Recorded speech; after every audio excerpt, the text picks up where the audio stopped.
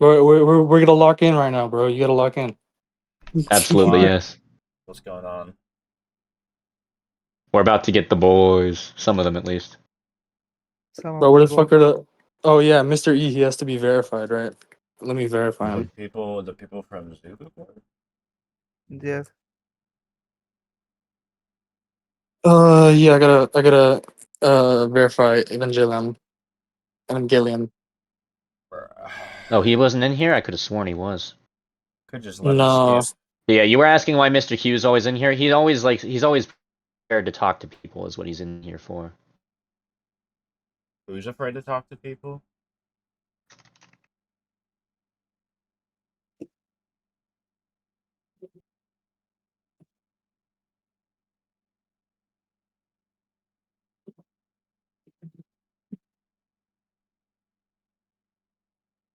Mr. I, no, Ixie, no. I was working on a thumbnail for the Inductica thing.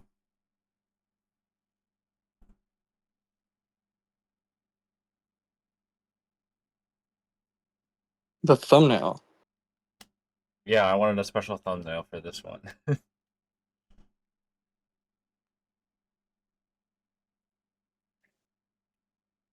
Because it's like for the extra Man, bizarre ones. For the extra they're really bizarre really fun. ones. Bro, where the fuck are they at?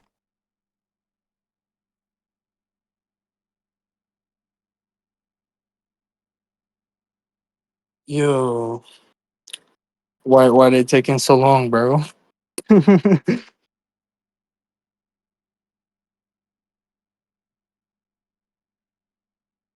anybody want to see what I was doing?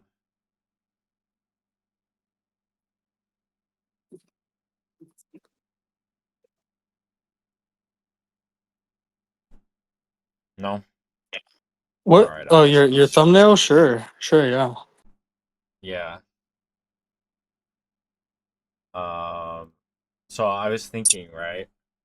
I would have like Binswanger casting spells, and then Inductica would be like, "We did it, Mr. Binswanger. We found the ultimate substance."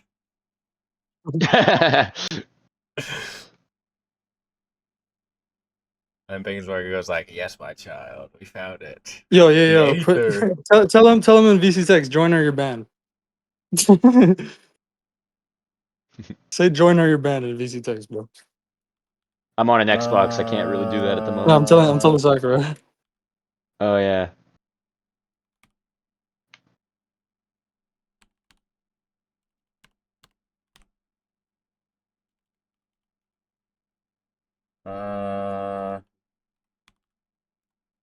Join or ban.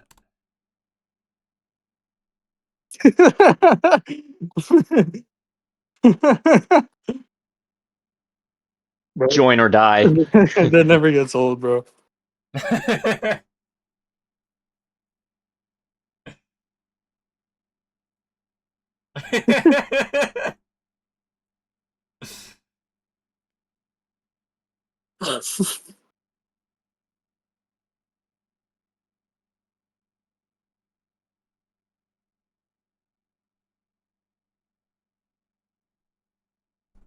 What a lame, bro.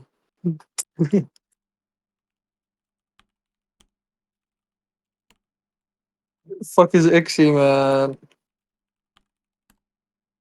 Because he didn't specify.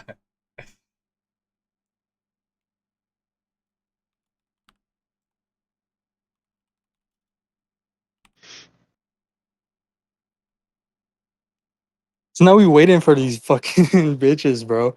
Just like, yeah, bro, we're gonna go in the other VC, right? People usually hate changing VCs, so. Whoops. Mr. P's still in Zulu's General. We killed Zulu's General. We left only the AFK people left.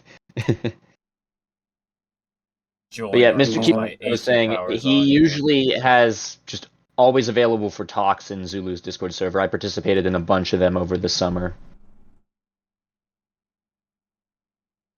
Join or use my Aether powers.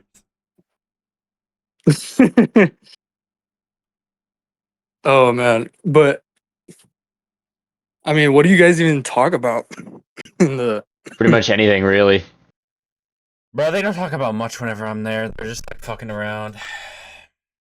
Most of the time, yes, we are fucking around, but That's sometimes we're lame. not. You guys should be fucking around in here, and then it would be like it wouldn't be as lame. Absolutely. Yeah, bro. You should just tell them like, fuck Zulu's VC. Let's just VC in G server because it's way more cool, Yeah. and like more cool people will Ah, join. alright. You know what I mean? Yep, hmm got the rice in the rice maker. Yeah, I was saying you guys should just be VCing in my server because like it's We won't be cool. mean Like to the normies. We're Okay. chill here. and more Okay. like cool people will join. Yes. Like if you can just hop in VC here and like people will join. Like cool Yeah. people. I've been doing that a little bit here. Unless you're Let's Doug, see. then nobody joins if you're Doug. So where the fuck is Ixie, bro? He was just talking. Was he talking like in the VC with you guys just now? In Looks Zulu? like he's AFK there. He was Oh, AFK okay. there, I believe. Yeah. Mr. P and Mr. Q are still in there too. Mr. P! It's an I mean, we're awful definitely name. Amazing. maybe we should do EA ping too. Can you do the EA Yeah, ping, maybe. Sakura? Yeah, I got you. Sakura.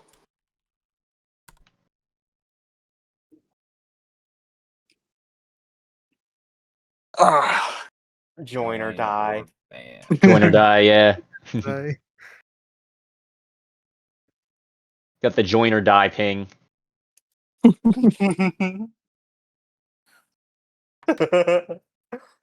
Uh, Yo, why can't Leroy talk? What's wrong? oh, he's He not wasn't at right home. now. Yeah. And I might do that sometimes as well, where I join and I'm not home, so I can't do anything. Yeah. Okay. What do you guys think of my Well, Aether ball? I made it in like 10 hey, minutes. books. So Yo, Books, take a look at my. I don't. What do you think? Was Mr. P AFK in Zulu's VC when he left? I no. No, yes, he was. Was Okay, he? Yeah, he wasn't talking. because like we're waiting on Mr. him. P! Because he did I mean he was the one asking questions, but he did read a little bit of that Yeah. paper, right? Yeah. I don't know if he did or didn't. He said he would try maybe I later. mean I don't know. he gave it a look, at least, Yeah. because he screenshotted it. Books. He did Books, I got a screenshot it, yeah. He Yeah. read the abstract and got nothing Check- from it. What do you think of my thumbnail? Look at my stream, Books. Well, let's. I think you have to make you have to find a way to make his He was like, "Oh shit, dude, I'm not getting anything from this. If only there was something I could read that could tell me what this meant." Is this in an Inductica wizard edit? Yeah. Yeah. Oh man, why is it always wizards? Because it just fits so well, does it not? Because it's magic, man. It's magic. Magic.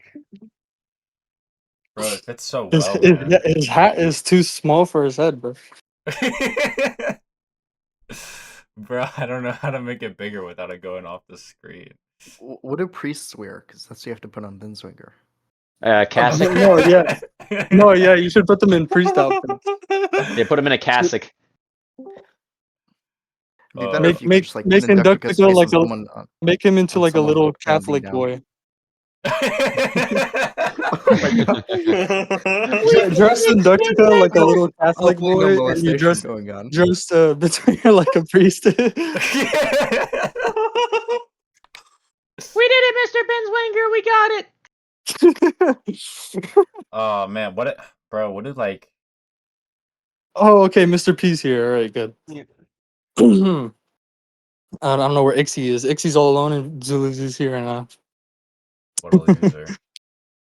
What a loser, yeah.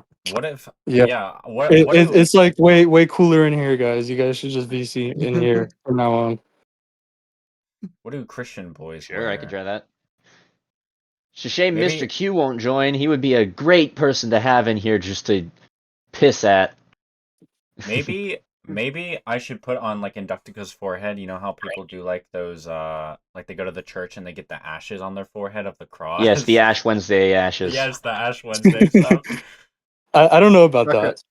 I don't know if anybody. I don't know if many people will get that reference. The ashes. It's All the okay. Catholics would. Can you use my Binswinger evil face? You have that evil Harry Benswinger? Yeah, Aroj. Okay, so yo, Gameaholics, you done with your game, bro? I guess I am. I'm kind of just fucking around in it now. Sure. What are we gonna look at? Yeah, we're gonna read the paper, bro. We're gonna look at the paper. All right, sweet. I'll have my phone pulled up here next to me then. Who wants to stream it? Ooh, streaming. I could do it with the stream then. I not on my Xbox. I could watch it though. Um, I mean, which paper is it? Is the complementary and symmetry? it's one. It's like one paper. The complementarity one is the is like the second one, but it's like The a perception and multitude. yeah. Yeah. The Okay. complementarity one is like a response to commentators Okay. I see. on the first one. Like they commentated on the first Yeah. one in the issue, right? Yeah. I can stream this. Oh, who's streaming it? Yeah. I got it. I'm used to Oh, man. streaming. Sorry, wait. I don't recognize. Hmm. Even Perception, action, mutuality. Yeah. Obviates Right, mental construction. right. Okay, let's look at this abstract. Right, Mr. P said he got nothing from this abstract. Let's get something from it. Let's squeeze it. Mhm. Yeah, Gameaholics, read that shit. Let me see. All right, once the pixels are here, I will just get off this pool table that I'm sitting on and read it. Oh wait, hang on. I have to go do something real quick. Give me a minute. Okay. All right. Damn. All right. Well, we're gonna wait for Gameaholics. Yeah. Well, I mean, we can look at what we can look at is like the titles of the sections. Like you can like skim through the titles and stuff of the sections. Tell me what you guys think. What it's like it'll intrigue you. I think to read it. Mm.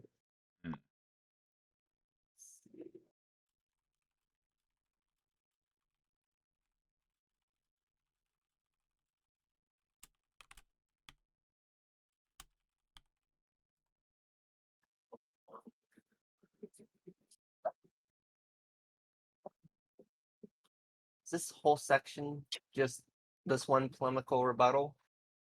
Well, no, I don't know. I don't think it is. Like it's like they give a lot of like you see. There's a lot of like like Yeah. explanation Graphs. and Yeah, like yeah. clarification of like key concepts and stuff. Okay, I see. And that's what I really love about these papers. These two papers, which is really like one paper. Like it really like gets a lot of great points. Like it covers a lot of great points. Like very in a very digestible like manner.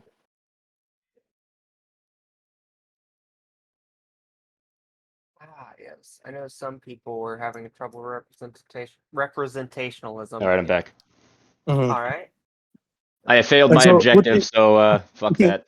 what the inactivist, if you guys aren't familiar with inactivism, these inactivist people, right? That they're sort of they're arguing against, right? It's like these people they sort of feign like ecological psychologists, like they feign like they use like some like similar like language, right? So they speak like us, right? But like it's all to like feign like we're not representationalists, you know, when they really are, right? I see. So it's like going against that, like the sort of view, like the like you'll find it sometimes, like when you're like an ecological psychologist person, right? An eco psych bro, right? You'll find that some people will start like adopting like the terms and like or start speaking like they'll say things that kind of sound like what you would say, right? Or what you've heard, and it's just like, but there's something off about it, right? It's like well, what I mean to say is that it's like what am I trying to say? Fuck, I had it for a second, then I lost it. uh, yeah, right. So it's like a lot of the time you'll get like tunnel vision, right? You'll get tunnel vision. You'll have all these critiques, right? These arguments, right, against like very blatant like representationalism. You know what I mean? Right? Yeah, I You know get what what I'm you mean. saying? And it's like a lot of the time you'll find people who try to say like, oh no, but we like no, I say there's direct perception a little bit here, you know, there's some ecological stuff here, you know, it's just a little bit though, right? But then there's also a little bit of representationalism, you know what I mean? Mm. It's like it becomes harder to argue against them, right? When you have that tunnel vision, right? Those type of people, right? That are more sort of gratuitous, right? with Yeah. with their view,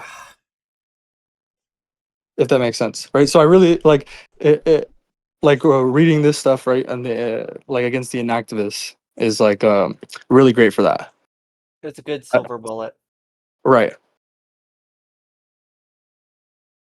And so yeah, so Gameaholics is back. So Yeah. I am back. well, I mean, going over the sections, what did you think? Like, what are you expecting? Well, I wasn't really expecting anything in particular because I Evangelion. didn't know what to expect. I was I'm I was asking uh, Evangelion because we went over the sections while you were going. I'm Okay. interested to see what they have to say at the very least. All right. Okay. Yeah. Read that shit, Gameaholics. Read that abstract, bro. See if All we right. get I'll anything just from read it it. aloud. Yeah. See if we get anything from it, man. Yeah, sure. The dominant approach to the study of perception is representational/computational, with an emphasis on the achievements of the brain and the nervous system, which are taken to construct internal models of the world. Alternatives include ecological, embedded, embodied, and enactivist approaches, all of which emphasize the centrality of action in understanding perception. The problem is, despite sharing many of the theoretical commitments that lead to a rejection of the classical approach, the alternatives are characterized by important contrasts and points of divergence. Here we focus on the enactive and ecological approaches, in particular on how they construe the status of the environment and the content of perception. And there are a lot of ecological psychologist people, right, who Mm-hmm. are like trying to say that we should reconcile ecological psychology and activism, right? But these guys, they're saying like, no, ecological psychology and activism are fundamentally incompatible. What is enactivism? I've never heard of it. Well, they'll get into that, but like I was Yeah, I sort of figured. going over it like generally, right? Yep. Alright.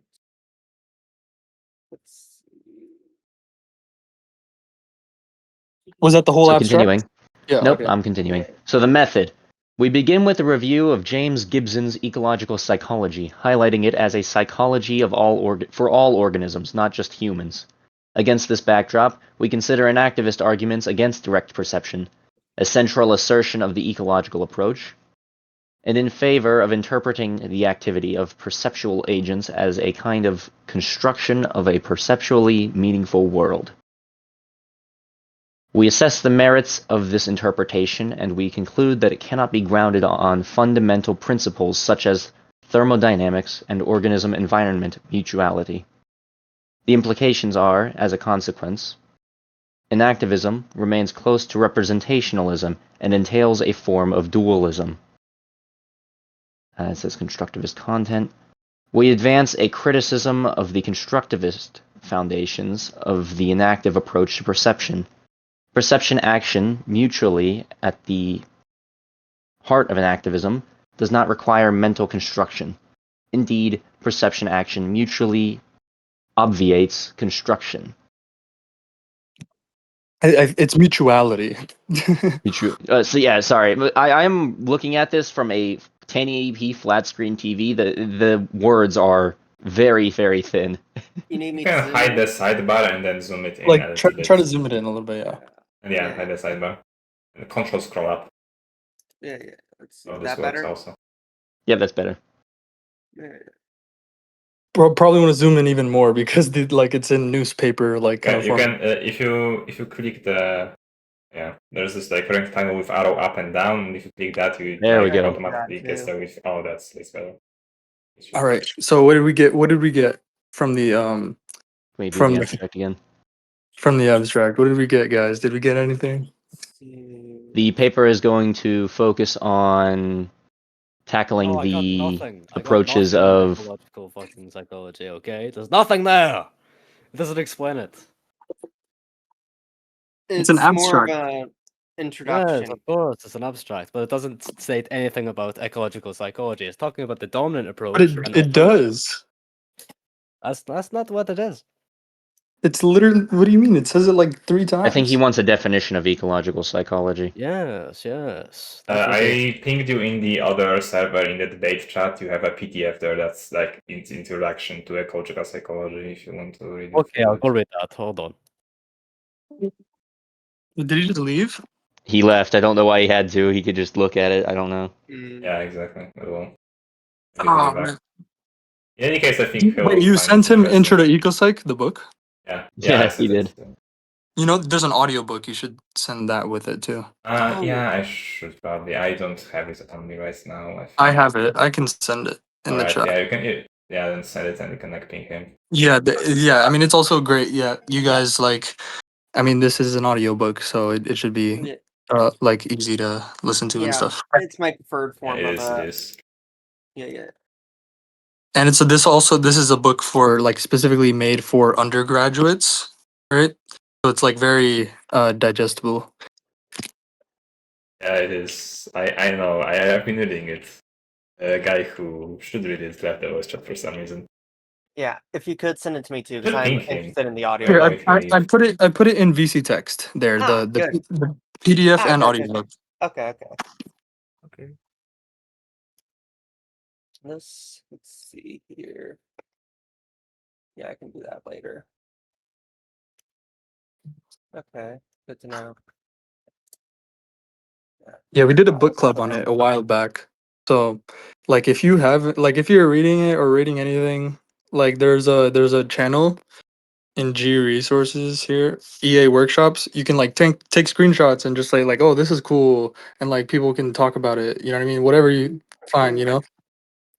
Good to You can like know. ask questions about stuff. You know. Very here. Yeah, Here's the he link to left the the voice channel. chat, but yeah. Who did? Yeah, the guy who was talking about Evangelion?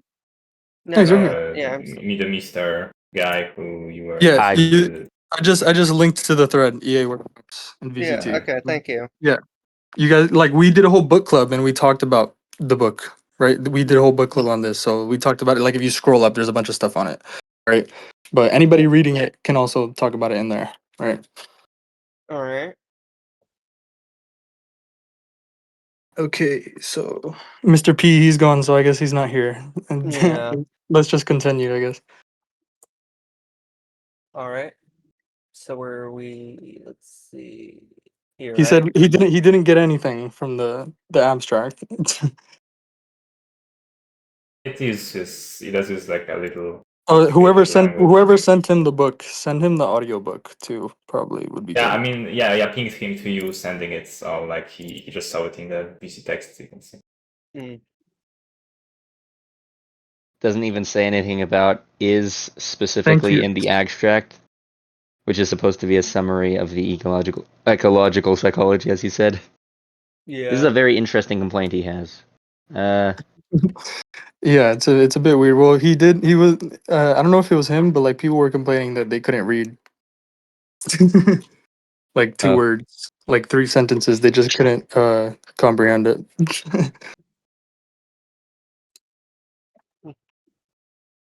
Like they were saying they have a short attention span is what I mean. Yeah, there are a lot of people in Zulu's server like that. It's annoying at times. Well, luckily, that's why we record these discussions. You know, Yeah, if that's you true. if you have a short attention span or whatever, and like you're not grasping it in the moment, just watch the discussion back or whatever, right? Yeah. I see. Okay, let's get into it. Yeah, go ahead.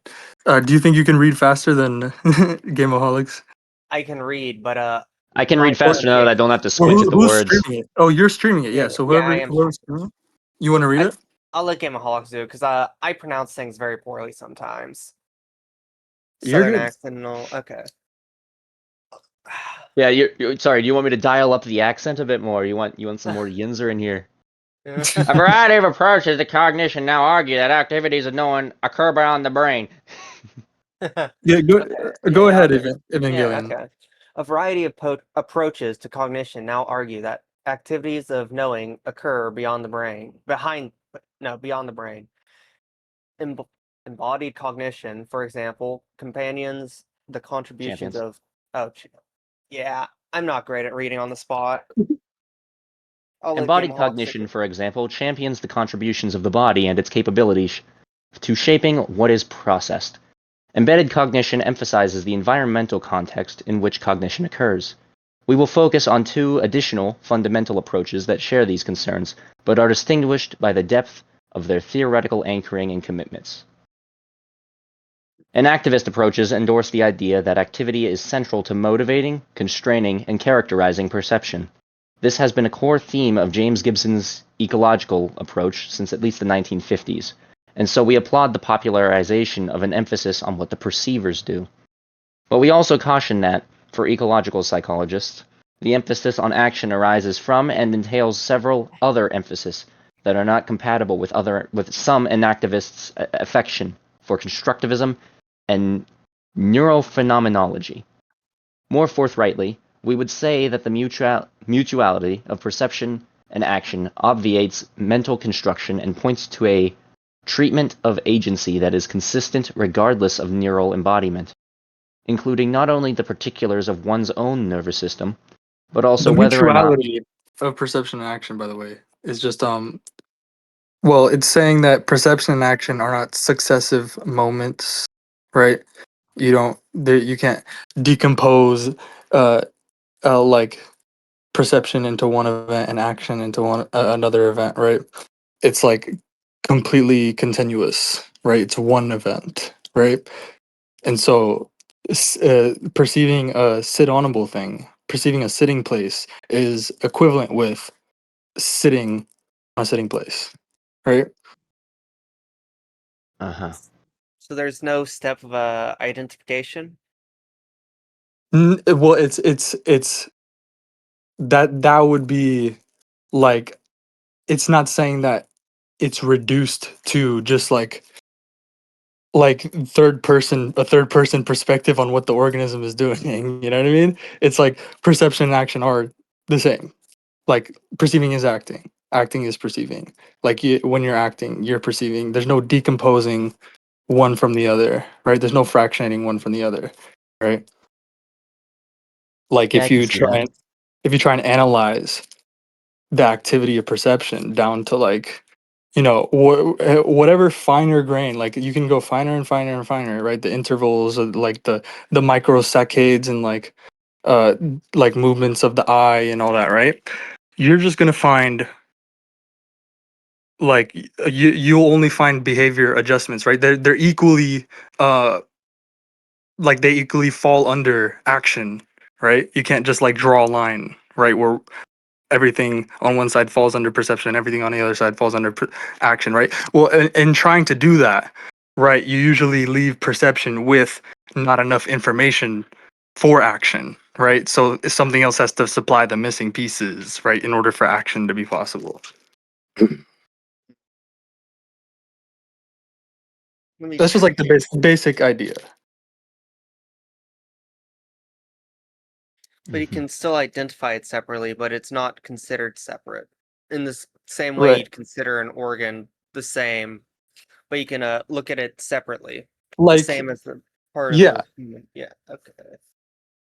right. Like, and it's like it has a lot of like implications, like my arm is a part of my visual system, like equally a part of my visual system as like my eyes. Like I can pick up this object and move it closer so I can see it better, right, and read what's on it or whatever. You know what I mean? Right? I can walk towards objects. I can walk around objects and see like its other faces. You know what I mean? I can see more details about it, right? So this is more of a claim of what the fundamental unit of action is. It's the whole process rather than just one part of the process. It's the Mhm. whole system, yeah. Right. But yeah, they'll get into that. I just wanted to give like a sort of introduction to the idea because I think they don't give too much of an introduction to the idea because it's like the inactivist people, they're sort of like they sort of already like have an understanding of what the ecological view, like the like perception action mutuality is what they're talking about there, and like they have their own thing, right? It's some this sensory motor whatever construction thing. It's a weird thing, but like so they kind of already know, right? So I just wanted to give that introduction. Okay. But I think it's like I've given enough like for a good like jumping off point for what they say. Yeah, that's even decent. Alright. So you can continue now. Yeah. Okay, so where was I? I think I was at ultimately there. Oh no, I was right at the end of the one. Okay. Points to a treatment of agency that is consistent regardless of neural embodiment, including not only the particulars of one's nervous system, but also whether or not one even has a nervous system. Ultimately, ecological psychologists in the tradition of Gibson seek a characterization of perceiving acting systems that is generic for any end-directed physical system, living or non-living. So they're seeking a universal way to see organism environment systems in action, from what I can tell here. Okay. Yeah, and I can go into that later. Maybe yeah, I'll probably get into that later. About like what it's kind of saying here.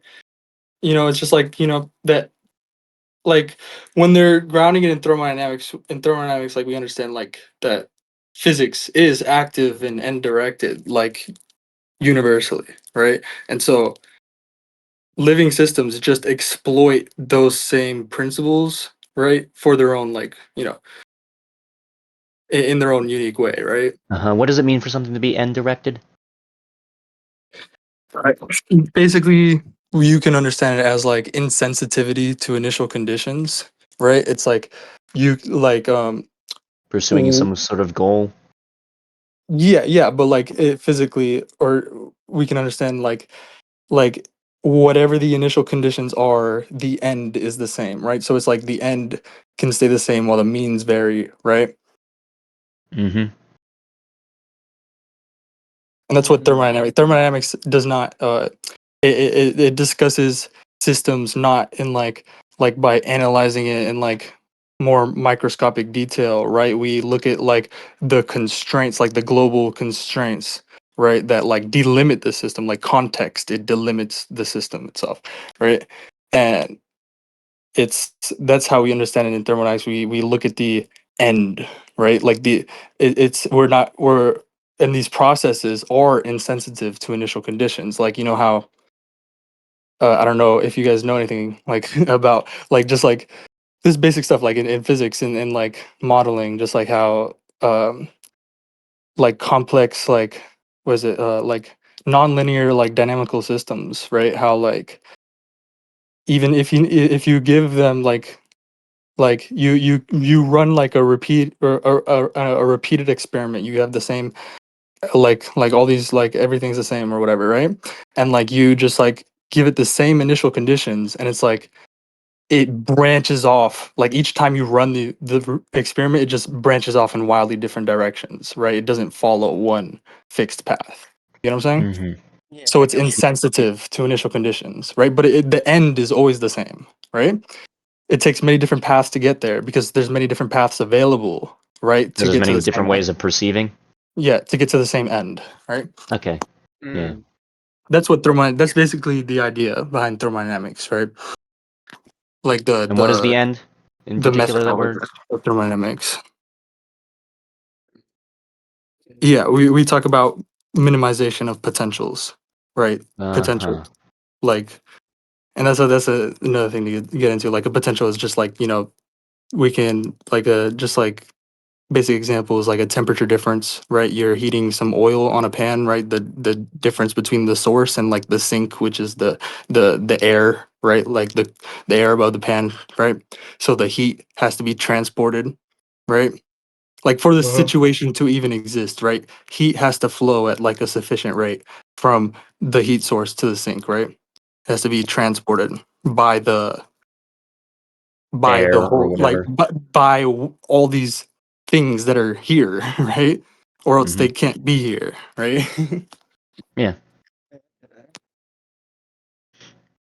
All right. Continuing on, I suppose. Mhm. The roots of Gibson's emphasis on activity.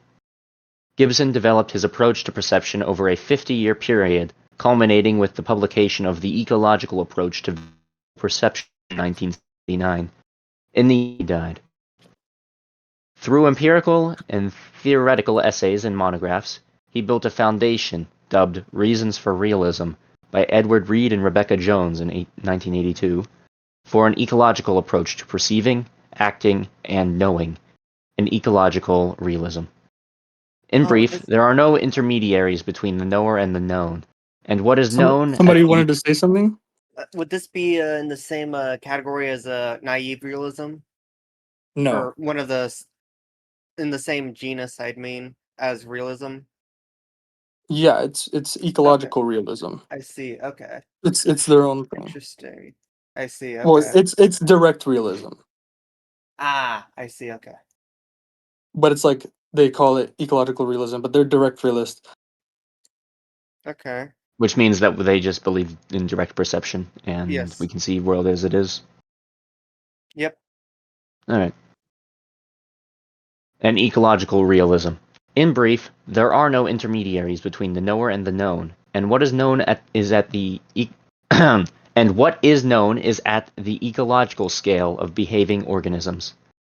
During this development, the field of perpetual psychology was blithe in assuming that perceivers had access only to impoverished input. And similarly, hang on, could you scroll down for a second? I have a overlay on my Xbox that my name's covering up. Oh. Here, let me turn it I off real can quick. I can give a sort of very like I can make the idea of ecological scale a bit more concrete here probably. Yes, please do Um, Mm-hmm. so. 1 second.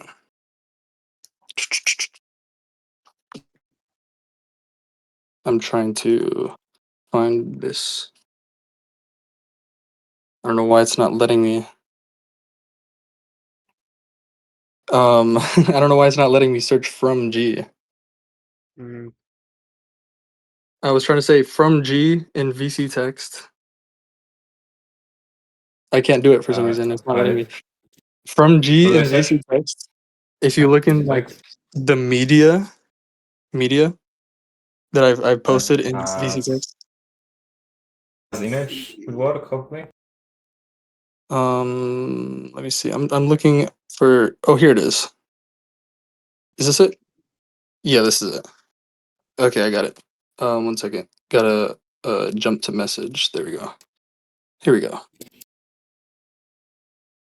Mm. This is in Lectures on Perception from Turvey. Here. Okay. That one.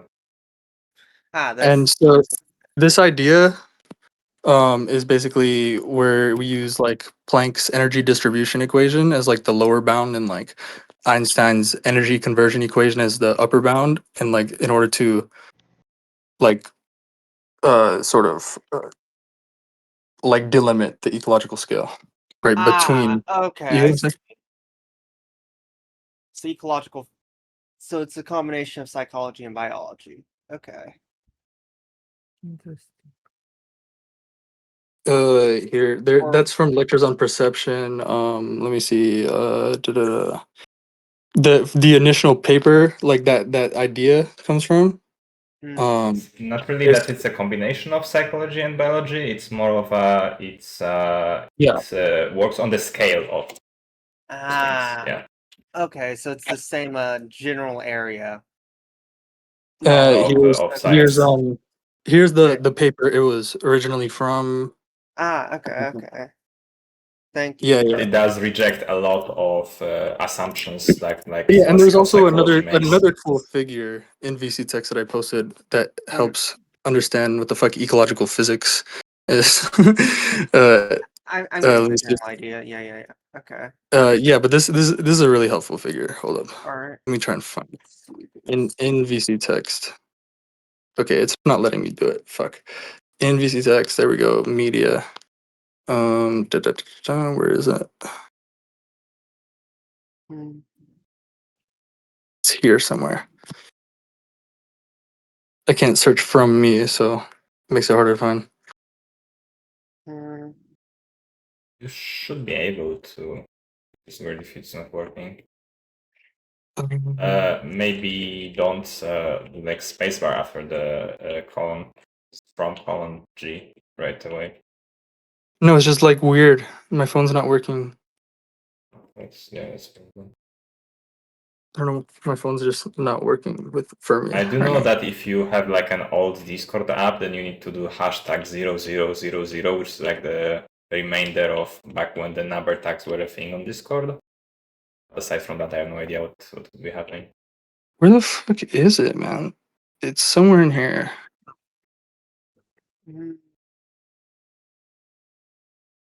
Okay, let's see. If you can search from me in VC text, I don't know why it's not working for me. Yeah. And you see Yeah, media. what are you looking for? What should I find? VBEE. It should be like there's figure. It's a screenshot and there's like various figures on it. Is it from the introduction or from something else? It's from something I else. found this. I found this. I found figures. I found this. I found this.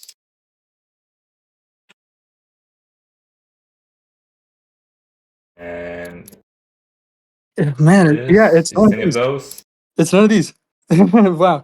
Okay. Okay, then it's not here, dude. I don't know what to tell. Yeah, that's all of the images you've sent me. I've literally like linked to it so many times in here. Maybe it's like in a different. Maybe you linked but not sent it direct. Maybe it's in Like the I chat. forwarded This was it. literally every figure you've sent in VC text ever. I got it. I know how to find it though. All right. I'll delete those for now to make it cleaner in that case.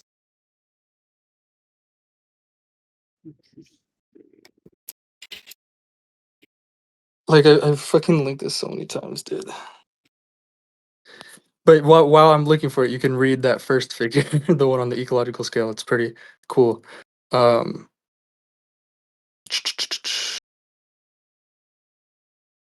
see. Okay. Did I do it by accident?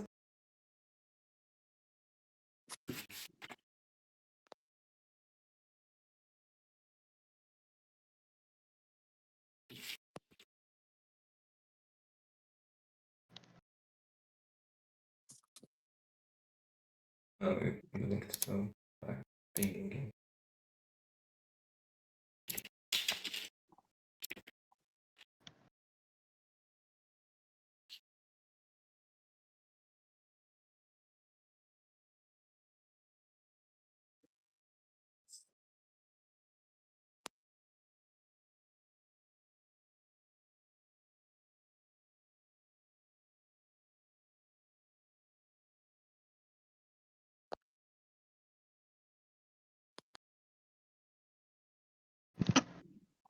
So, what form of realism does standard objectivism hold compared to the naive They realism. they claim to be like direct realist, but Hmm. they're hardly. I'm seeing the term direct perceptive process realism or direct Yeah, transformative process realism. I don't. Yeah, that's just like nonsense. Yeah. It's Basically, just they just grabbed what traditional psychology had to say about things and went with that for the most part, which is mostly wrong. I see. Okay. This is like just revisiting their assumptions and improving upon them a lot, I would say. Hmm. All right. Basically, yeah, integrating the both things together. Because now that they're even making it a stronger case this way. bro. I don't Obviously, know like why I'm like not able to fucking find this paper, bro. It's crazy. Hmm. Maybe search from me media like in the server in general. Like okay, let me see what we see text. What do the figures look like? you should see a bunch of arrows like pointing like outwards. Was that like with the termite nest or something else? Something else. Oh, that's like circles. I'm not sure. It's like optic flow. It says Okay, ecological I'll look for it geometry, then. ecological physics. Uh, I'm looking. Optic flow effect. I'm just scrolling up in VC text looking for it because I know it's in here.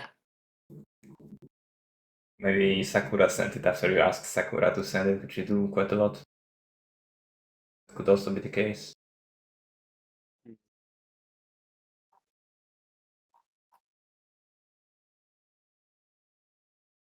Oh, I think I found it. Is that it, or is it something else? Does it say like ecological physics, ecological geometry in the top left? No, it is like a runway with arrows coming out. Air theory. No, it's not that one. Alright, in that case, I'm scrolling up in VC text. I'm looking for it. I don't know, like I feel like I'm losing my mind right now because I haven't like I can't find it. Like I know it's in here. I just can't find it.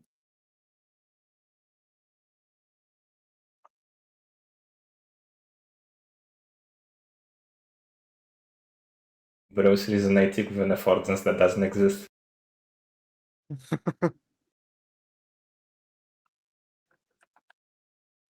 Oh, I know. The figures in general chat probably. I'm I scrolling think it's in through general. all of figures. I think it's in general chat. I put it in general chat for sure.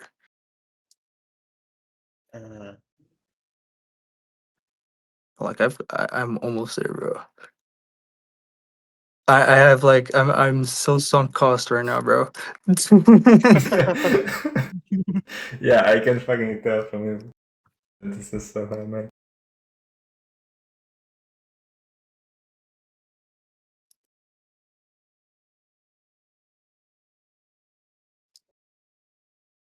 We completely cleared out Zulu's voice chat. Yeah. We just disappeared. Oh man, I like can't fucking find it, bro. I don't Should know we just get why. back to what we were reading? Yeah, We'll yeah, get, good. we'll yeah, find Go it. please. We'll ahead. get to it later. I'll find All it right. You're eventually. around here. I was. Let me just turn my controller on here so I can move my voice out of the way. Oh yeah. All This right. Xbox is wild. Is Sakura still here? Wait, Sakura's here, right? There's 10 of us. Yeah, he's muted. He's here. Yeah, Sakura is Okay. maybe Okay, AFK. because like he was supposed to be recording. I was like, bro. That's For fine. the Sakura. During this development, the field of perceptual psychology was blithe in assuming that the perceivers had access only to impoverished input, and similarly blithe in accepting mental construction as the explanation of how experience comes to be rich and meaningful.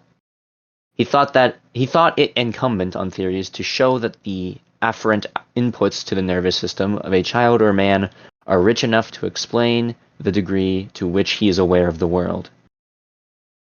Gibson was troubled by how effective behavior would be possible on the basis of lower-level, meaningless cues, as in the view Yeah, there's prompted. also there's Yeah. a super rich history here, by the way. Like Gibson, he was like an experimentalist. Like he was trying to apply the traditional views for like decades, you know? And he just like none of this shit works. You know, he was trying to apply the traditional like you know, like the retinal image stuff, all of that stuff. He was trying to like do it and like work with it as an experimentalist, and it just like he's like none of this shit works. He And that's couldn't what find the eventually, meaning. It was impoverished. yeah, Too poor. yeah. And this is another book we did a book club on. But like, if you like Peikoff's History of Philosophy, you'll really like this book. Uh, Oh, I'm okay. putting it in DC text. It's a really rich history, perception science. You know, like people usually think like psychology is like just like talk psychology, right? But like perception science actually has like a super rich history, and like this book in VC text, he he really talks all about like how, you know, a lot of philosophers and like a lot of philosophy was influenced by a lot of the stuff that's going on in perception science, and you don't get Oh, yeah.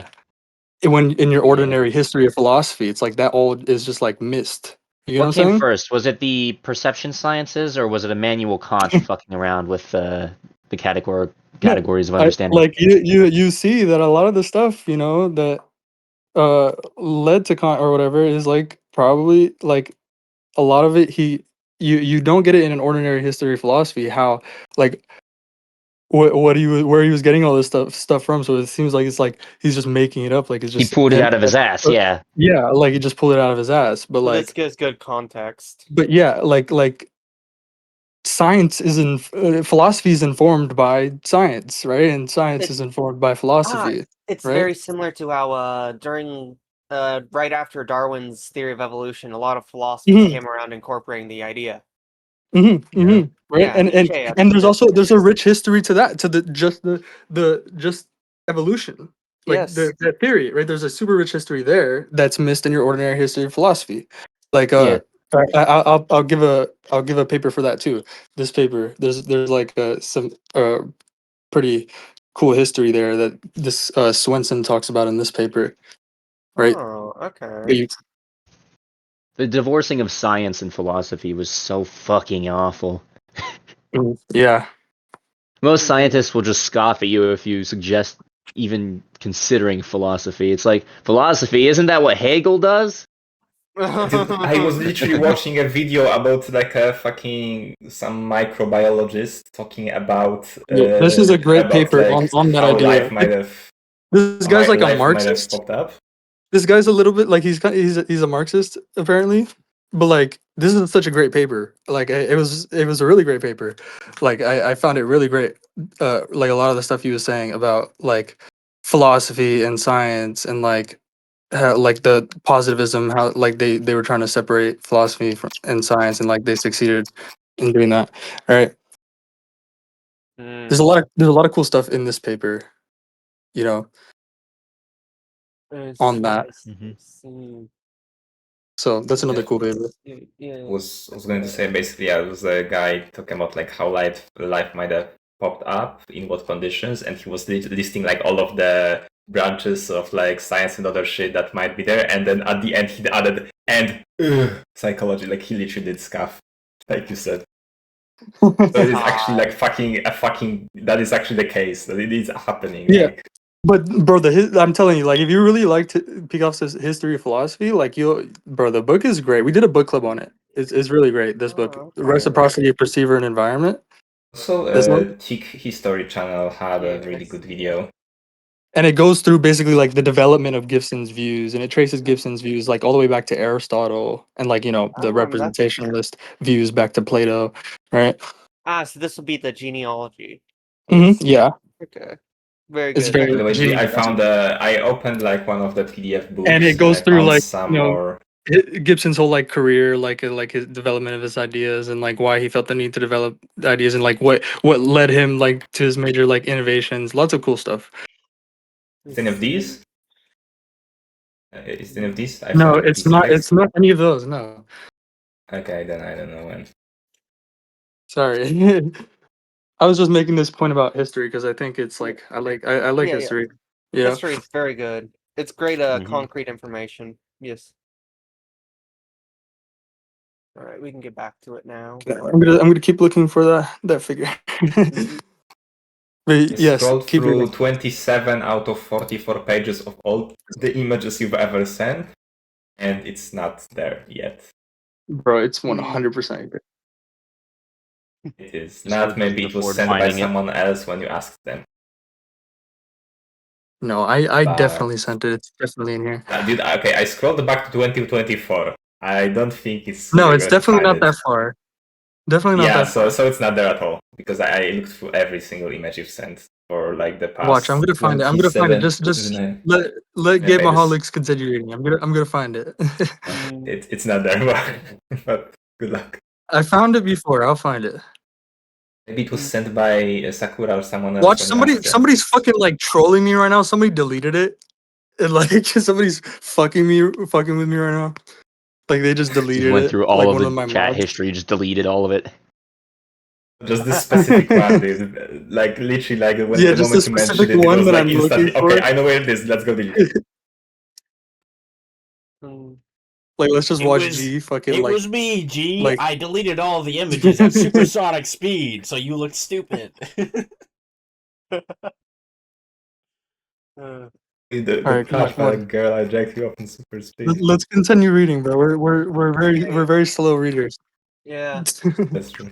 we still got 10 more pages after this. No, 20.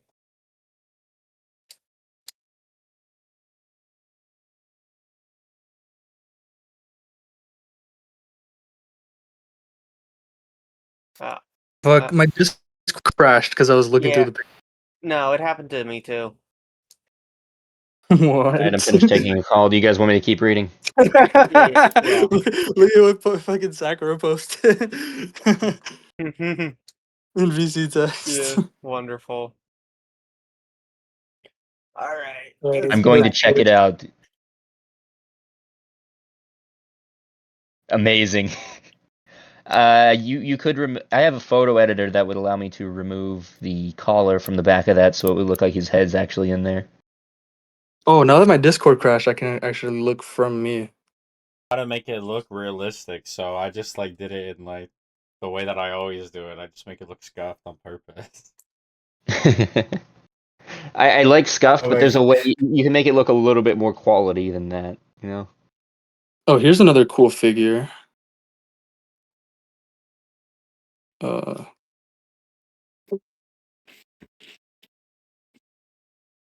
We lost another.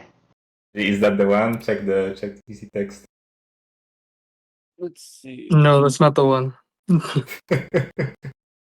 That's definitely not the one. Yeah, I'm joking. That was before ecological psychology. Okay. I did see that, and that's why I was saying it's a joke.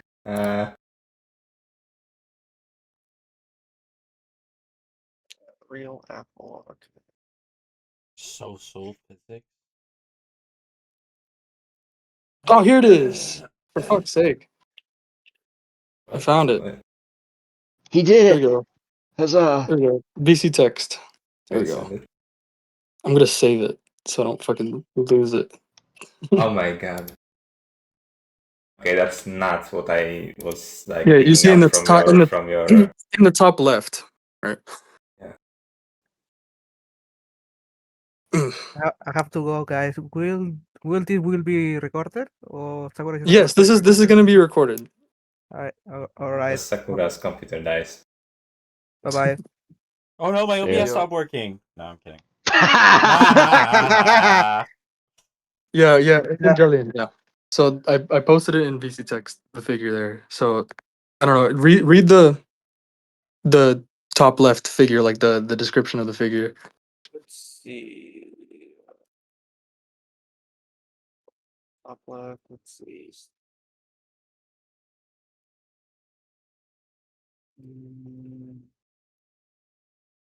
And it's good that you posted those pictures about what the fuck? Where did all those pictures go? Something keeps deleting them. What? What pictures? Because Ixie, the did ones you I've delete the sent. pictures? Yeah, I did because you said that that's not the one I was No, looking at the yeah, chat. no. Those pictures. I'm sorry. Like I was saying, it's good. It was good that you posted them so you can understand. Look, like that's optic flow. Okay. Like you see the arrow Yeah, thing there. It's let talking about me optic find them flow. again in that I'll check case. the Epstein files then. They're I'm in the looking in Epstein. there. They're in the Epstein files. They're in the Epstein Okay. files. I can Alright. repost it.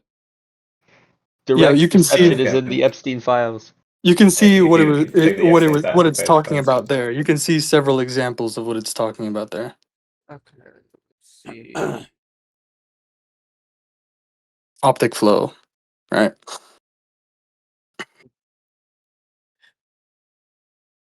That's the one that got. Okay. Epstein files might be a little bit.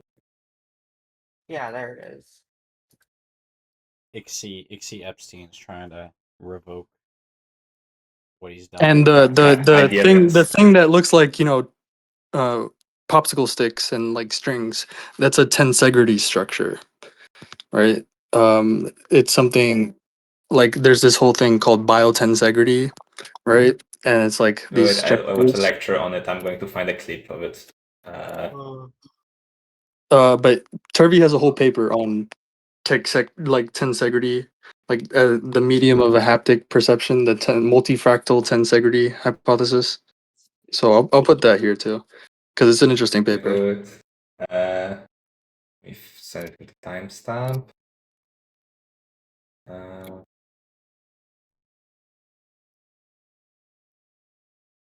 He talks about it also elsewhere in other papers. The video showing it. If you open Yeah, the timestamp when he picks it up. yeah, but do you get the basic idea, right, of the figure? Yeah, I get the basic idea. Yeah. Michael Turvey, my king. It helps understand what we mean by ecological physics. Currently is looking at an object which Oh, does exactly yeah. the things I mentioned. This is a so-called tensegrity object. We're never going to get through this 10-page paper. And But this there's game much more has to it. it. We actually did a whole recording, like the other day with Luca Brasi, like going over this paper Oh, titled okay. "Ecological Physics," like toward an ecological physics and physical psychology. We did a whole recording on this paper. I would say we did 3 recordings because it took 3 days to read through it. Yeah, Luca is editing it to post it on his channel, Rational Frontier. Yeah, yes, But I'm subscribed to it. but Sakura already posted the whole thing on his channel, right? Okay. It's like a 7-hour long raw. Like the version. whole unedited thing, right? So you'd probably have to skip around a little bit Luca's working on it though. because it was over a couple of days that it took us to get through it. But I think it was a cool discussion. Let's see. It was for sure. Possibly fruitful. Yeah. Okay. So, Yeah, Sakura, post if you want to link the video in in VC text. Yeah. Gameaholics, just continue reading, bro. The thing I was at, let's see here, let me just. Around here. He thought it incumbent on theorists to show that the afferent inputs to the nervous system of a child or man are rich enough to explain the degree to which he is aware of the world. Gibson was troubled by how effective behavior would be possible on the basis of lower-level, meaningless cues, as in the view promoted by his contemporaries. It's a that very infusing, broad imposing? strokes like historical summary here, but Yeah. it's like there's a I'm lot getting. more to the I'm history looking at here. the citations. It goes from 1950 to 1963 in Yeah, the paragraph. there's a lot more to the history here. That's why I Yeah. recommended Lombardo's book because it really But goes basically, he into was upset deep with detail. he was testing all the views, the contemporary views, and found them inadequate, from what I'm seeing. Yes, right. So he wasn't Which just is he a very wasn't just common experience. coming. He wasn't coming to ecological psychology from like an armchair, right? He wasn't just Yeah. rationalizing shit, you know. He was being inductive. Is that 100%. impunging or impugning? How would you pronounce that? 100%, and you can see it in the history, like how he was being inductive. Mm-hmm. In Such as controlling contact without collision. Philosophically, the Oh yeah, question that's is really how important. experience could. Just keep reading. I'll post a paper on controlled collisions, the physics of Mhm. controlled collisions. Could ever become rich and meaningful if the starting point is not similarly rich and meaningful? How could particular faults in the input, first, be appreciated as faults, and second, be corrected in just the right way with just the right knowledge given the assumed starting point? If the input is not meaningful, where does meaning come from? Knowledge of the world cannot be explained Right. by How supposing. does one know that the bad copy needs to be fixed in the first place, like the inverted flat retinal image? How does Mhm. one know it needs to be fixed in the first place, that it's not like the world, you know, if that's what one has, right? Yeah. The Aether told me. That's a point in Introduction to Ecopsych. Where the hell did that Uh, view even come from? I heard it expressed ever since I was a kid, and it just seemed stupid to me. yeah. Yeah, you actually Well, see things it upside came down, from bro. Descartes. It came from Oh, Descartes. okay, that makes sense. How did he get it? Did you just pull it out of his ass? He wanted to We prove went God, over it a little as bit it Well, in goes. history. before I tell you that, like in the paper I just linked in the first paper, there's like a lot of really cool figures. Like it's a pictorial essay, so there's lots of real figures in there. I just wanted to point it out, and yeah. So like your question, what was it? Where the hell Uh, Descartes did his upside down eyeball yes, theory? right, right. Well, that's just like uh,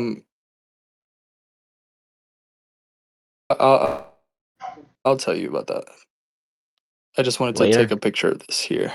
I just wanted to take a Yeah, picture of sure. this and post it. This thing here of controlled collisions. You see, versus classical collisions, non-classical controlled collisions versus classical collisions. Yep. Weren't you You there, see, Gameaholics, when we talked about pretty Descartes? cool. But here, I don't know if I was. if you, there's a very Probably good right. chapter by Turvey in this book, chapter 4, that goes over the whole thing about like the myth of the retinal image, right? Mm-hmm. It like goes into very deep detail, this chapter in this book, chapter 4, in perception as information detection. Yeah. Yeah, so I would recommend reading that on that. Like it goes over the whole history and like what they were doing, what they actually saw, and like what like it's like it's very it's like what they did is they took a dead animal's eye, right, and they cut like they cut off like the back of it, right, and then replaced it with like a paper film, and then they were able to like just like by optics, right, like image, like form an image on it, right, on the Uh-huh. back of the paper film there on the back of the eye, right, but it's like Mm-hmm. that's not we don't have looking at Cutting Your out microphone our is images. eye. glitching out there. Oh Maybe yeah, the sorry. We don't have eyes inside of our head looking at images in our eyes, right? Yeah. We don't have paper films. But it's also just like when we look at the actual eye, like a living eye, and like we like it just there's no possibility of forming an image, even like Descartes was saying. Uh-huh. And also, a lot of animals don't have the image anywhere, anyways. I'm Right. pretty sure too in Intro to Ecopsych they give like a figure that shows like an actual eye. But it's just like a pinhole camera, right? You know how a pinhole camera works, right? How it forms an image on the surface, right? It forms an upside down image. That's how a pinhole Uh-huh. camera works, right? It like reverses the light. You know what I mean? Let's see. Ooh, yeah. But yeah, so there we go. Let's move forward. Let's continue reading. Yeah, all Yep. right. Well, where was I? Oh, Around here. my cat is knocking into my feet now. Let me just. Ah, yes, cat. I The mean, the cat great and the thing dog. is The that dog, you can ecological hear. psychologists are rarely silent on any question you can fucking conceive or think of. You know, there's a Mhm. there's gonna be some paper about it somewhere or something. You know. Yeah. Okay. Let's see here. If the input is not meaningful, where does meaning come from? Knowledge of the world cannot be explained by supposing that knowledge of the world exists. So that's like no innate knowledge? Mhm. Okay.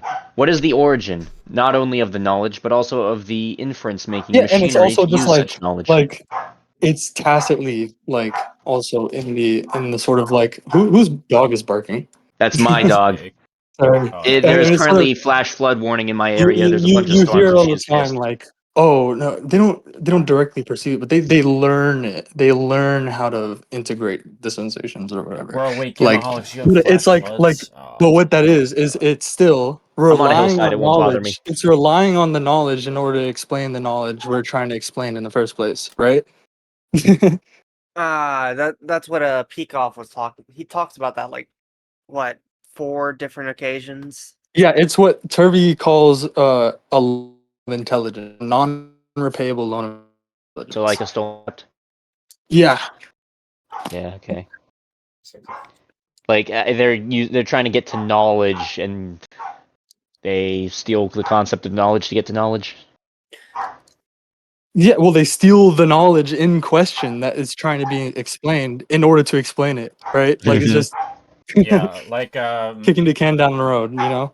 Yeah. yeah, I think I kind of liked how Luis Favela said it that one time about how like, well, we'll talk about like the prime mover in the brain, and then we'll be like, well, we don't know, like we haven't seen the prime mover yet, but like we'll find it one day. Like And that's basically you what cannot they do. explain a person seeing and perceiving by just making a smaller person inside of the head seeing things on like a monitor and moving things with Yeah, levers, because then you But have to right. it's explain how Infinite the brain of that regress. works. It's Yeah, An that's infinite non-repayable. regress. that's Yeah. Gibson's regress, right? Yeah. It's like Binswanger attributes it to Gibson in his book.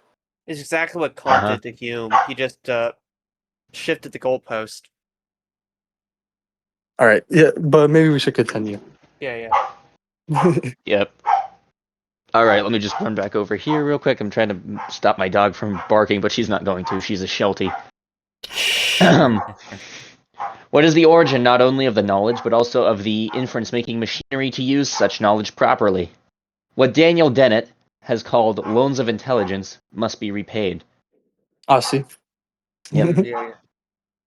That's These explained a lot more in origins. lectures on perception, by the way, like how to Uh-huh. identify loans of intelligence, the use of the loans of intelligence is like a lot easier and stuff. Mm-hmm. These origins problems encouraged Gibson and other ecological psychologists to reject the assumption of impoverished input, an assumption that required elaboration to bring about meaning. Instead of looking at the perceiver to construct a meaningful world, Gibson sought to uncover rich, lawfully structured information specific to its source. He appreciated that ecologizing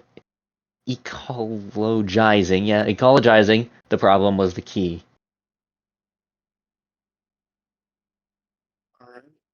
The world of physical reality does not consist of meaningful things. The world of ecological reality, as I have been trying to I mean, describe it, I could does. stop it and be like, explain what specificity is, da da da. Like, but like I've been stopping it too much, you know. I just like I'm holding myself back. What does he mean by meaningful? Yeah, well, I have a good little explanation of that What does meaningful mean? in general chat, right? In the pinned messages, give a little like Alright. just basic explanation of what meaning is if you don't know what the fuck meaning is. Mm-hmm. Is it in the pinned messages? Oh yeah, it is. I think I can do you one better. That's the one. Let's see. Here. I'm just gonna point up to it, alright, in general chat. Oh yeah, okay, that. That's okay. Yeah. So like I explained it there. Let's see.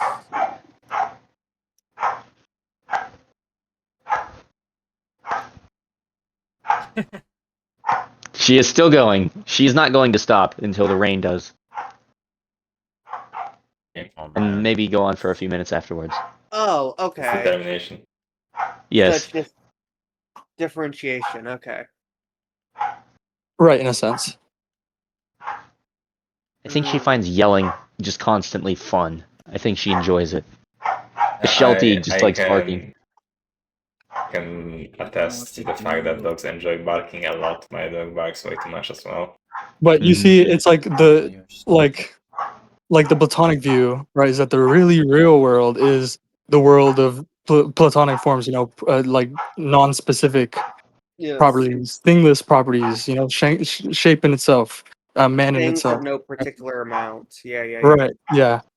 No things, with no things attached to the property. Like the property is not a property of something, right? Yeah. It's intention without extension, intention with an S in it. Okay. Yeah. I see.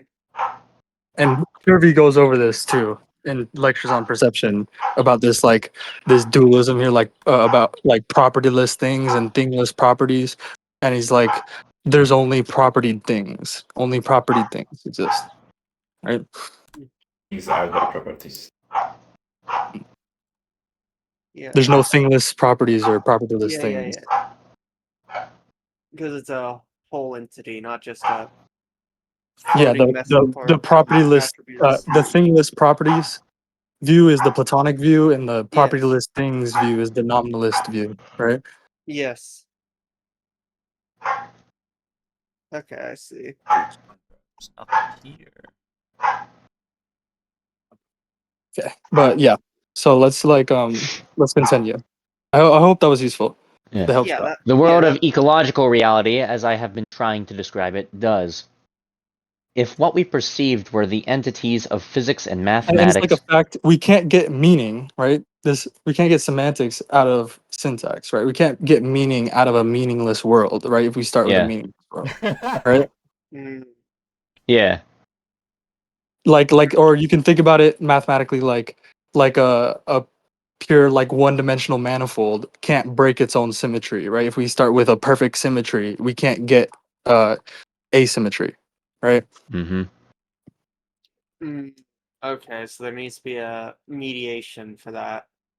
Well, there is no perfect symmetry. There's no symmetry without asymmetry, nor vice versa, right? Oh, okay, I see.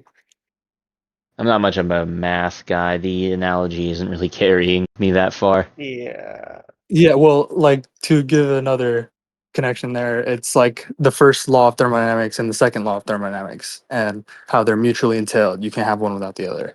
One is Uh-huh. yeah, but that's like another thing.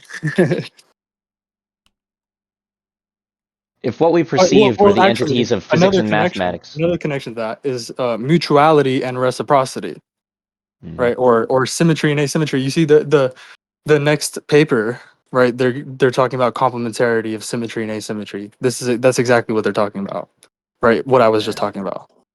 Mm-hmm. I see. Okay. We can continue on with paper now.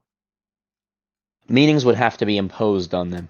But what if what we perceive are the entities of environmental science, their meanings can be discovered. Like there's no What is order to the world, there's no spatial temporal order of things, right? Then that needs to be Mhm. imposed upon things by the order imposing mind, the Platonic mind. By right? God, we got it. Oh, this is the Kantian view. Okay. Yes. Yeah, I see. What he meant by the entities of environmental science were things such as the ground, places, enclosures, and attached and detached objects, not light intensity and wavelengths or points, planes, and space. The richness of information is not to be found in animal-neutral physical and mathematical variables, but in variables that concern how it makes its way in the world. Animal referential variables, the variables of ecological realism that are perceived, not constructed. Importantly, he argued that these action referential variables are no I mean, less literally the objective. surfaces around you, right? Yes. Like that's supposedly less real. That's like this couch in front of me, or like the smiling face of like a loved one, or like Mhm. the squeakiness of a sneakers in a basketball court or whatever. Like that's all very like subjective and unreal. Like Yeah. what's really real is like something below this, right? Like but these things that are supposedly less real have much greater like weight and like solidity, right? And like Yeah. reality than any supposed like uh imagined reality. Like I call it like because it's imagined up, right? Yeah. Man, I knew I shouldn't have got to that budget furniture store. They gave me a 'Cause it's half not real table. it's not given to you in an experience, right? It's Yeah. just imagined up, right? Okay, so we were. The variables of ecological realism that are perceived, not constructed. Importantly, he argued that these action-referential variables are no less objective than the low-level physical variables. Different questions require different frames of reference, and these frames of reference dictate which description of the environment is appropriate. Oh, this would If a be like the scientist context is knowledge. Mhm. Okay. If a scientist is Interested. interested in how a photovoltaic cell works, then wavelength and intensity are appropriate. But if another scientist is interested in how an animal controls its collisions with the environment, then different variables are required. Like refer to the figure I sent earlier about controlled collisions, right? Okay, Mhm. okay. Basically, you just take into account only the variables you need to answer the question that you're asking. Like you won't like let's look at the light, right? That's relevant to understanding like how a photovoltaic cell works, right? Let's look at I'm that not sure scale. what a That photovoltaic cell is. like Solar the battery. cone, the rods and cones, like in your As eye, in solar panel. Oh, okay. Oh, okay. Right. Yeah. So like that scale, like light, the structure of light at that scale, right? We're not going to find the information, right, specific to arresting motion, right, or controlling my like descent onto this branch, like I'm a bird, you know. Mm-hmm. You know what I'm saying? You're not going to find that information at that scale, right? That Yeah. that has to be like if that's supposed to be the informational basis of perception, then those missing pieces need to be supplied by something else. Yeah. Okay, I see. Gibson's very early efforts in the 1930s and 1940s were directed at the practical problems of steering a car and flying a plane. Mhm. In his first attempt to articulate the theory of He perception showed figures of that, the plane landing the plane with optic flow. in the perception of the visual world, he noted spatial behavior and spatial perception are coordinate with one another. We have neither to see space before we can behave, nor to make spatial responses before we can see. Okay, I can see that. Yeah, that's what we were talking about earlier. Yeah, yes. His 1958 essay, Visually Controlled Locomotion and Visual Orientation in Animals, emphasizes two things. That locomotion was to be the paradigmatic problem on which to build his theory, and that his aspirations extended beyond humans. Animals make different kinds of locomotor reactions to different. Hang on, let me see where we are. To different kinds. Yeah, different kinds of locomotor reactions to different objects. They approach food or shelter. They avoid obstacles. They pursue prey, and they flee the predator. These activities are cognitively rich and set the stage for his bias that the commonality of behavior is what matters, not the differences in neural machinery. His essay, Ecological Optics, echoes this theme. It begins by motivating the study of vision with the challenge of understanding the activities of humans and animals. That same essay ends by asserting the job of the ocular system. It makes possible the control of behavior with respect to the environment. In his Yeah, last book, here's a really great uh I think this is really important. Like honestly, this is really important to understand. Sorry. Alright. Look in VC text, right? Yeah, I'm here. Okay. Oh wait, is books here? Oh, he was, but then he left. Let's come back. see. Books. Directions. Yeah. So this is like why the environment, why the ecological part, right, of the ecological psychology, why that's so important, right, for Gibson, right, as like a scientist. You know what I mean? Yeah, I see.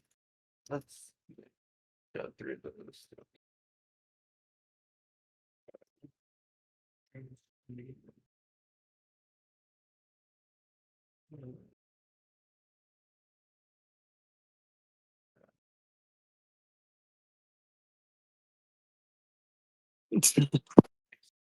Books found it really helpful. Like he was writing a paper, like he has like he's taking like psychology in college right now.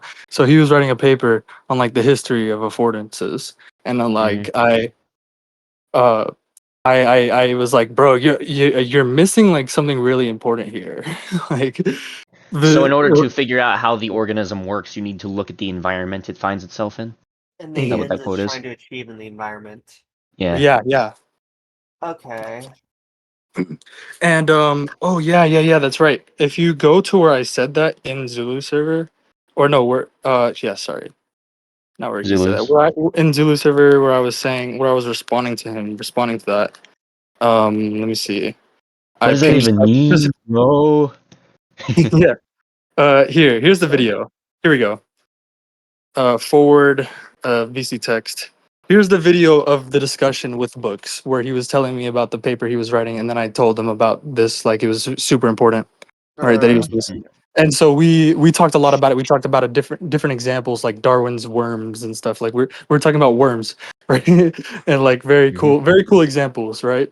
So it's like watch that video for that. Like it's really cool.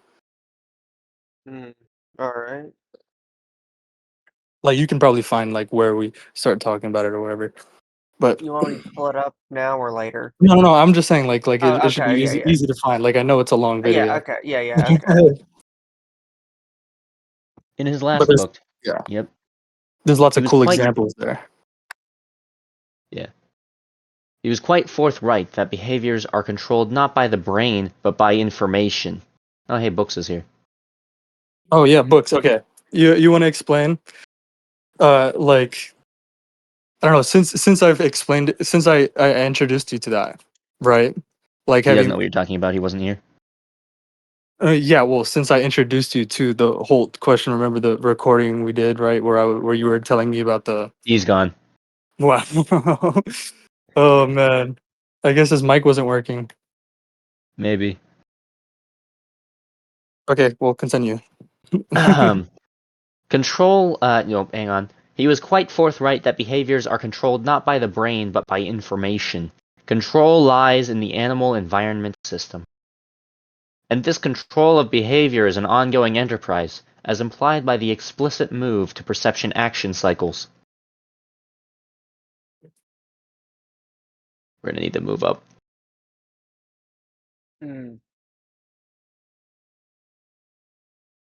This is an odd format for a paper.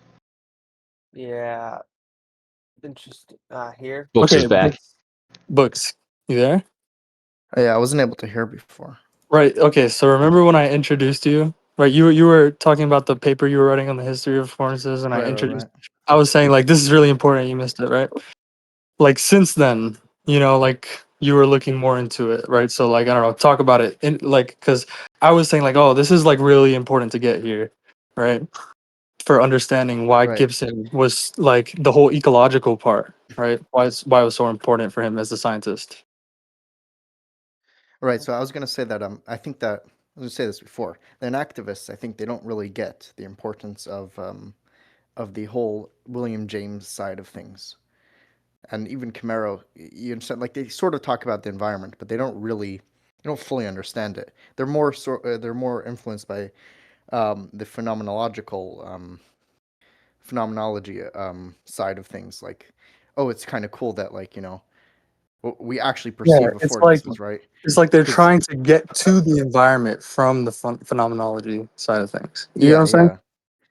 yeah. Yes, they They're don't fully already understand admitting some what dualism. Holt gets. Mhm. I think that quote from Holt is like really good.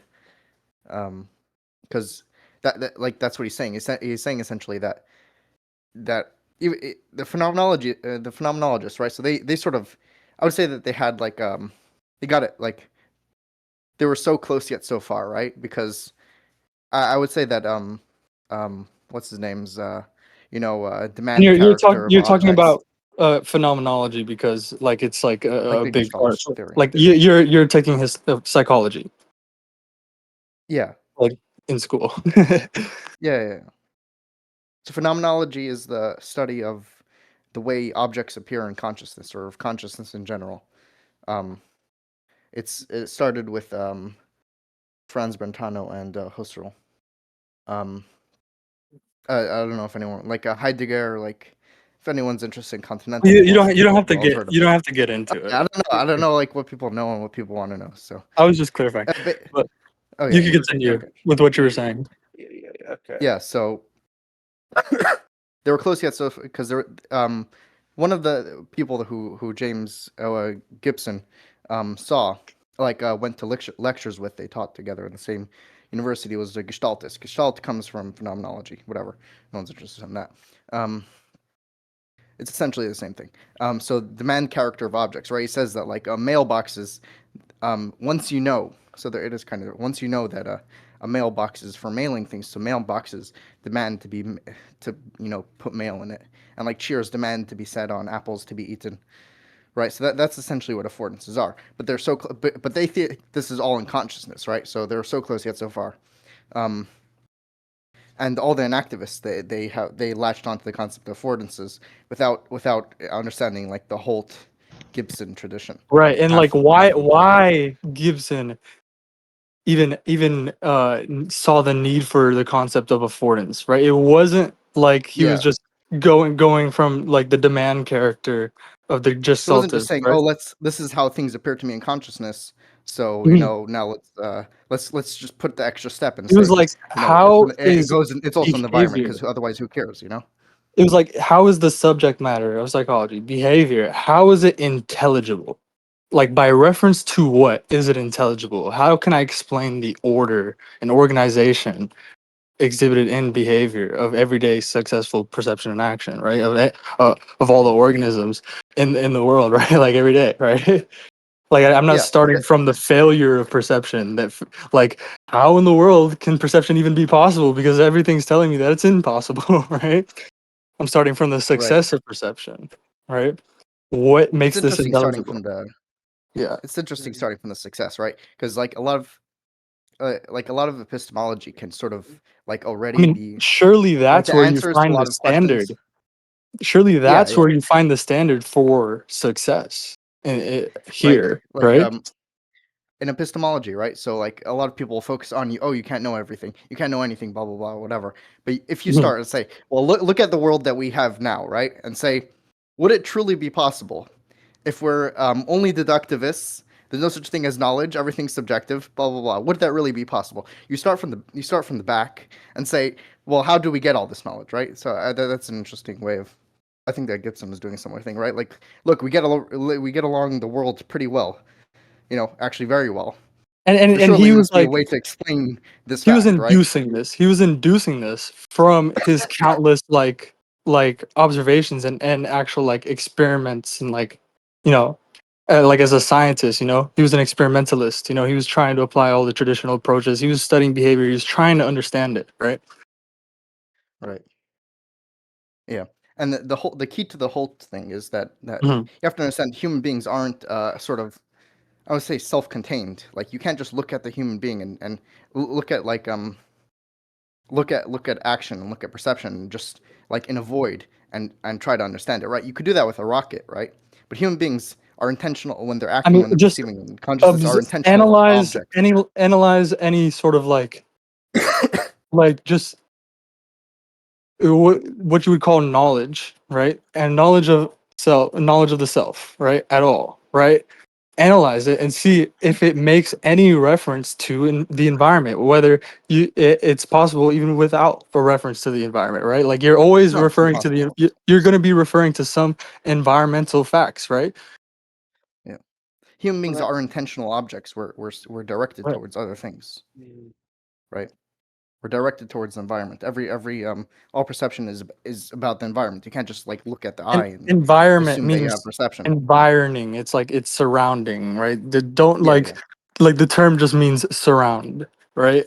yeah, And it implies something environed, right? being Yeah. like it's enveloped, you know. This is Yeah, just another we're way of inside the saying consciousness is awareness of reality. So to Yes, introspect. yes. Yeah. Okay. So the fancy Right, but word for it's that, saying fancy it's saying, philosophical word for that is intentionality. yeah, but it's Okay. locating the source of the order of perception and behavior, like the order, how like try to even just introspect on the conceptual level, right? We can see this. Yeah. Introspect and try to hold the thought, like triangles have three sides. Try to hold that like perfectly still, like you know what I mean? Try to Mhm. hold that fixed, right? And what you'll see is that like you can repeat it, right? You can repeat it until the words lose their meaning, right? And like you can but your mind is always going to be like what now? So what? You know what I mean? Like moving, right? It's always like there's always something next that comes next, right? That wasn't what, like it's the intentionality point that with an S, right? That there's asymmetry, right? Yeah. I see. And like there's an irreversible like flow to it, right? And so it's like, where does that come from? It doesn't just unfold from within, right? It's the order, right? That order comes from, it doesn't unfold from within or out of nothing, right? It's it's around us, right? And it's saying that the means of like knowledge of focusing, right? Like unstructured light cannot be focused, right? That's just a fact of optics. So like the means of focusing upon objects of things, right? Is is the environment, the structure of the environment, right? Hmm. It's not located like in the sense organs or in the body, right? Or in the brain or whatever. Like when You you know what I'm saying? focus on something, then you are actually like thinking about how does it like relate to other things in reality? Like what's the Mhm. connections to other things? Right. Not like only the That's thinking how in this way. focus is even possible physically, right? It's a fact of optics, right? If you put on goggles that like could totally diffuse light, right? It's you don't like report that you see like the color of the light or whatever. Like you just like have a completely homogeneous stimulation. You have all this light coming in your eyes, right? But what they report is that they report not seeing anything. They just stop seeing, right? You're in a fog. Yeah, that's an experiment that some people haven't heard of, and probably Yeah. nobody here actually did. So it's probably not the best like Yeah. example to Well, relate to, remember but that it is the paper. case. Yeah. I mean, that book, Perception as Information Detection, that I linked earlier. I was talking about chapter 4 about the myth of the retinal image, right? In chapter 5, they really go into this point that I'm talking about, and it's all about the ambient optic array, right? Ecological optics, and there's a lot of cool stuff in there. So we don't have to get into it. You can look at that chapter; it's a great chapter. Just like explain the basics of that, right? But it's just like we're locating the means. Like this is the importance of the Hope quote too, right? Mm. We're locating it in like the lawfulness of the environment itself, right? The law, like the order, there's natural order to the world. It doesn't need to be imposed by an order imposing mind, right? It just needs to be picked up. It just needs to be coordinated with, right? And there's a lot of further like connections here about how like behavior, just coordination works. Like Yeah. Okay. you, So the you know order is like already in existence. Okay. yeah, Yeah. Yeah. Yeah. Yeah. there's a good example here I can give that's like really good example like in dribbling a basketball, right? A beginner will be very forceful, be trying to control the entire movement of the ball, right, to try and get it to hit the ground, right, and bounce back up.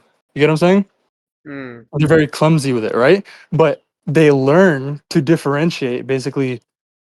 They're like, well, let me get into that point later. I'll just say they Learn to coordinate with the ball.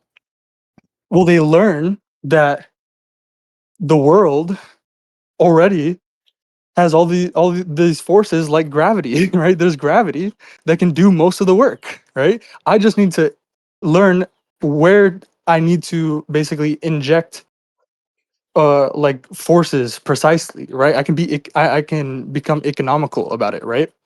You know what I'm The saying? belt bounces back up. You just need to adjust it so that it doesn't fly to the side and Right. give it a bit of force so And that the it ball bounces the just same falls height. to the ground. Like the ball just falls to the ground due to gravity. I just have to move it a little bit to fall where I want it to fall, right? And bounce up where I want it to bounce up, right? You know what I'm saying? So I can literally like hook my actions onto the structure of the world and just like let it like carry me, you know, carry my actions. You know what I mean? Like squeeze out the action. You know what I mean? Mm. I can let it do most of the work, right? Because the structure is out there, right? I don't need to I don't need to impose the structure. Like there's another great example. Like if you try to balance a stick on your hand, like on the palm of your hand, trying to balance it upright, right? If you try and monitor, like if you try and balance it by monitoring like the movements of your hand, like how, like looking at your hand, like trying to like control like how I'm gonna move my hand. I'm like giving instructions, you know what I mean, to my hand. Like there's a correct way Yeah. to move it. You know what I mean? This keep it up in that way. Yeah. And again, yeah. But that just you fail. You can't keep it upright when you do that, right? But if you just change your attention to the tip of the stick, right? The very tip of the stick, you can actually do it, right? You're able to do it then if you just keep your attention like you keep your eyes like fixated on the tip of the stick, right? It's because the deviations from uprightness, right, of the tip of the stick is information about how you should move your hand to keep it upright. It's specific Mm. to how you should move your hand to keep it upright. It's goal specific information, right? It organizes those components, right? It recruits those components into the activity. You get what I'm saying? Yeah, okay. Okay. And this Yeah, I is got all. a sketch There's a right whole here. chapter. There's a whole chapter on like coordination and action, like in Intro to Ecopsych. So when you're reading that, you'll probably see like a lot more. Yeah, Like okay. like you don't have to grasp exactly what I'm saying now, but like you'll be able to spiral back. You know, Yeah, I'll like come oh back later with yeah, more. like oh this is what he was talking about, right? But yeah, um, yeah. I don't know if I wanted to go further into that, like how you know the system is like always active, right? You're never, the system doesn't like exist first like as the organism, right? It doesn't exist first and then go on to realize its characteristic function, right? It's always active, right? and Mm. and it's like this is very important, right? Like if you try to stand perfectly still, right, you try your hardest to stand perfectly still, You're still always varying, yeah. you actually find that you like have to catch yourself because you start losing your balance, right? It's Mm. because the variation, right, is what's needed for the stability here, but like the variability, right, Mm. and like the postural sway, right, but it's like also like there's this like in the womb and even when you sleep, right, you have these like random twitches, right? Your body just like has these all these like random twitches, right? And we discovered that like if we like suppress that chemically in the womb, right, then like the somatosensory nervous system, like it really doesn't develop correctly. Like the somatosensory, like you know, like the reflexes of like just like reflexively, like you touch a hot surface and your hand gets pulled away. You know what I'm saying? Because you're removing the interactions it's doing, therefore isn't Right. okay. Remember the Held and High experiment? That's another experiment about that's really Mm. important. But it's also like That was the one that with the variability, that carousel, right? variability, right? The baby, right? Think about a baby, right? It's just grasping at everything. It's grabbing everything. It's just moving around. It's moving things. You know what I Mm. mean? And the baby, what it's doing, right? Let's see. It's differentiating its movements, right? What it can control from the world, from what the world is doing, like it's pushing Yeah. like what's pushing it and like what it's doing, you know. It's what's term sphere of influence, something like that. Okay. I don't know, but I mean it's differentiating its Yeah. own action from the movements of the world right around it, Yes. you know what I'm saying? Yeah. See what it can control and what does have call power over? No, but it can Mhm. influence. And it has to do that through this variability, right? Through activity, right? Through Yeah. doing, right? Yeah. It learns, it develops that control through that very control, right? It develops Mm. the control. Yeah. It does it to get information. Yeah. Yes, exactly. You got it. Yeah, you got it. There's a cool, another cool example in Introduction to Ecopsych. How, the visual cliff experiment, right? Like the crawling babies, right? They Mhm. right when they start to walk, they actually start falling off the visual cliff again. And it's Oh. They because instantly stop when they start crawling again because it's like yeah, tight yes, mode of Because movement. yeah, and it's because the information required for walking is different than that required of crawling. okay. Yeah. I And see. Have to the visual cliff, the resonate vis- that information. yeah, the visual cliff experiment, right, is like it was originated by Gibson's wife, actually, Eleanor Gibson. Mm. Okay. Yeah. Yeah. So like the interpretations of it, like, oh, it's like an innate, like depth perception is innate or something, right?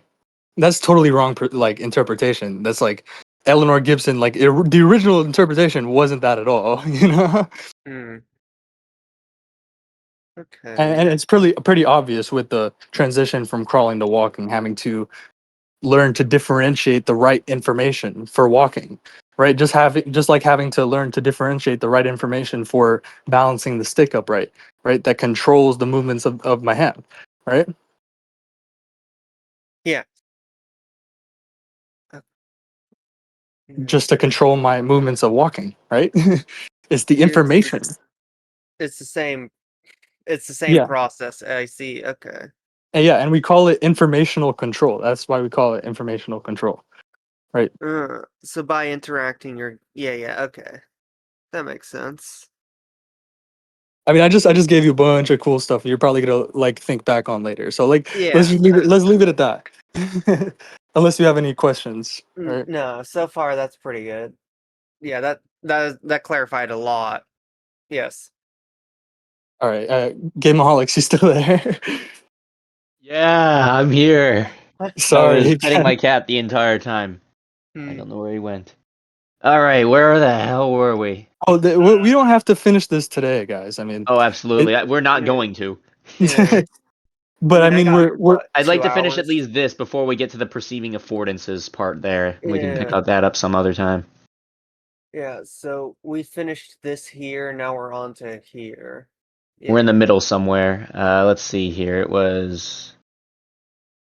because we had just finished this right here. yeah, and you'll It learn a was lot the about part all after that the stuff I phrase was of life. talking about when you're reading Intro to Ecopsych or listening to the audiobook. Uh-huh. Okay. Yeah. So it'd be starting here. Yeah. This emphasis on animal referential and, in particular, activity-relevant entities receives its boldest implementation in the concept of affordances, anticipated in the examples from 1958, mentioned by name in the 1966 book, and brought front and center with the essay The Theory of Affordances. The affordances of the environment are what it offers the animal, what it provides or furnishes either for good or ill. The verb to afford is found in the dictionary, but the noun affordance is not. I have made it up. I mean by it something that refers to both the environment and the animal in a way no existing term does. Points both It ways. implies, huh? It points both ways. Yeah. Okay. It implies a complementary, Complimentary? complementary, no, it's complementarity Complementarity, yeah. Oh, of the okay. animal and the environment. Oh, I just remembered why I went on that whole rant. Like, remember? I just want to, like, you should remember that I was getting there from like describing like how, oh, like how is this order explainable? I was trying to explain what order was, you know, the Yes. order of behavior. Yeah, just remember that so you don't lose that. We got there from the Holt quote, right? Yeah. It was over. Help me! The Okay. We just finished. It implies this complementarity or mutuality encourages ecological psychologists to treat the animal environment system as the irreducible unit of analysis for understanding perception action. Within this treatment of animal environment system, the regularity of a behavior emerges from the generic thermodynamic principles. If instead one mistakenly ascribes a behavior to only one part of a system, its regularity may seem capricious and require regulation by some arbitrary power. One moment. Yeah, Terry gives great examples of this in lecture 1 of lectures on perception. Okay. Here, I talk about it, and like this is also a really important thing to just like keep in mind and look at later. So in general chat, the pinned Yeah. message is There's just so much, but yeah. yeah, but this is really, really important. What explanation even means, what necessity means, right? This is very important stuff. Mm-hmm. I can tell it seems so- foundational. Let's see here. Evangelical. Yeah, here we go. Yeah. So you see here, like what it's talking about there. Just quickly, like you can see it in the figure there, the picture there, right? Mm-hmm. That's from lecture 1 of lectures on perception. But Okay. like if you just give that a quick read, this is what they're talking about here. Yeah, I'm ready. Let's see. Let's see.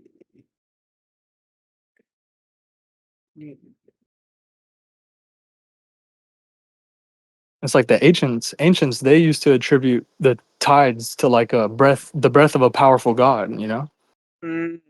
Yeah. They just didn't have a broad enough system Mhm. because they didn't include the moon in its effects. Yeah, So but they you had see to come the up with example something there, else. the magician, like it seems to invoke magic, right? Yeah. When you don't have the right inclusive system, right? Yeah. The appropriately inclusive system.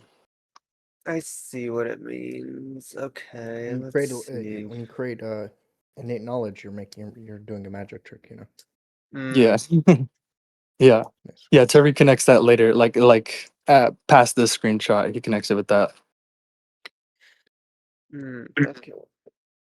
It's kind of like saying nature abhors vacuum. Right.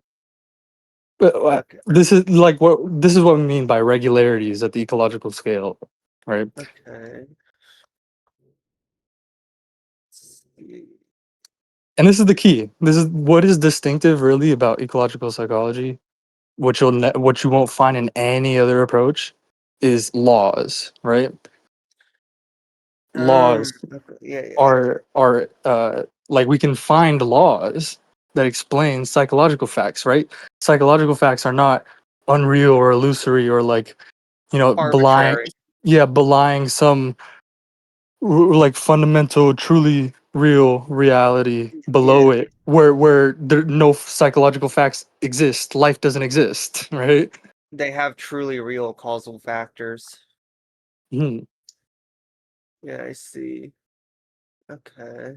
And that's why the intro to ecopsych its subtitle is a lawful approach to perceiving, acting, cognizing. Very interesting. Let's see. Scribe to Cambridge. Yeah, it's the focus on laws. And I gave an example of a law earlier, and you didn't even notice it. An ecological law, right? I gave an example of it with how the the deviations of the tip of the stick is specific to what is required to keep it upright.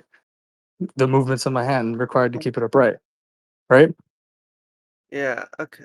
Let's. And so, like another example to concretize that, right, is also optic flow. You saw the example of optic flow, right? It's like you have a point at infinity, right? And it's like you have the arrows, which they represent optical texture elements, right? Oh, yes, this one. Okay. Right.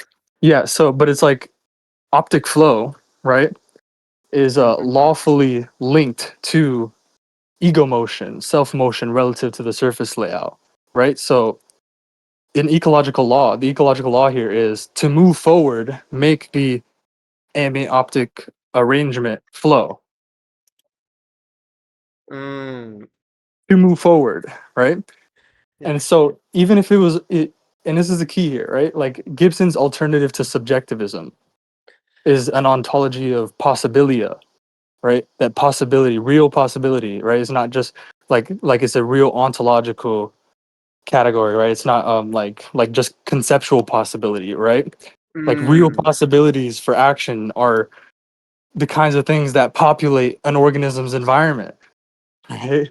Everything implies that this could be used for that end. Okay.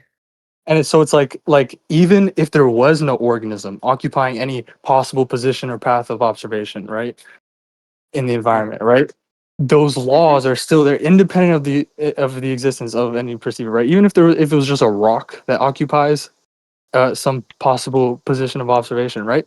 It the the light, the energy, right, Mm. is specific, right, because it's structured by the environment, right, and it's specific to what the rock would have to do to move forward, right? To it literally, right? Yes. Just Okay. to make the optic array flow, move forward, right? But the rock just doesn't need to detect it. Yeah. You know what I mean? It doesn't need to use that information, right? Yeah. Imagine, I like to imagine like you take a 360 photo in every single point of a room, for example. You can like see how the image changes from picture to picture as you move through like this 3D array of 360 photos, panoramas. Yeah. I'm gonna get the video from Luis Favela right now because it's very like illustrative. Like I have to get the video because like it's a video, like it's an animation. You know what I mean? I can't take a screenshot of it. Let me see. Let me get the I would like to timestamp. watch that as well. Yeah, it's really illustrative. Mm. Here. Da-da-da. Timestamp. Okay. You're streaming, right? So you can put it on the stream. Yeah. Okay. Oh, I put it in general chat. My I'll bad. be back in 1 moment. Yeah. General. Okay. Is this okay? Let's see. Yeah, just like press the forward arrow, you know? Because like I want you to see this. That's like you see the change This? from sitting up to standing up, right? Like Yeah. Okay. yeah. So like it's like these optical solid angles, these cones or whatever, their base is the surfaces, right? Yeah. Okay. And each angle will have a different implication for what you should do. There's a lot more nuance to it. Yeah. There's lecture 23 and lectures on perception. He really goes like into it, the like an introduction to ecological optics and this stuff. Like it's very useful. So Okay. That's I good would to just keep know. that in mind. Yeah. But no, I was I Oh. wanted to show you like the animation was coming up. Oh. Okay. I just gave this timestamp to show this image, and then you All can right. press the forward arrow. Yeah. Is it Yeah, it's coming up. okay? This. Yeah, you see, so it changes Oh. Yeah. lawfully. Yes. It changes lawfully. That's the key, right? Yeah. It changes in accordance with what's happening. Yes. Right. Okay. So even if there is no perceiver, right, occupying any those possible positions and paths of observation in the array, right, there's still this lawful ambient structure, right? There's available information, Yeah, right? there would be information available to one if one was Right. there. Yeah, Yes. so I can move over here, right? And there's a law, Yeah. there's like an invariance, right? There's an Yes. invariant law around like that exists across this movement, right? Like a specific like ratios, right? Like a specific ratio. You know what I'm Yes. saying? Hey. Okay. Is there anything else here for No, the? I just wanted to show Okay. this. Yeah. All right. Good to know. Just to understand lawful, like Yeah. laws, right? Right. That helped clarify it. Yes. Let's see. So we were around here Yes. somewhere.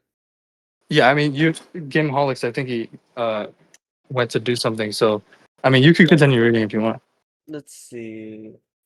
Trying to find where exactly we were. We were right there, I think.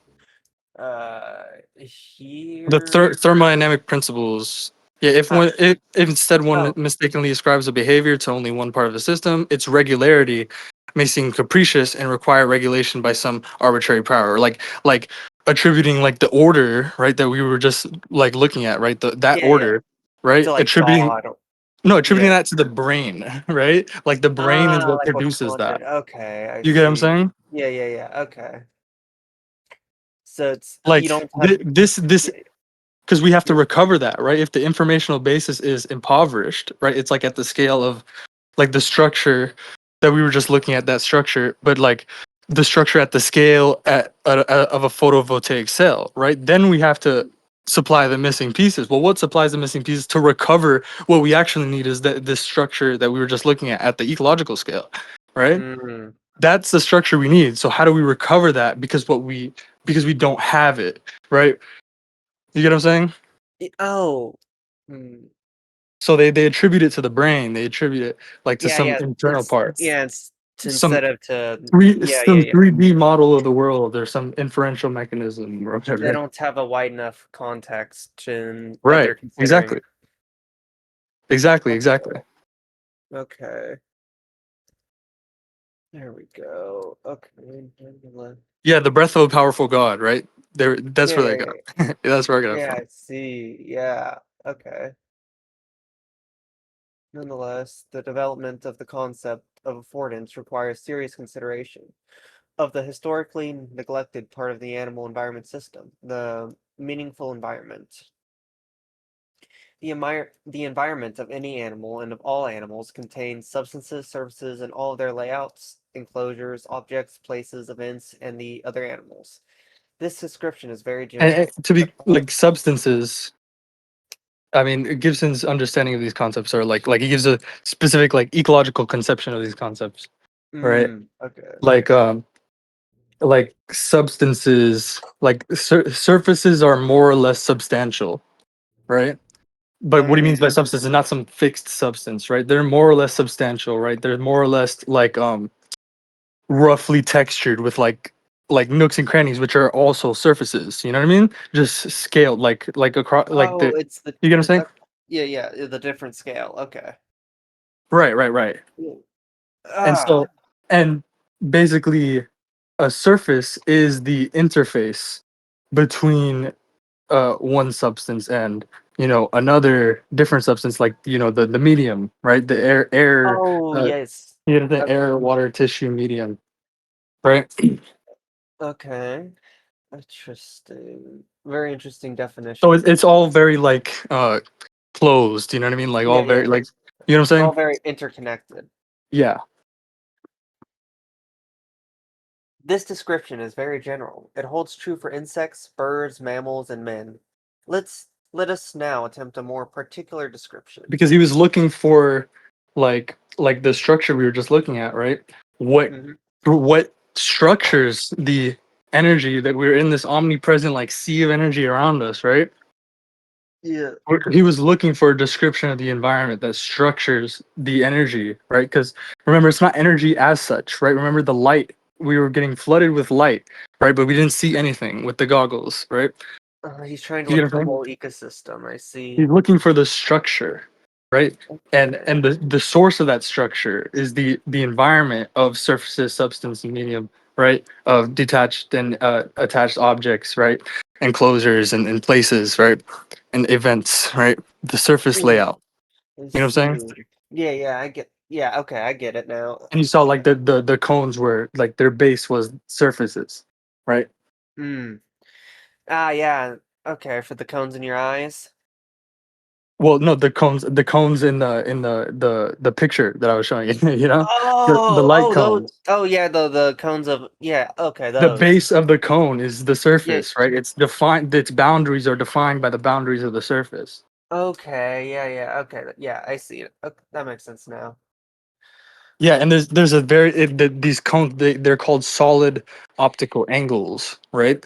They're angular, which is important, angular measures, because they're angles of a 360 optic array, an ambient optic array, right? It's ambient surrounding to the Yeah. organ. Specific, like the light in this room, right, is specific to the room, right? The light at any possible position or path of observation in this room is specific to that position or path of observation, Yeah. wherever I'm at, right?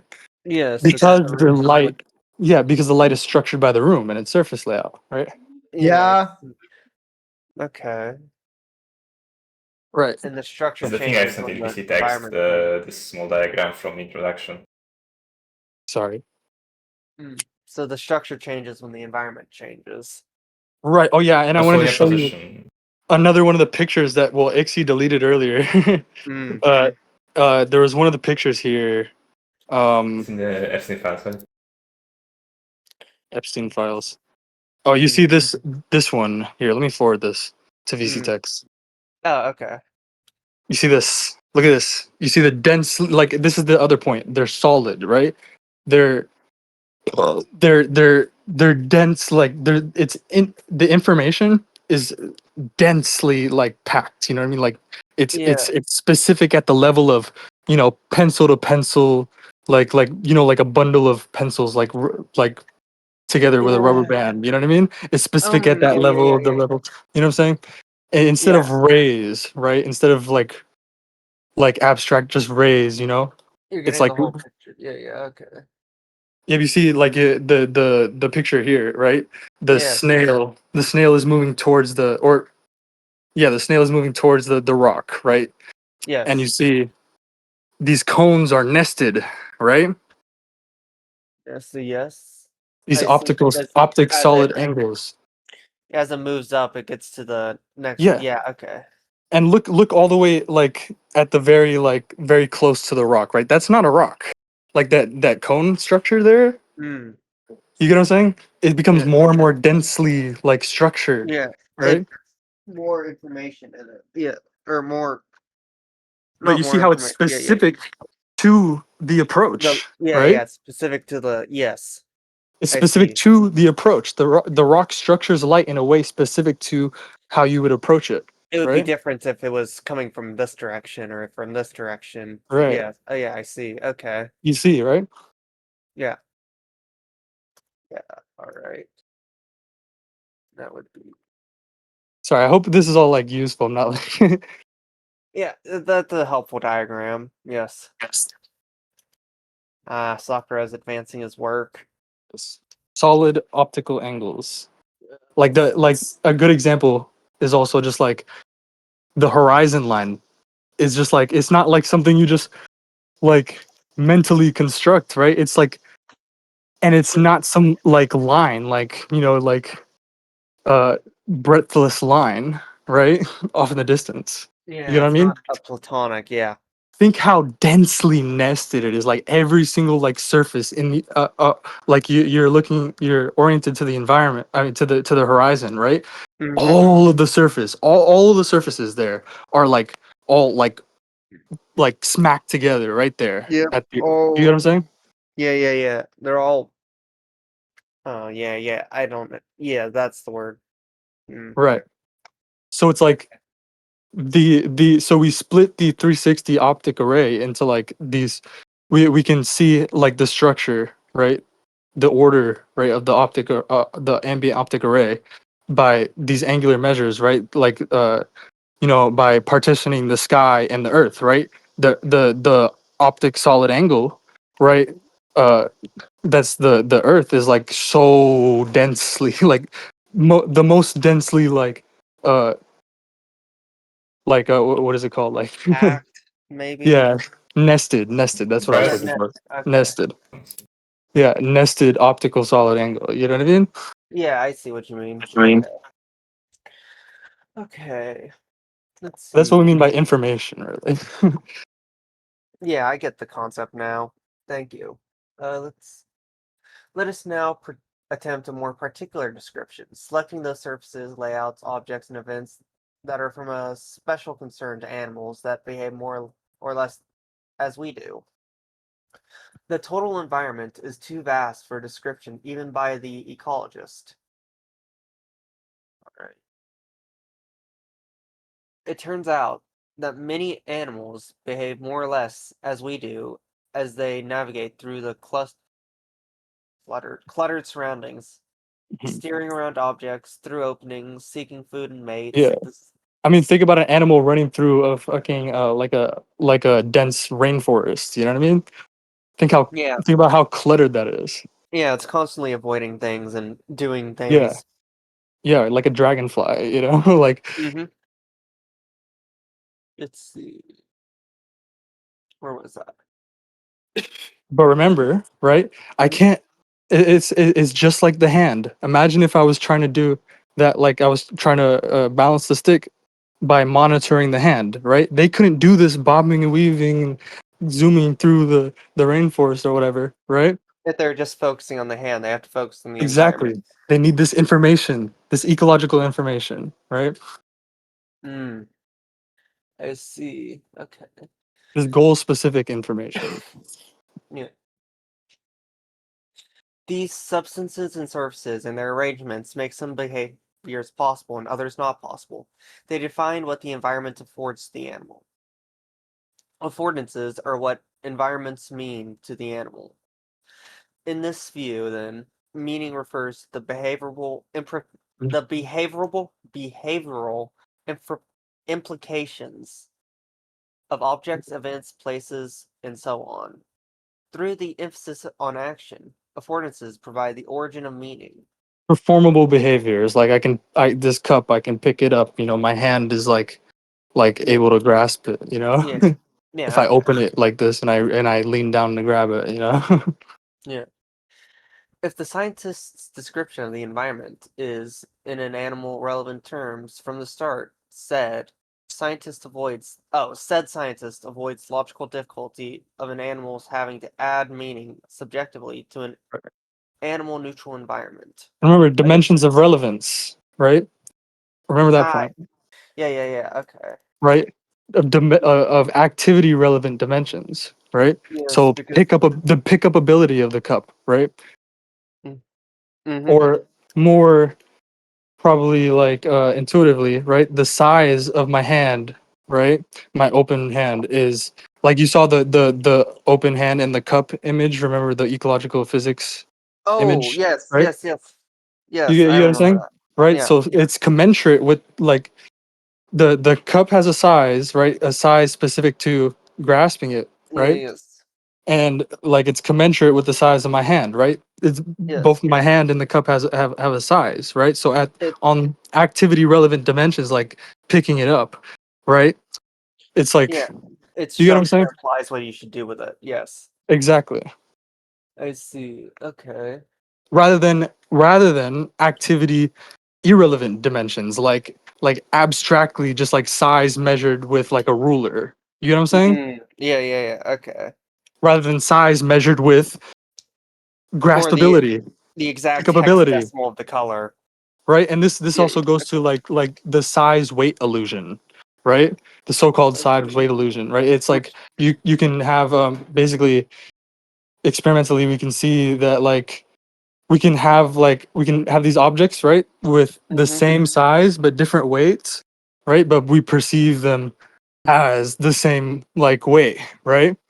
And it's rather that we perceive weight not in uh the the term, you remember the figure, right? Not in like in terms of a scale. You get what I'm You don't saying? you don't consider it alone, you consider it with all the other factors. We perceive it in terms of movability, right? Mm. How is it just to move it? So like if you And have yeah, a long stick that's hard to move because you're holding a very end of it, it's going to feel heavier than like a small ball that's the yeah. same weight as the stick because And we the don't ball is like construct movability out of independently calculating its size and independently calculating its weight.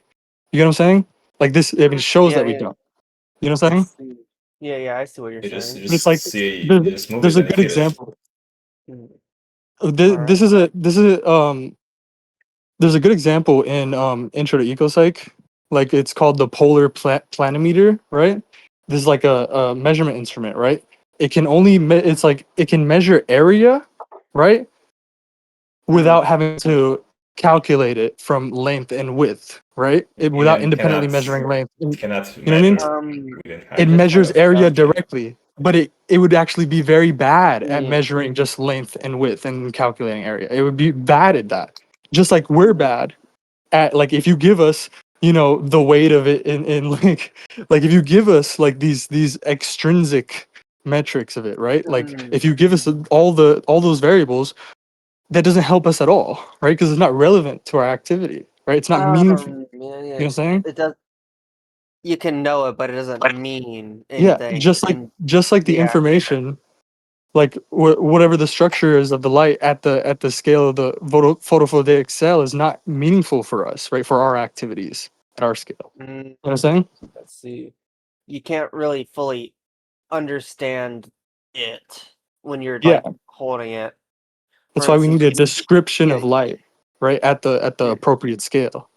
I see. Because I typically have a hard time understanding distances when I'm walking because I don't have a measuring stick on me. Yeah, exactly. Like Like, if you especially yeah, if you don't train it, you cannot tell how yeah, far yeah. something is, but you can, like, for example, quite clearly tell how tiring it would be to take a walk to the Right, nearby store where exactly. you go often. It's connected to the work required, right? I It's see. literally Okay. just And action there's lots of relevant like information is perceived. That's there's literally lots of the whole. experimental validation of this in ecopsych, There was this like experiment, like people walking up the stairs. People were told to estimate how convenient walking up the given stair size would be, and then they measured that it's actually aligned with how much oxygen they burn while walking up those stairs. So, like, you can literally directly see how much energy you're going to use up walking up given staircase relative to, like, other staircases. Very interesting. I have returned. And the size of the stairs. So it's interesting. it's like a paradigmatic example that's given a lot. Let's see. Back to where we were. Let's see. A description of the environment and animal relevant terms avoid taking out loans of intelligence. Yeah, loans of intelligence from earlier. Okay. And it's very clear why now, right? Yes, I see why. The roots of affordance concept are apparent in Gibson's careful analysis of how the world stimulus had been used in psychology. Let's see. He drew the distinction between something arousing a sense organ and something activating an individual. An individual. His endorsement of the latter supports his bias in favor of the entity that can carry out the action. In the same essay, he contrasted potential and effective stimuli, noting that an effective stimulus is one. Is my brain thinking right now? Is my brain tired? Or is it me? This one simple trick made me never have to sleep ever again. One occasion may be ineffective on another. He eventually rejected the term stimulus altogether because it failed to capture the distinction. Moreover, excuse me. It also fails to distinguish between stimulus and energy and stimulus information, and the difference is crucial. But Remember the we were talking about like the difference between energy as such and like the structure of that energy, right? Yes. That's what we're talking about. The latter is information, right? So it's not about energy as such. Like the energy is really irrelevant, right? It's like it can be light, it can be acoustic, sound pressure waves, right? It can be like it can be chemical. You know what I'm saying? It can be. Yeah. You know what I'm saying? There's a large range of things that Right, it but it doesn't. encompasses. That's the thing. The information, the invariants and stuff. Like it's because it's the environment, it's the surfaces that are structuring all these different arrays of information, right? Or energy, right? It's not about the energy as such, right? I can pick up like a person like walking up behind me, right? By maybe I can see their shadow or like it's just like what's available to me, right? I can see their shadow, I can like hear them walking up behind me, right? Yeah. Like all that It's matters because- is that you have access to the information. Yeah. Doesn't really matter what form if you get Mhm. attuned to it. There was this Right. experiments, right, where people were like given blindfolds and they had like a grid of tiny like It's about pigstones or what it's whatever on their specific stomach. to, right? What the information is specific to. That's the key, right? Yeah. It's like, So like people were able to see by like touch if you attached the touch to the camera. Okay. Okay. Yeah. Okay. I'm starting to get it now. Okay. those Okay. examples are from Intro to EcoSpsych, right? You were reading Intro to EcoSpsych. Yeah, I'm remembering it, and also like some lectures that I watched, Oh, okay. and like things that were mentioned. I'm not entirely sure about a lot, Rob but Gray? Was it Rob Gray's videos? I 100% do not remember the names of people. I just don't have Okay. Yeah, continue. Okay. But this distinction between potential and effective persisted in his mature theorizing. This apparent this this is apparent in Gibson's development of the concept of optic array, in particular with respect to the richness of information relative to a possible point of observation. He began by distinguishing the unstructured radiant radiant light emitted by a luminous source, i.e. the sun or a light bulb. From this, he structured that light reflected, scattered, and absorbed by surfaces whose substances had inclinations, i.e. tiny, shiny, flat surfaces versus matte, bumpy surfaces. Structures, degrees of reflection, scatter, and absorption. The light bouncing off a layout of surfaces is multiplied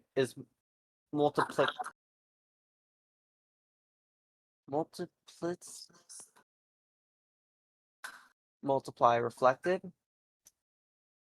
directly Yeah. from the other light source and indirectly from other sources, producing a dense network of convergence and divergence. Yeah, there's a lot more on this in like lectures on perception, lecture 21 and lecture 23, like together. Okay. We've talked about it before. Like we went over this in other videos on Sakura's channel. I don't remember which ones exactly, but like we went over all that stuff. If you can find that. Yeah, okay. The set of convergent points within structured medium constitutes the permanent possibilities of vision. That is, the set of all places where a mobile individual might be. The permanent possibilities, right? Yeah, that was the moving cones earlier. Yeah. Yeah.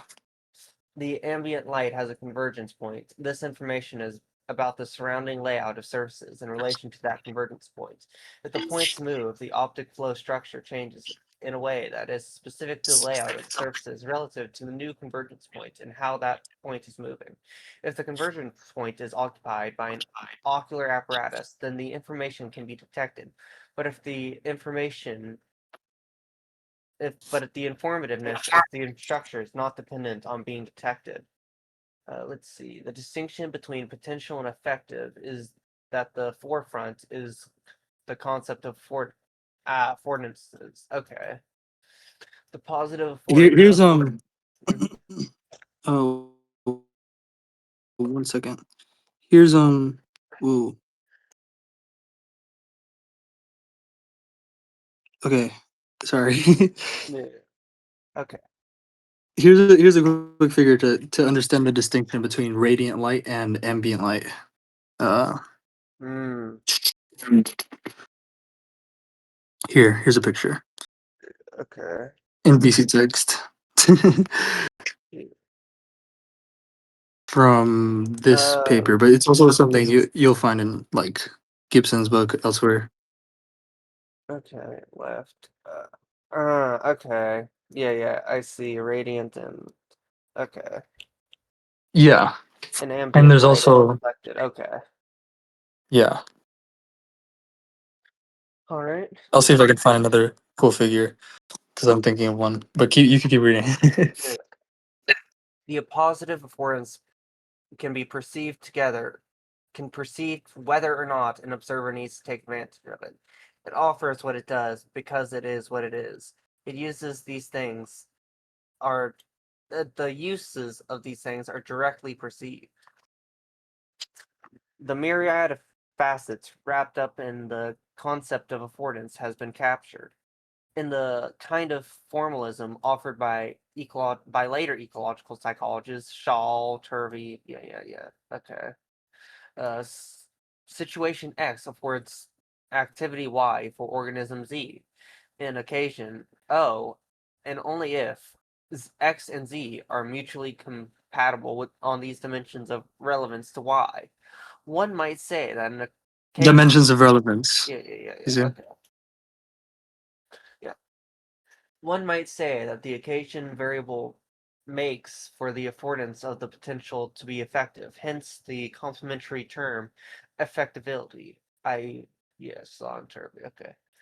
For the action, organism Z affects activity X in situation X on the occasion O, and only if Z and X are mutually compatible on dimensions of relative to Y. Okay. Let me think on that for a second. Okay. But the actualizing of an affordance is not when the meaning comes into being. Consider the layout of surfaces that constitutes an opening. Whether the opening can be passed through depends on, among other things, my size relative to it. But whether I pass through depends on the occasion, whether or not I intend to get to the other side. Yeah, pass through ability is there's lots of examples in Intro to Ecopsych, like about studies on pass through ability. Okay, yeah. Like getting through a brush. Like getting through a gap. Like I can fit Okay. through that. Yeah. Would this also cover like navigating through bushes? Understanding that I don't know, but it's flexible. like I can fit through that. Like I can fit through that if I turn this way and like I turn a little bit. You know, I have this like Okay, okay. you know what I'm saying, or like I put this like armor on or whatever. Like Yeah, you know, I see. Okay. you know what I'm saying. Okay. There's lots of cool studies on that. My intention does not change what the layout affords. My companions may well choose to pass through the doorway. I reject, or maybe I I also simply have a cool figure for the occasion thing for the XYZO formalism thing. I have a cool figure for that, but like I'm looking for something else right now. Just Yeah, okay. I simply want to grab the sweater before going through. The timing of my passage through the door does not change in the disposition of the opening. Affordances are resources available to be tapped and may retain their capacity if untapped. Okay. So that's okay. We should also point out that information about the affordance passed throughable is the same for creatures of different sizes through the physical arrangement that allows passage may differ. The optical structure that is and generated. affordance as a resource. There, that point there Mm, was like it's there's a lot more like stuff on that you'll find elsewhere, like in Turvey's, like in lectures on perception in lecture 22 specifically. In lecture 22 you'll lecture find a lot of 22. stuff about that there. All right. Yeah. Let's see. The optical structure that is generated at the moving point of observation is scaled to the animal. For example, the height of a point of observation and its locomotion induced sway. Oh, influenced sway. Both have the Yeah, consequences there's lots of formed. cool studies on like postural sway, postural control, like I was talking about earlier. Oh, yeah, about the balance. Yes. Okay. Yeah, there's lots of cool studies on that. The AE relation lawfully generates. Okay. What else? Okay. So I think getting to here and then that'll be enough for me because that's a lot to chew. Okay. Yeah. So, Fascinating shit, though.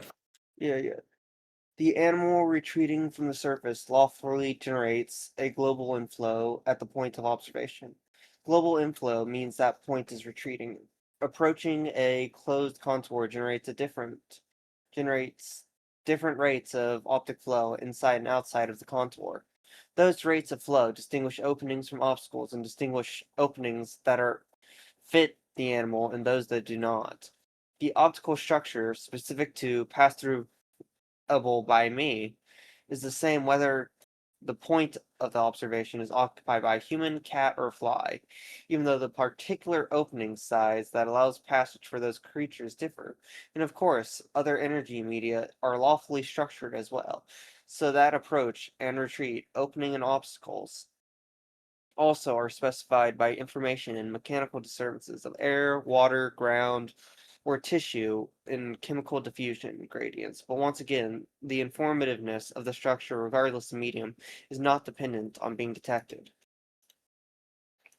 Okay. Go.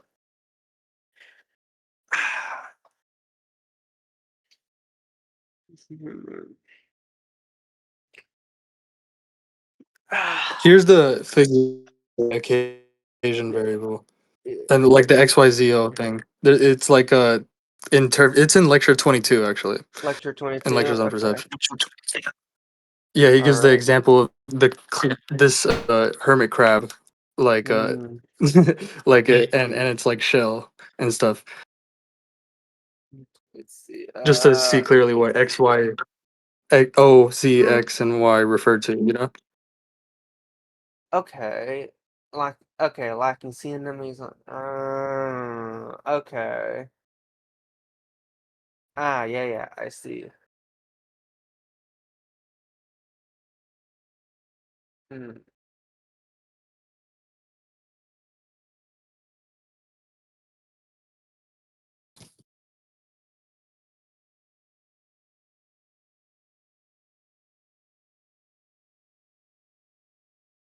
Hmm. I was also looking for this other thing.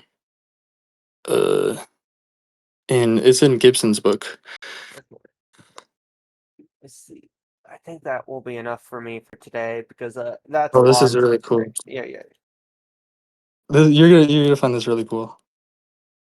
It's about Hmm. the point I was making about the omnipresent structure of light around us. Or oh, there's also a cool figure here. A better figure about ambient light and radiant light. All right. Ambient. Second. I get. I'm taking these screenshots right now. I'm just gonna Oh yeah. Okay. Okay. Hmm. just looking for this.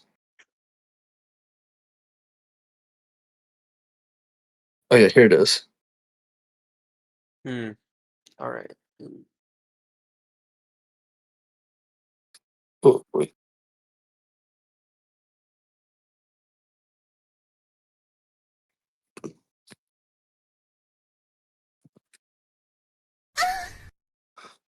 Yeah, this is like where I was getting the point about the also the horizon, like the dense like horizon structure is really cool.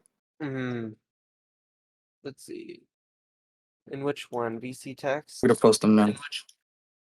Yeah, I'm posting them now. Okay. This one, this one,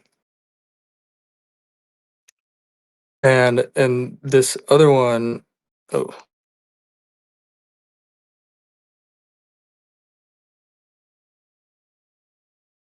okay. Yeah, okay. Did it load?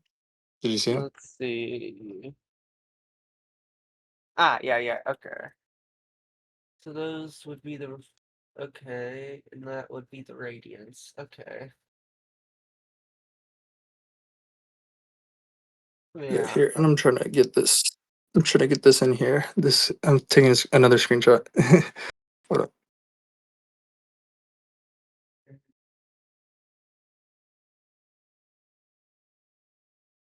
Yeah, here we go. Yeah. Okay.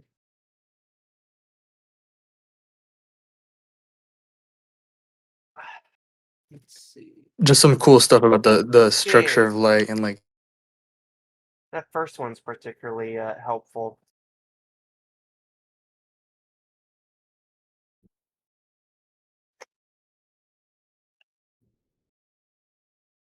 yeah, illumination is a fact of higher order than radiation. Mm, okay. We don't see light as such. We see the illuminatedness of surfaces, right? Light is invisible. Yeah. Yeah, you see its effects. Yeah, yeah, yeah. It's like really, because again, it's this omnipresent sea, right? It's it's in this steady state because of all this like bouncing back and forth and back and forth, like literally at the speed of light. You know what I mean? Yeah, yeah. So it creates that structure that we saw in the animation, right? It creates that's only possible because of the omnipresent like sea of like light. You get what I'm saying? Yeah, yeah, yeah. That structure. Yeah, you get what I'm saying? Yeah. That's not about a light traveling to the eye. You get what I'm saying? You It's just about see the how yeah. the boundaries of these angles, right? Like how they change lawfully, right? With respect to the surface layout, right? And motion, right? Yeah. Let's see. All right. I think if I try to grasp one more thing right now, my brain will explode. Okay. There's Let's take it back. Like let's take a step back, take a breath. Yeah, yeah, Like you just got flooded with like a lot of stuff. I don't know yeah, yeah, yeah. what. Just like we can take a breath by easily. Like I want to ask you. Like this is like the first you're hearing of ecological psychology, or you were hearing about it earlier. You were seeing some stuff on it. Yeah, I don't know. I've heard some things about it, but so far it seems to be a little different to how I understood it, but there's some good points in here. Bro got What do I'm you mean? trying Googling to grasp Do you more. want to elaborate on like how you like your perception of it was like how you realized that it was different? Because like I wouldn't know that. I'm totally Mm, ignorant of that. You get what I'm saying? So it's useful I to kind of know. saw it as a kind of a semantic difference almost within the opposition on the senses, and now I'm realizing it's something that's very distinct and different. How would you characterize it? Like the difference, like the vast, like stark difference, right? It's From way more in depth. Yes, yes, yeah, yeah. It's like going through the entire thing. It's taking you through like the observations, yes, all of them. Yeah, What's like the thing that like you didn't expect maybe about it, sort of, yeah, I guess. mm, What yeah, would you kinda. uh, think so far that you've heard? Maybe I don't know. I'm and curious you also. seem to like a lot of the concepts that I brought up, right? It seemed like Yeah. wow, that's really profound. That's pretty crazy, right? Like when I talked about ecological laws, right? What did you think about that? The ecological laws were interesting. I'm not sure on the use of law here, but you are pointing at something, that is for sure. Yeah, Mm, you'll see more about it yeah, as you like okay. look more into Almost and start. on in this Yeah, paper too. yeah, yeah, If almost we if certainly we be continue. listening to the audiobook. Yeah, Mhm. seeing what I've seen now. Ugh. Is Mr. Q What here, or is he what just like, is he motivated you the listening, most? or is he out He said, somewhere else? You think? I don't know if he's here, but Mr. O, he said he wanted to watch the recording, and I don't know, but Oh, like what it's Q, like not. what do you think like first comes to mind when I ask you this question, right? Tell me what first comes to mind. Like what motivated you the most? Like what was like intriguing you the most? What I was saying, or what we were talking about? Like boom, like what first pops into mind? It was That you probably remember. the whatchamacallit, the cones of observation. Those were the ones Mm. that intrigued me the Optical most. optical solid angles. Yeah, yes, these. Right. Yeah, those were the most intriguing thing. Probably because it was a very visual, and it gave you a good idea of what is. I think it's very close to one of the important things in ecological psychology, or one of the most. From what I'm gathering, it's high in the hierarchy, if that makes sense. Right. Just a description of light at the scale relevant to activity. Right. Yeah. Relevant to behavior. Right. The ways of living thing. Yeah. like moving about among things in a cluttered environment, right? Mm-hmm. Yes. Like I feel like the analogy I gave, like I set up the stick example earlier, right? And then I brought it back right then. Right? I brought it back there right then, like to explain how like essential, the like for control, right? That these ecological scale variables are. You know what I'm saying? Yeah, I get what you're saying. Yeah. Like how the light structured at the scale of the photovoltaic cells, right? That's not like it's impoverished. It's missing this, precisely this, and this is what we need, and that's what has to be recovered literally by all these uh posited mechanisms, intermediary mechanisms that supply the missing pieces or whatever, that have the innate knowledge of reflection and geometry, the physics of reflection, right? Yeah. It's like encompassing everything. Yeah. Well, I I think thought that that's was a enough. really good analogy. I think I Like gotta bringing go it eat. back. Yeah. I think I gotta go eat dinner now. The Yeah, rice you're should good. be ready. Yeah.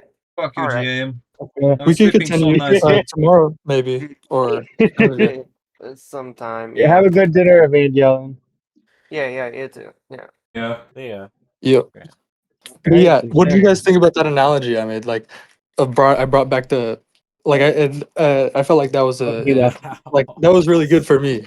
Yeah, I was talking What? to you guys. I'm talking to you guys, the rest of you guys. Yeah. Which one? Which one? Like I was like how I brought back the stick example, right, to really emphasize how important like the structure at this scale, right, this structure that we're looking at, like in these figures, is so important for this type of control, right? Mm. Yeah, You know what I'm that's saying? true. And that how the structure at the scale of the photovoltaic cell, like it doesn't have that. It's precisely it's missing precisely this. You know what I'm saying? And Isn't that's what. photo? I guess.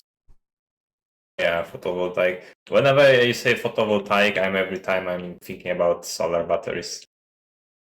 Yeah, I'm talking about like at the cell of a single, at the scale of a single. What is it? Cell of the organism of the eye. Yeah, Yeah, like the yeah, the a single cell. fusion Okay, cone, I would say yeah, probably, right?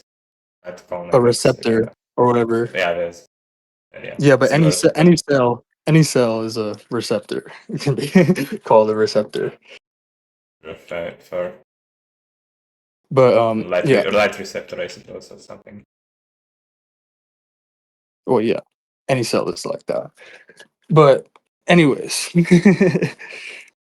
How did um, you how did you end up in Zulu's VC? Like, I don't know. I just saw what was going on, and I saw like the people were like in VC text. They were like they copied and pasted something that like Buoyant was trying to give a shot at, like explaining like I ecological think they were psychology. trying to. Video in the They chat. wanted to. I think he was showing Mr. Q, the Papa Jeet guy, wanted to show Mr. Q the stuff you sent. The stuff Voyant sent. Hmm. What Voyant sent. Yeah. And he put that in VC text, like he copy pasted it in there. And I was like, oh, are you guys talking about ecopsych? So I joined. Hmm. I just joined to listen.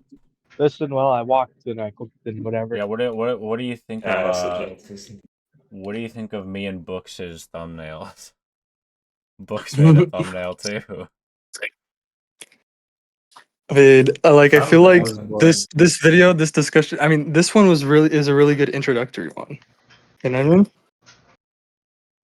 Like to send to people like we're like, oh, like introduction. I need an introduction. Yeah, so You get what I'm saying? I am looking forward to what Louis is working on, because he said it's not gonna like a presentation, like a lot of focus on pedagogy, on teaching new people all about this. That's also, I think, going to be interesting and very useful resource. I guess. I don't know what he's working on, so Well, he mentioned it like once or twice in the chats, and also he was trying to talk to you about it and like about the pedagogy, and you were kind of dismissive from what I remember. well, no, he was yeah, he was talking about the problem of truism, and I told him he didn't understand it. I mean, I'm the one who formulated it, so I should understand what the fuck it is. I don't remember the conversation about truism personally, but anyways, No, if you search equal emphasis in the chat, you'll see my formulation of it. It's also a pinned message. Yes.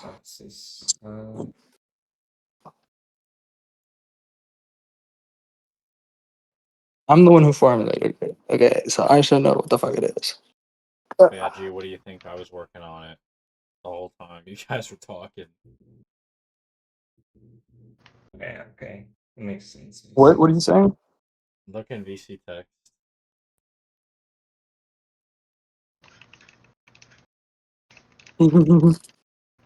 We did it, Father Vidzu. We found the ultimate stuff.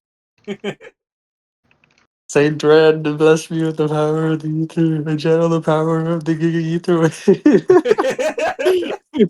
Ruminating.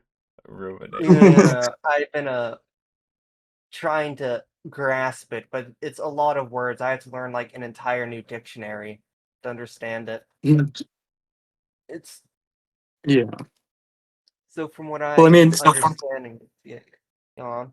I found it really useful, like, to just be like, let me not try and fit all of this into like a already like preconceived framework. Like, you know what I mean? Let me just like let me just like relate it to like what's in front of me.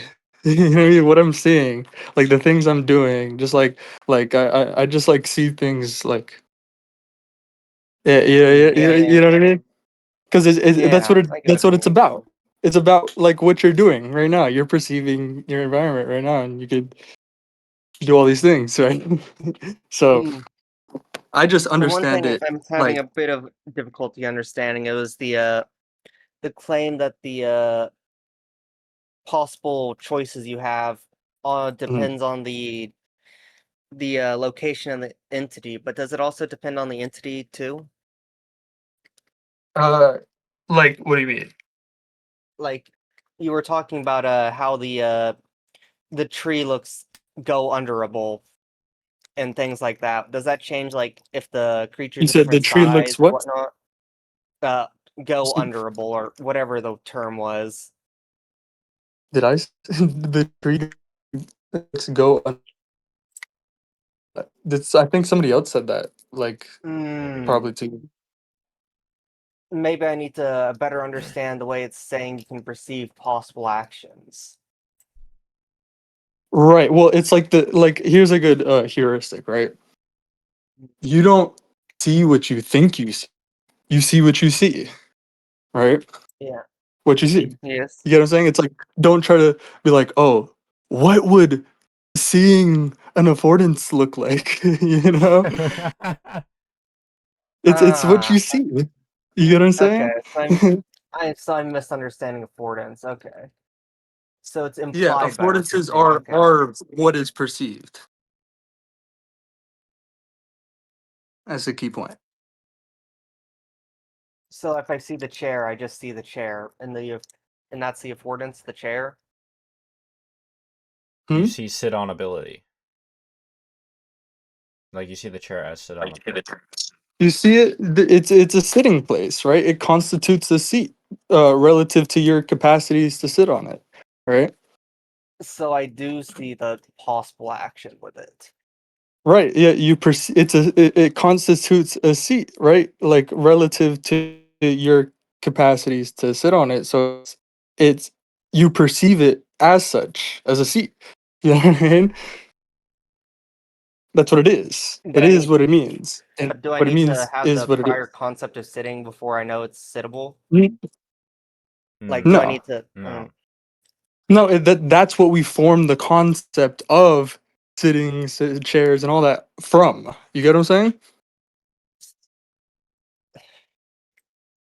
So we perceive the possible actions as if they're in the objects? Well, not so much in the objects. It's you're perceiving a system of which you're a part. Like here, there's another figure I can put here. uh, like I've posted it a few times in the chat, so let me just find it. Hmm.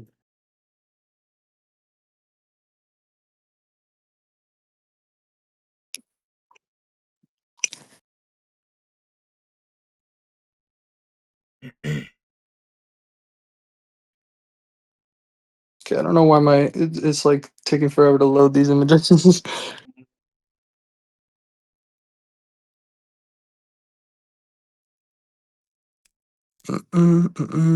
Here, where is it?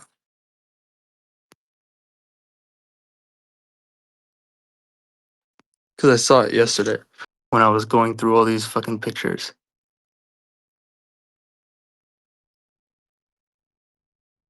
So yeah, it's Here definitely it going to is. be difficult to understand an affordance if you don't like include yourself.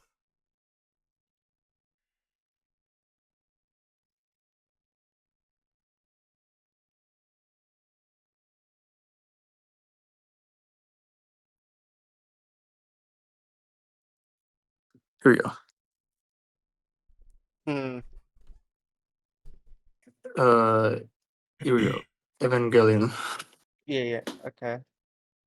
Yeah, pinged you. The fuck? Ah, here. Yeah. hold on. Let's see.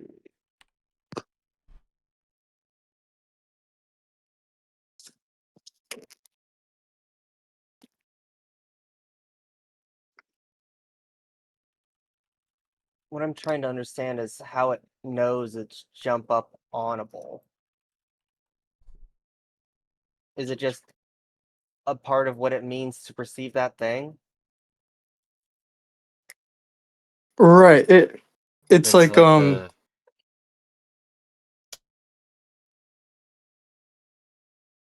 I mean I don't know where to start to answer that question really.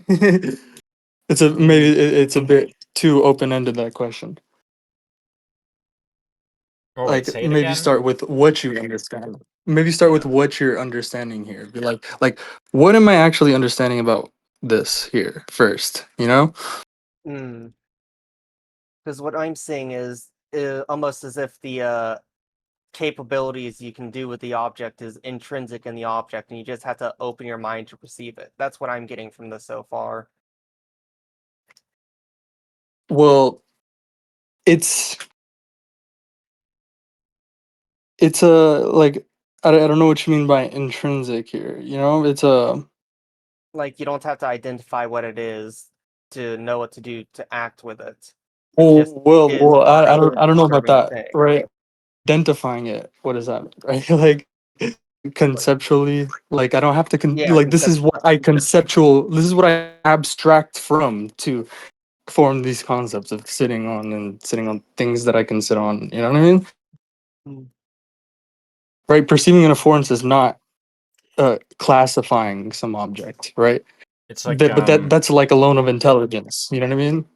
it's like you don't need to intuit the sittability of a chair. You just need to detect. Just need Right, to well think detect. about it like this, right? There's the example of the polar planimeter, right? And that's an intro to ecopsych there. Um, like if you open intro to ecopsych and search polar planimeter, there's like a little figure showing it, and like that the whole section. If you think about it like this, Okay. right? Because it's like it you have to choose something, right? There has to be some variable. What are the variables? What are the right degrees of freedom, right? It's not a question of whether that question is even valid, you know? The question is, what are the right degrees of freedom, right? What are the right variables? Mm. Do I have So, to do I have to construct? Remember, it's like without the without the structure at the ecological scale, right? I have to reconstruct it. That's what I have to recover in the first place, right? It's like I'm denying it, but then I'm supposed to recover it. Like the theorist is denying the reality of that. But then that's just like what they do all these like gymnastics, mental gymnastics to try and recover in the end, you know? I am still very confused because normally I know when I see like a chair or a bed, I just don't really get anything from that. It's just But yeah, a think about thing. it like this, right? It's not just like some isolated thing. It's not like there's no non-specific properties, right? It's like this chair is like more or less sit onable, right, than other things. Right? Other compared to the other things around it. Yeah. Yeah, like a So very am I just poorly And it's just constructed like chair. you remember, like it's more like you don't really ever just like have the goal of just like sitting? like You have a think about it like this. functional. If you have the goal of like, oh man, let me find somewhere to sit, right? Then you're searching for, sitability. That's Uh, what you're looking okay, for. You get what I'm okay, that's saying? a very important part of it. Okay, that makes much more sense. I thought it was just like you're constantly passively looking for something to sit, and just the sitability is No, there, and you no. just okay, that clears it up a lot. But it's like remember, it's like you have to coordinate with the goal specific information, right? Okay. So how do the animals choose or get the goals they act towards? Well, right. The goal is the affordance, realizing the affordance, right? Sit on ability. Mm. But they It's don't always go there's an towards sit abundance. on ability. There's an abundance of affordances, right? Like Mm-hmm. innumerable amount of affordances all around you, right? So Mm-hmm. like it's like like scarcity, right? Like how scarcity entails choice, right? You have to Yeah.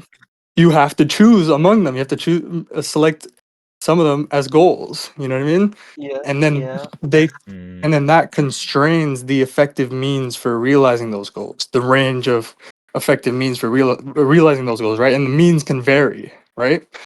Like in a certain Okay. range. You get what I'm saying? I'm I'm starting to get it, but it's a lot of the terminology. So affordance is just something you can do with the object, or is it the object itself? Right. But well, this is the important part, right? Something you can do with the object, right? But not abstractly, because affordances are specifically the kind of thing that can structure light, structure, uh, energy, right? Such that it becomes ambient in a medium, right? It's structured by the surface layout such that it becomes ambient in a medium for potential observers, right? You know what I'm saying? So it needs to be perceivable first. It needs to be able to structure, the information, right, at the ecological scale, right? It needs to make like that's the key here, right? That it's structuring, right, the environment such that the environment is specific to what is required to like what you like need to do the thing with it, you know what I mean? Like in very simple terms, but there's a lot more into it. There's a lot more that goes into it, right?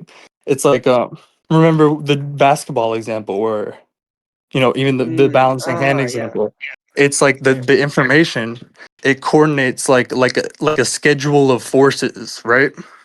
It orders like a schedule of forces. You're just uh like what you need to be like economical, right, about the forces you're using, you're generating, you know what I mean? Yeah. And that's what Also, allows I you to do tried that. doing the pen example you mentioned, and I was unable to do it either way. Well, you need like a actual like stick that can hold it. You can hold up a little bit, Yeah, okay. Let's like see. I got the example. I saw a video like on YouTube like of this coach doing like he was like here, try this, do it. Oh look, they won't be able to do it, but just change your attention to the tip of the stick, right? And they're able to do it. It was Yeah. I put it in bids. Let me see if I can find it Okay. because it was pretty cool. Like I like it didn't say anything about like ecological psychology, but like I already knew how to understand it in those It terms. integrated well. Yeah. Because I'm still trying to grasp affordances, because that's probably the most difficult one I'm Yeah, having but so far. right? Here's the key, right? Gibson. This is a quote from Gibson, right? Mhm. It's like what's important for the theory of affordances, right? It's not important like the question, right? Uh, whether affordances exist or not. That's not important. The important question is whether uh there's like whether information exists that's specific to them, right? That's the important question for the theory of affordances for Gibson. Oh. So it so the affordances are the entity and what it implies for the possible behaviors you can do. Also including Rather, what the entity mm, is what it makes possible. compared to what else is in the environment. Like an entity's properties are how it can act in relation to other things. Yes. Its properties are its identity. Yeah. So the Right. affordances are just another way of saying its properties and how you can use them. Right. But right on the dimensions of relevant to behavior. Mm. So how they're Dimensions of useful relevance. towards your ends. Okay. Mhm. Okay. I see. Yeah, you'll start see it'll start become clearer and clearer, right? You don't have to have a super clear picture at first, but like you'll be able to spiral back just like Yeah, okay. with the basic understanding, you know? O- Okay, that's much clearer now.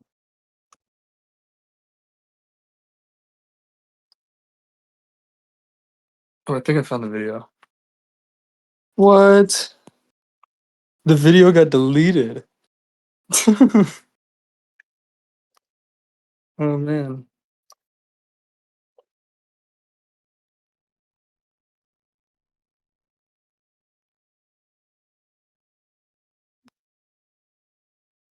I think it got deleted. What the fuck? Oh no, it's right here. Found it. Here. It's like a quick YouTube short, so you can just watch it really quick. Ah, yeah, okay. Ah, here. Let's see.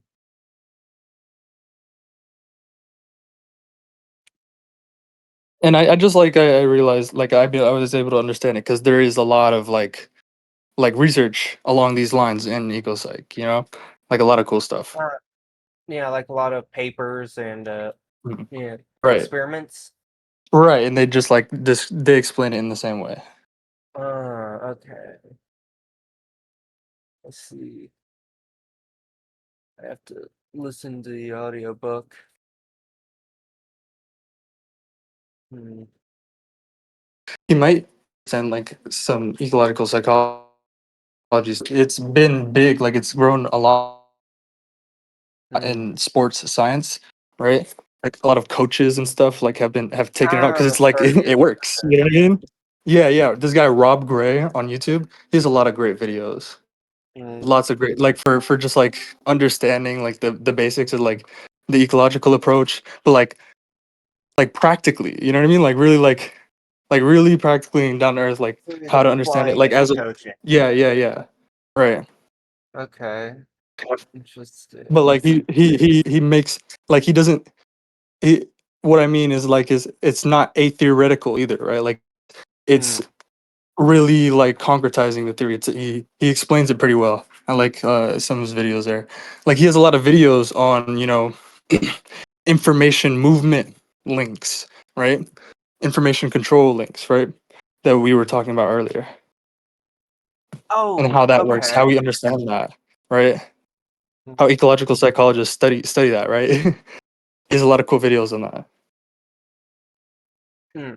So I also had a follow-up question. So affordances are relative to the living entity that's there in the location, right? Well, right. Well, here's a key point, right? They're organism relative while also Okay. being organism independent, right?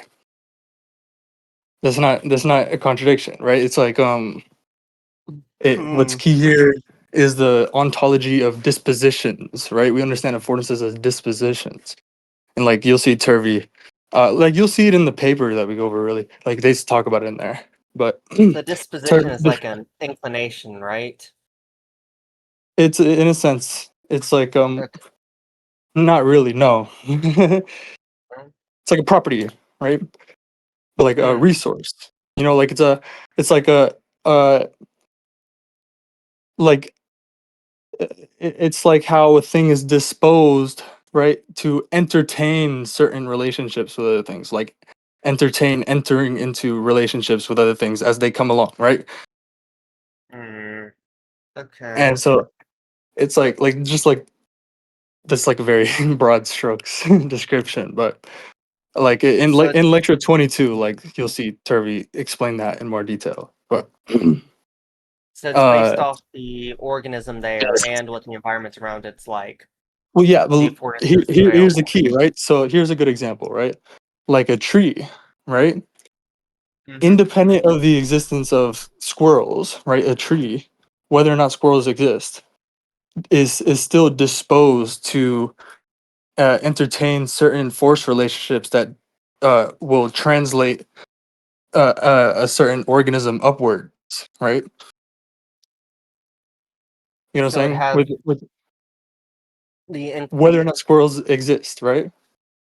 okay, so any organism of that certain size would be able to use it in this certain way. So it'd be an Mhm. affordance Right. it has And that's sort of really like why animals like squirrels evolved the capabilities that they do, right? to actualize this potential. Right. Yes. Exactly.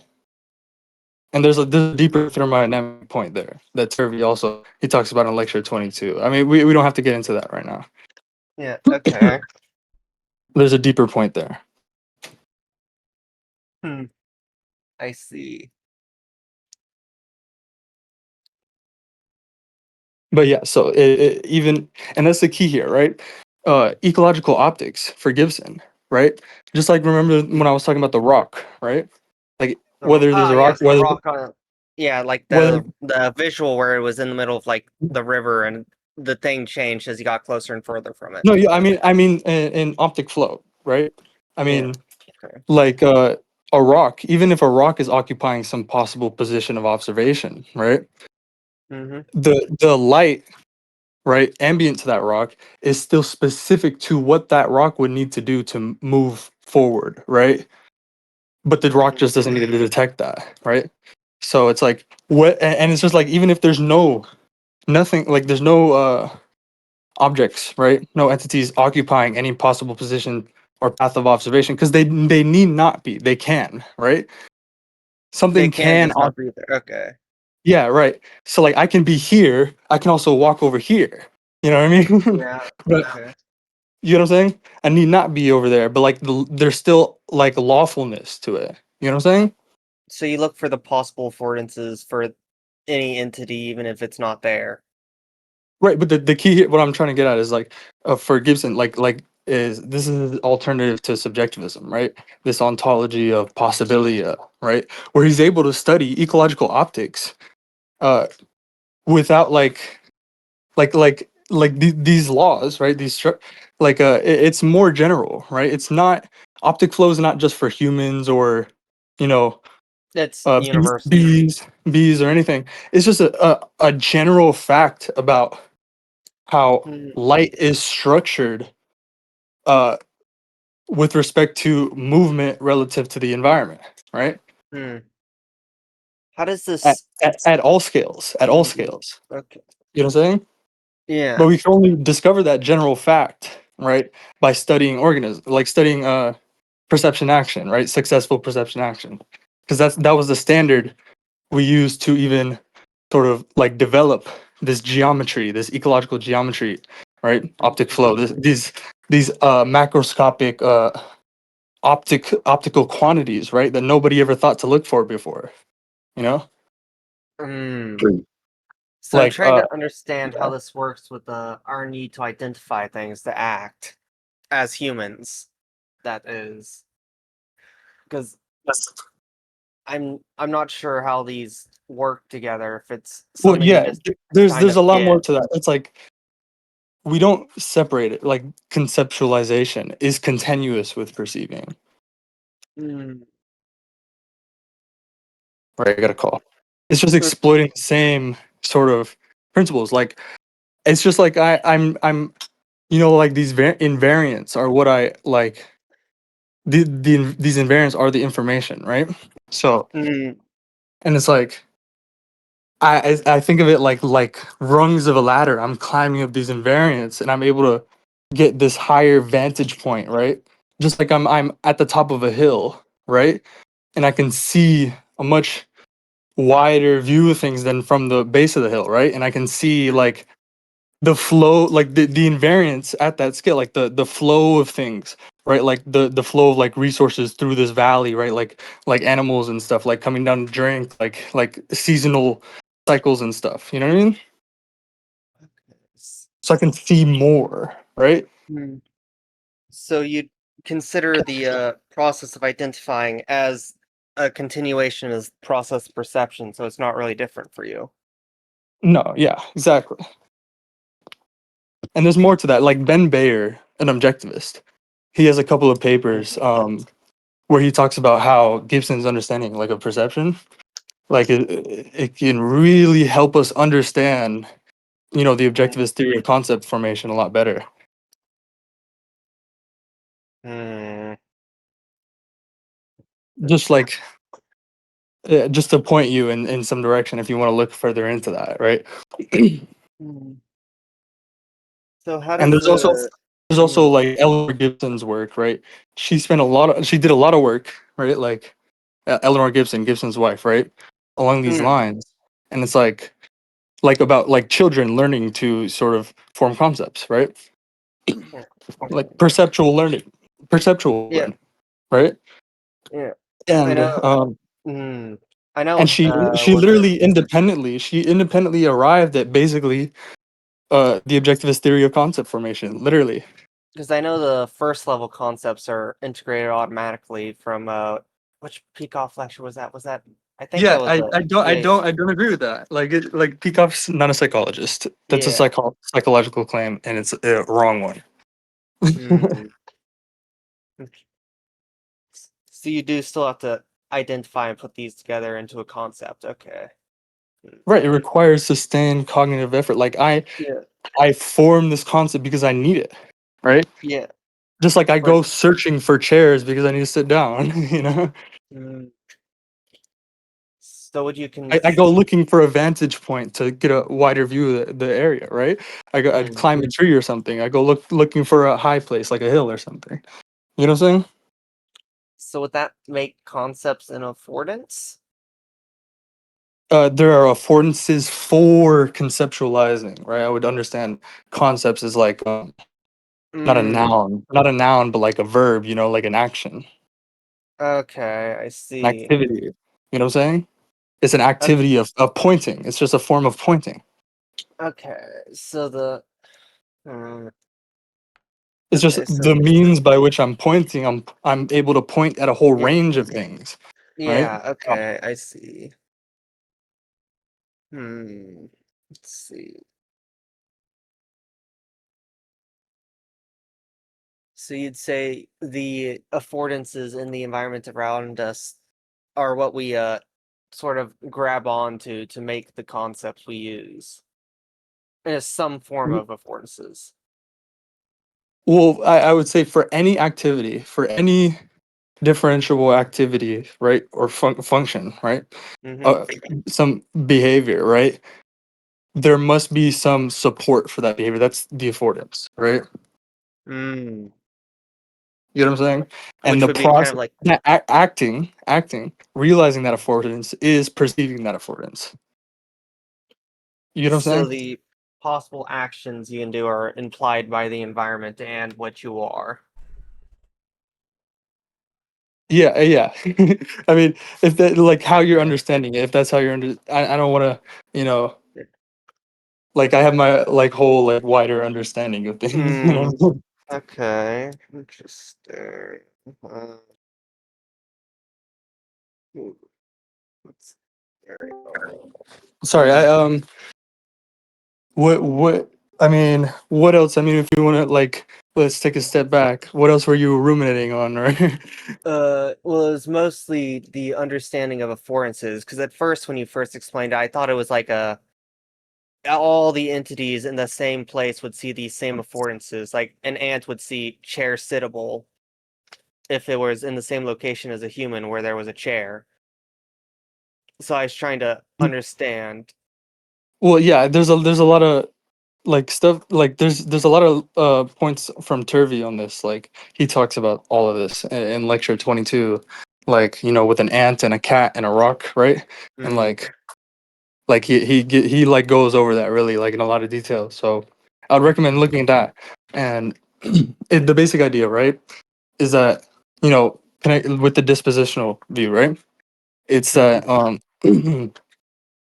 like like a garden, right?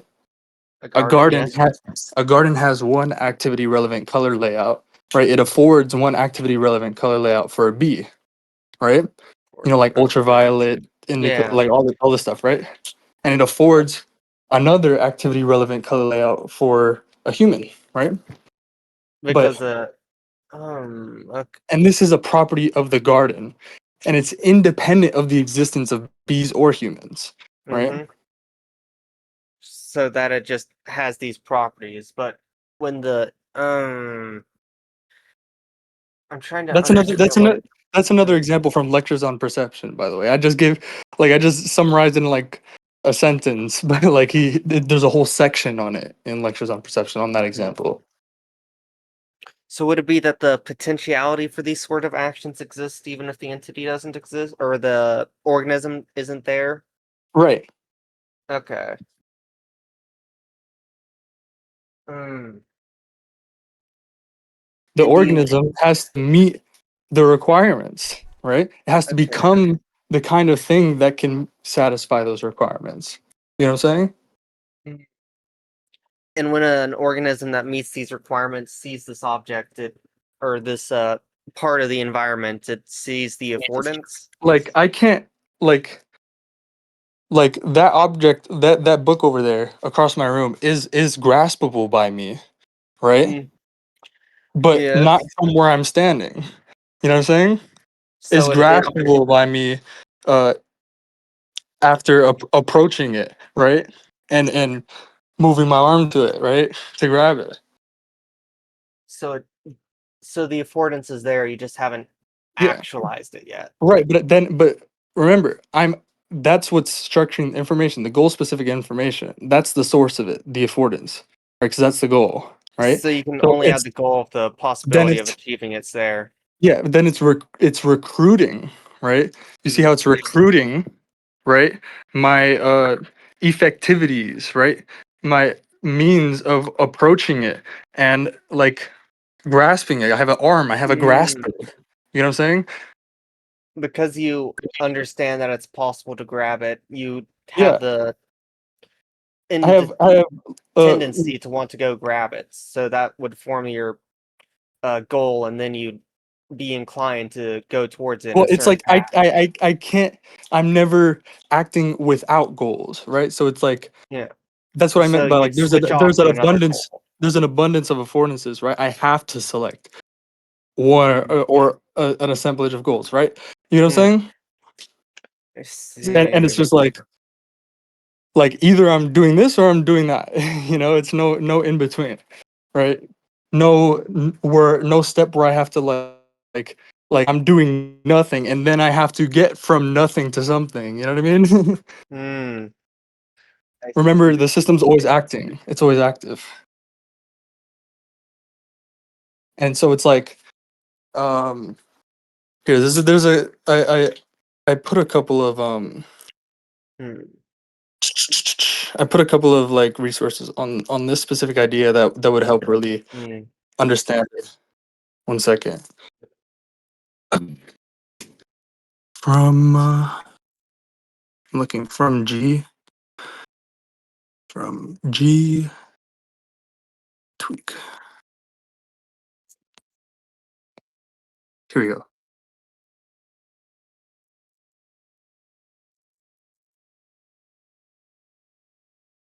Here, if you search from me tweak like TWEAK.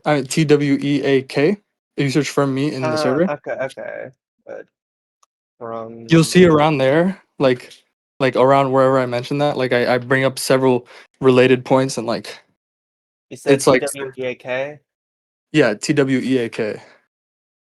Like you should First, see it. let's see. Not the first one. The second one. The second one, and the ones below it. See, Okay. I've referenced it multiple different times, and like I provided different references and stuff, and some related stuff on that. So when you see a possible goal, that constrains the other actions you could take.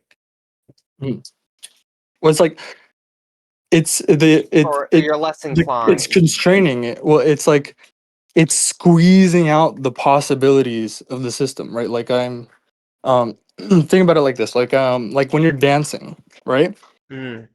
You're dancing, right? It's like if you try and focus really hard on the goal, right? Like dance good, right? You're gonna be a lot more clumsy, and you know what I mean? I've never danced any other way than that, so I don't know. um okay, here, how about this? Right, throwing a baseball, right? There's only so many different ways, like I can arrange my body and stuff to throw the ball at a sufficient like speed, right? To reach its target. You know what I'm saying? And as you But do it more, you observe the right. ones that are more that have But you more see, the affordance to them. target, the affordance goal, it Mm. constrains the range of effective means for realizing it. So given your goal, only certain means will achieve it. Mhm. Okay. They get recruited, right? And the rest get constrained, you said? Yeah, well, like the constraining is this recruiting. This, This. yeah. Okay, so the constraining is the selection of the ones that are capable of achieving the goal. Mhm. Mm. It orders them. It orders them. Like maybe it requires, uh, steps in order, right? You know what I'm saying? So the book on the other side of the room constrains the means of Right. grasping from I here. don't lean forward and move my hand forward before I approach it. You know what I'm saying? Okay, I I see. approach it first and then I use my arm to grab it. You know what I'm saying? Mm. I've seen babies do that exact same thing. They'll see something far away and try to lean forward to grasp it. Well, don't read too much into that, right? Remember, they're just like learning. They're just grasping at everything. You know what I'm saying? Mm. They're learning to control their graspers, right? So they're Their just arm. The graspers. Right. Your arm is a grasper. It's a thrower. It's a reacher. Right. they're trying It's to a understand it. Okay. yeah. It's a support. You reach out when you fall towards the ground. You reach out with your hands to block your fall. Right. Hmm. Interesting. It's all these things, right? So it's like effectivities, right? What I'm saying, effectivities, effective means, they are affordances too. Your arm is an affordance too, but it's an affordance selected as a means, right? With respect to similarity, like a selected affordance goal, right? That's recruiting it as a means. You know what I'm saying? So would like an itch on your arm be an affordance Well, for you to itch it? well, my arm, uh, my other arm is an itcher, right? I can itch it. I can itch it. Okay. You know what I'm saying? Okay. I see. Like if imagine if I only had one arm, then I'd have to like rub it against the fucking something else, you know? Well, now tree is itching implement. Yeah, each with Okay. ability, Itch with right? ability. Okay. Yeah. Interesting. right? And but it's like, well, if I had an arm, then it's like my arm is a lot like more readily accessible and better and like, you know, to Most of use the time, than a unless like tree, right? But if I didn't have an arm, then I'd probably want to use a tree or something. unless it's occupied with something else, and then the tree Right. looks a lot more appealing. Right. I mean, like think about like you know, affordances for like sleeping, right? You know, it's like you can sleep in your bathtub, right? But it's a lot less like conducive, right? To what sleep is for. You know what I'm It doesn't saying? have the properties you'd prefer when you sleep. Right. Well, Okay, it's a I lot see. less conducive to what sleep is for. It's more or less, right? Mm, It more okay, or less I see. satisfies what sleep is for. You know what I mean? Hmm. Okay, I see. Like, you know, sleep you want a stable like horizontal like bed really, because then that helps reduce like skeletal strain, right? Yeah, Like compared to if you were like sleeping upright. You know what I'm it saying? eases the discomfort of laying on something hard, or it doesn't have the Yeah. discomfort. And Hmm. like well, it reduces what sleep is for really is to sort of reduce the expenditure of energy when it's not uh really reduce the expenditure of resources, right, when it's not favorable, right? Like you know, Hmm. nocturnal organisms and like daylight organisms, I forget the term. But like if I invest in effectivities that allow me to have better like perceptual Diurnal. like capabilities, right, in the daylight, right, then I necessarily would be less effective during the night, right? Hmm. You get what I'm saying? Yeah, So yeah. it's like I can conserve my resources for when like they're most effective, right? The So, daytime by are sleeping there and like, you know, and I can do a lot of other things while I sleep, like repairing, like and like cleaning waste and stuff. You know what I'm saying? some parts of the environments that has no affordance for sleepability, or is sleeping object, or is Well, bed? remember, it's not it, perceiving affordance is not classifying an object, right? Hmm. Remember, it lies along natural dimensions that run through like innumerable natural dimensions run through like every natural object, right? So with the mic arm, I have a mic arm. So would that have less is sleep or Like is layability?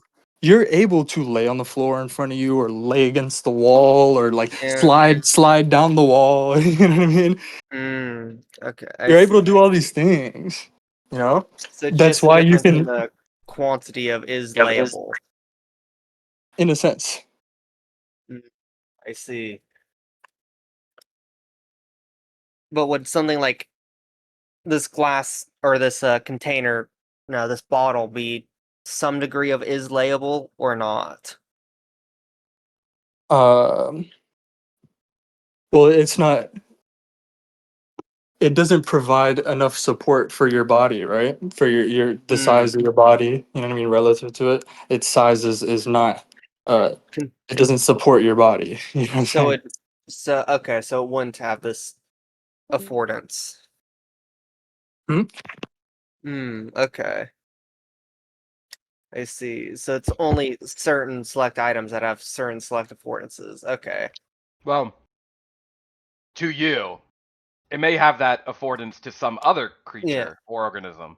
Yeah, of course. Yeah, But I'm thinking but on the it scale would of have me. it. Right. It Yeah, would yeah. have it for like the same reasons that you know the floor has it for you. You know, it's like Yeah. it Because it's a different supports scale. it supports your body size, right? It supports your mass, right? Okay, I see.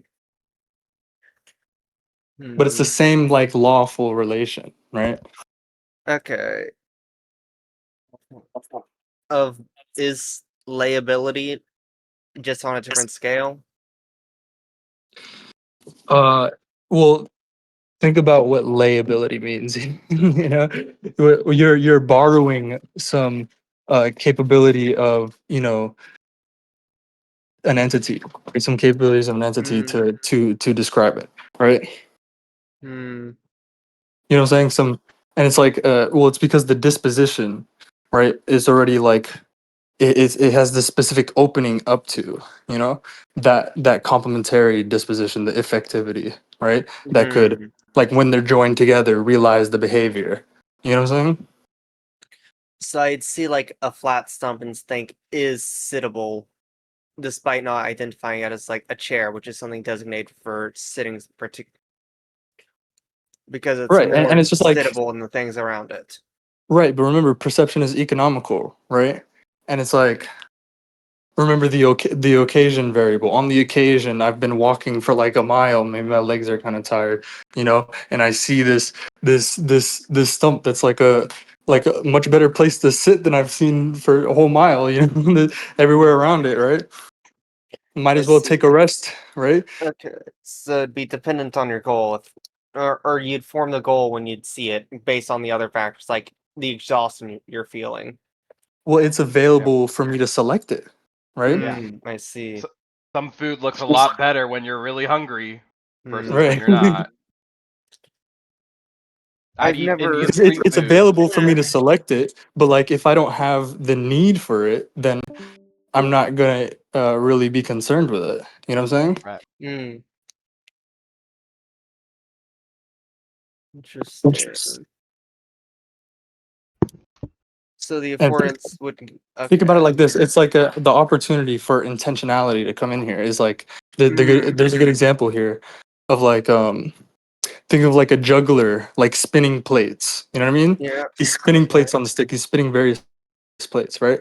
And so think of it like these are like harmonic oscillators. They wind down, right? And this wind they have like a specific cycle, right? This specific cycle where they wind down, right? And then there's this opportunity to inject Oh, energy, to more inject speed. Yeah, force, to right? reset. Yeah. You get what I'm saying? To wind them back up, right? So that they wind back down again. You know what I mean? Because of the properties at that moment, there's Right. more of And an that's inclination to do it. like how, the whole like water cycle in our body works, all these different cycles, right? Where we're sitting atop all these different cycles, right? At various time scales, right? Okay. And how does the time scale affect it? Moreover, what is Well, the time scale? well, well, think about it like well, I would have to sort of like it's telling it's basically like a constraint on like how much work is required to wind it back up, right? If it's a larger thing, right, then it's like more is required, right? Interesting. Just like if it was a heavier plate, right? Okay.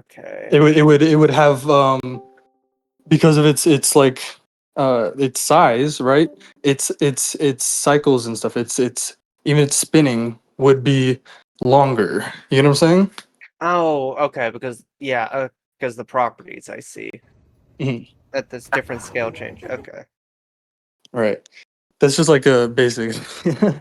uh, yeah. There's a lot more that goes into that. A lot more. It's like this idea. It's coming from homeokinetics, right? And the like method of homeokinetics is like biospectroscopy. So this is what we're doing, like biospectroscopy, where uh, it's like oh, I don't know if I want to go into this because it's so cool, but like I don't know if I Yeah. want. Yeah, It's I got like like 4 minutes. okay. I'll just send you. I'll just send you. Yeah, All right. okay. So go into lectures on perception, and then just Control F for homeokinetics. Right? Oh, They yeah, give yeah. the Okay. basic rundown very early in lectures on perception here. Oh, I put it in vids. My bad. In VC text. Control F, and you'll see. Like, just read it real quick. Right? Yeah. You'll see. Okay. And Use the that to the the explore. juggler, the juggler example. Um, I got from this paper. It's called like the 10 Commandments for Ecological Psychology. Like you should be able to find it easy if you search for it. Ten Commandments for ecological psychology. But like one of the it's talking about like where does the opportunity for intentionality come in, right? And it's invoking like this idea from homeokinetics that's used in ecological psychology. Okay. So you said look for the juggler? Control F for homeokinetics in lectures on perception. Oh, homeostasis. Like homeostasis, you know? Yeah, okay. I see.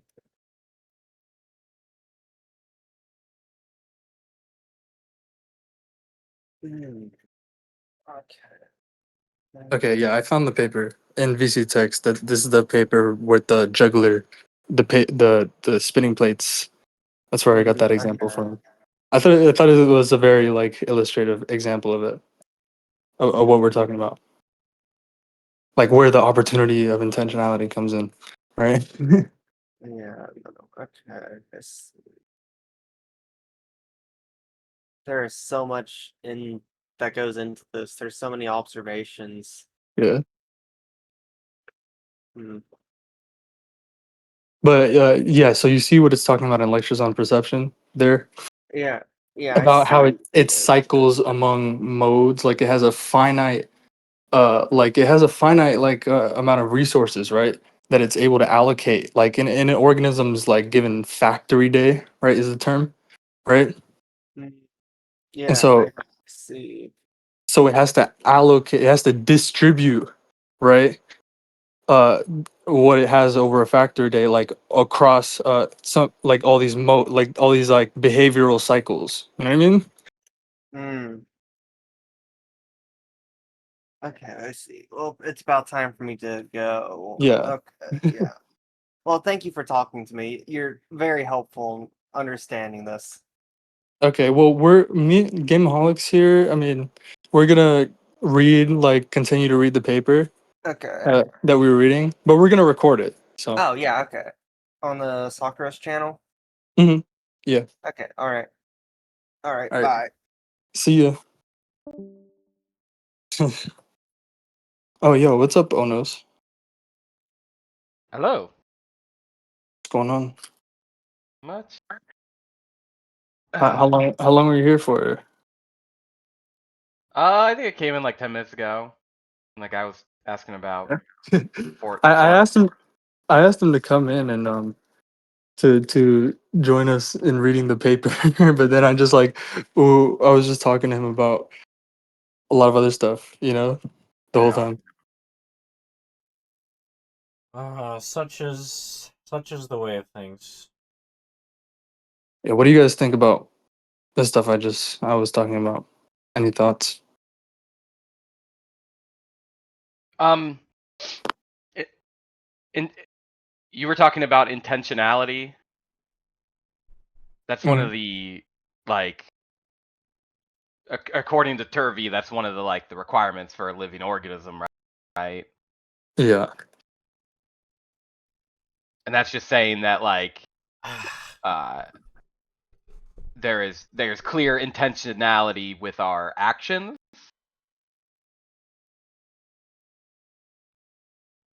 Hmm? Like, because I guess I'm like, you know, why couldn't you say like what makes a machine not intentional? Like, don't machines technically have intentionality? No. Well, like they don't choose to add 1 plus No. 1. They Because intentionality is like end directedness, right?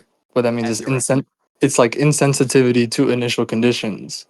And a machine is the opposite, right? It's like Okay. completely like determined by initial conditions. Insensitivity to initial condition. Right. So you can change the initial conditions, right? Like of a natural self-organizing system, like a natural complex like system, right? Not a machine. What I mean, right? Right. And if you change the initial conditions, or like you keep the initial conditions the same actually, uh, and you repeat it. You repeat the test over and over. What you see is that like every single time it just radically like diverges in different directions. You know what I mean? It doesn't follow like a fixed path from initial conditions, but it always goes. It always satisfies the same end, right? The end is invariant while the means vary, right? Right, like the guy with the hammer, the Hmm. blacksmith, right? The Right. blacksmith. Exactly. Right. So it's like it's ordering it, right? The intentionality means something beyond. It's referring beyond itself, right? It's getting its order, right, from somewhere else. It's not unfolding from within or just like out of nothing, you know? Okay. Also, owners, you know it's intentionality with an S, right? I just want to make sure. No, I was talking about intentionality with a T, actually. Oh, Yeah. hmm. Like Intentionality with okay. an S is meaning. It's the object of the intention, right?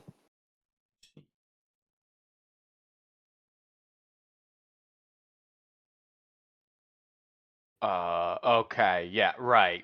Yeah, I'm talking about intention. Yeah. Okay. Makes sense. Yeah, with a T. Okay. I see. I guess intentionality.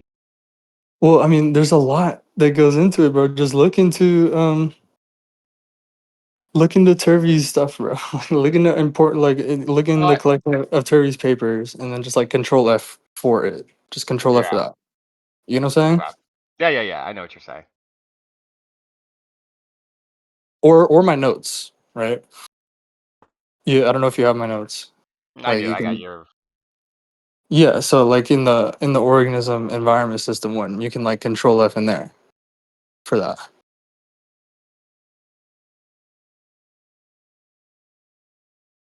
Or oh yeah, you should watch the books video. We did a video with books. Me like Mhm. the recent video on Sakura's channel where it's like the history of affordances. I think that's part of the title, right? Yeah. You should Yeah. definitely watch that one. I think it's a very good like it'll make you like really grasp it like concretely.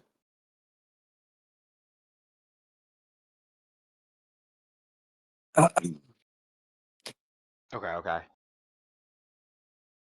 Yeah. It's I really need to reread lectures on perception because every time I learn something new, it's like, oh, okay, now that's starting to make more Just sense. like man, when you have like free time, just have the videos on Sakura's channel playing in the background, like the ones you weren't here for. You know what I mean? The Yeah. parts you weren't here for. No, I Mm, put them up. I do listen to them every once in a while. yeah, nice. Some That of was them I one of haven't like like. I don't really care about uh the pessimist guy, so I don't really. Mhm. Well, like I'm sure there's some good stuff with him, but no, yeah. I mean, it was me like talking about cool stuff. Yeah, yeah. I was talking about really cool stuff in those videos. You know, it wasn't really about pessimistic stuff.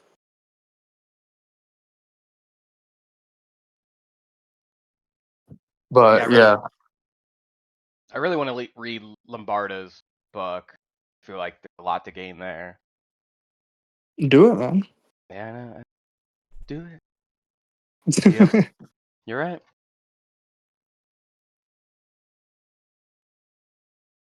What I find is good to just it really motivates me when I'm like I'm taking notes. You know what I mean? Like I have a goal in mind. Like, oh yeah, I'm gonna look at this to learn about this, so I can like put it together in my notes and like copy and paste and like Hmm. from all these different places and then put it all together. You know what I mean? Yeah. Yeah, it's fairly agonizing if I don't have a specific goal in mind. Goal in mind. Yeah, but that's why I read Lombardo's book in the first place. To be clear, What? like What, to Why? get a goal? Yeah, No, what? like I read it in the first place, like because I already had a goal in mind. Like Oh, I yeah. didn't read it in a linear order. I mean, Right. I read like I read it sporadically. You know what I mean? I kept coming back to it and reading different parts of it. And then like I kept coming back and like rereading parts I read before, like but like to get like like in a different order. You know, I read like more thoroughly, right? Hmm. Like some of the earlier chapters and stuff, and like in order more thoroughly after like I already spiraled back a few times because I found like I was already like um well, I did that because I thought like, oh, I can get something out of it, right? Because I'm writing some new notes. I'm writing some new notes on something else, and I remember he talks about this or talks about that, and I probably want to read this whole thing here, right? To get a better idea of what I want to say, right? What I want to write about this thing, you know what I mean? But because I already read it, because I already know that that stuff is in there, then I'm like, oh yeah, I go back to it. You know what I mean? Hmm. For different tasks.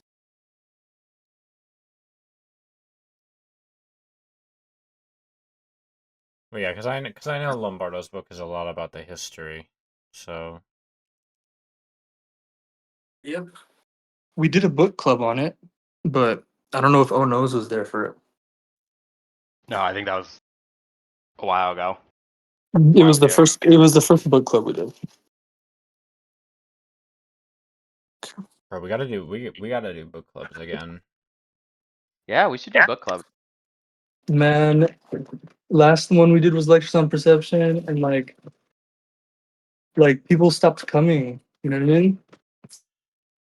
Yeah, I Yeah, remember. Bro, I think my first video on my channel was one, and everyone there just didn't read any of the material.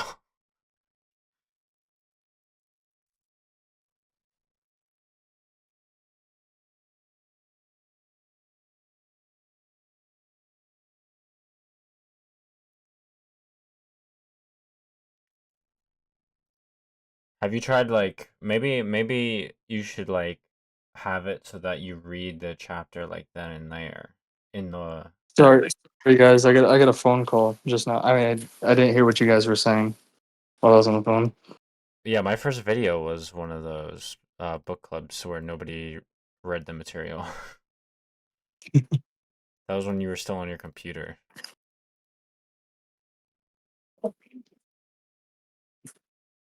But yeah, so I mean, we didn't. I think Oh No, yeah, Oh No's recorded one or two of them, right? yeah. That's where you got the recordings from. Yep. Lectures on perception was a lot to do. It was a very dense Uh, book. I'm so sad, bro. I don't think we're ever gonna get that footage from Tim. About yeah, lecture one. Lecture one was really good. You remember lecture one on those? But yeah, lecture 1, 3. Yeah, the discussion we did on lecture one, bro. Tim said he might have recorded it, but he just like he Dipped, dipped. He bro. was like fuck you guys. Yeah, he went crazy. I don't know what that was about. I don't wonder where he's at now. Hopefully he's okay. Probably hanging out with his waifu, Daisy. Yeah. Ugh.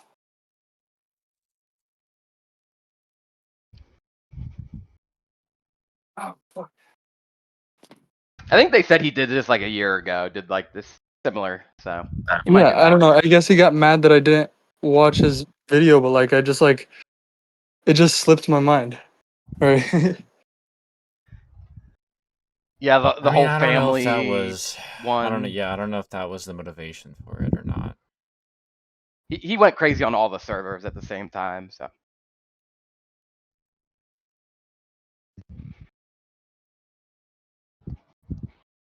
Yeah, Gameaholics, are you there? Is Gameaholics even there? Yeah. No, he said he had to go deal with some shit. Be back in a minute. Need to take care of some shit. He said that like 20 minutes ago, nearly. Wow.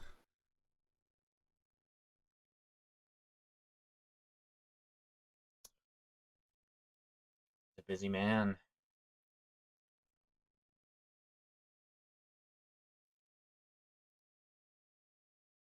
Who pinged me in general chat? At this point, I believe.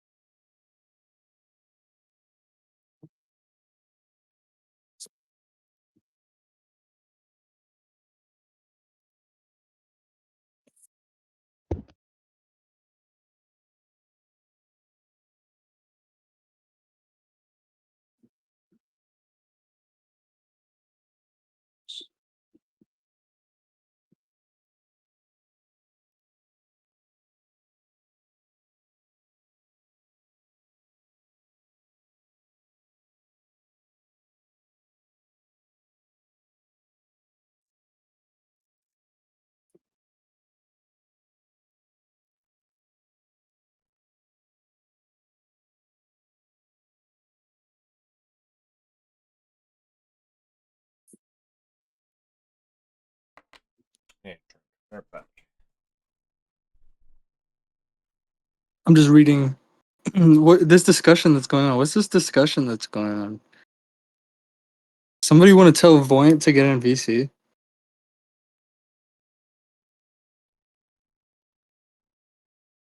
VC or your band.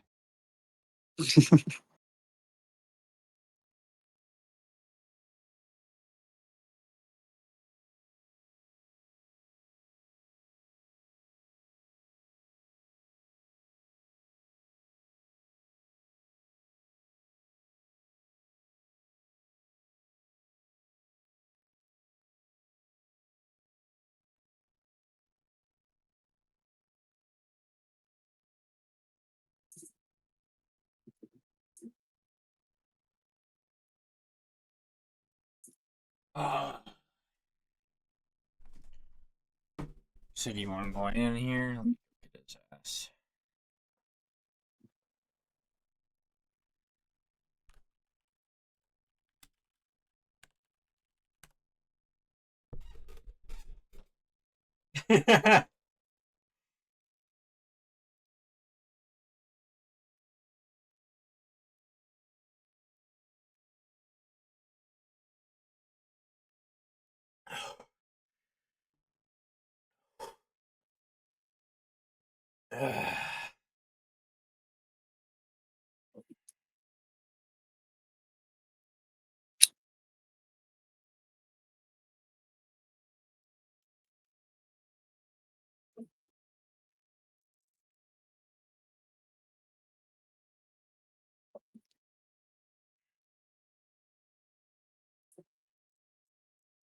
Hilden Hahn.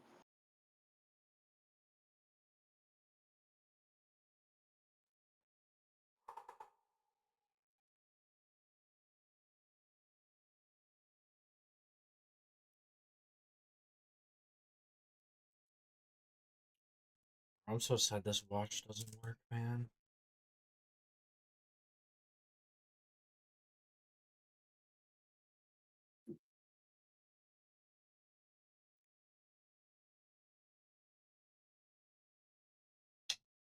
Gee, you have a smart watch, right?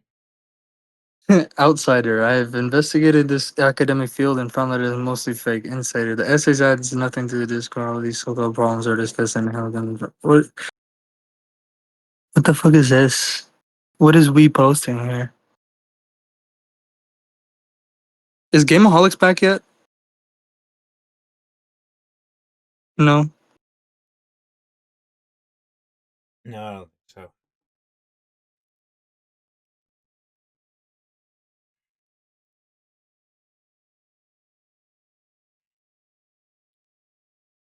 Gee, you have a smartwatch, right? Huh? You have a smartwatch, right?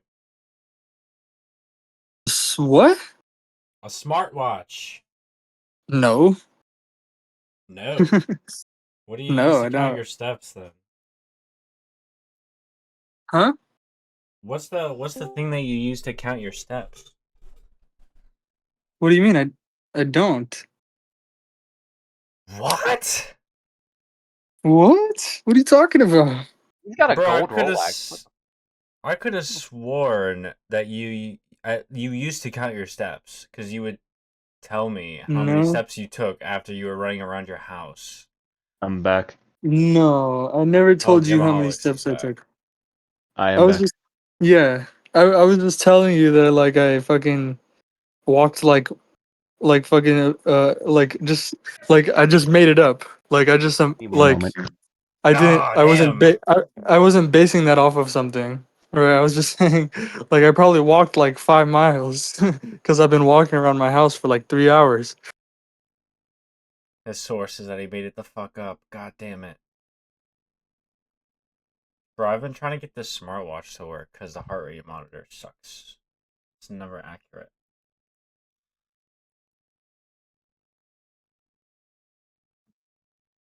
Nah, Boyne's sick. He can't VC because he's sick. Oh, what a pussy. So fucking what, bro? Hey, what are we doing today? Well, what do you mean? So fucking what? Why can't he VC? Because he's sick? It doesn't make sense. Yeah. Bro, stop. Tell him to stop acting like a female. Stop pretending that he's sick.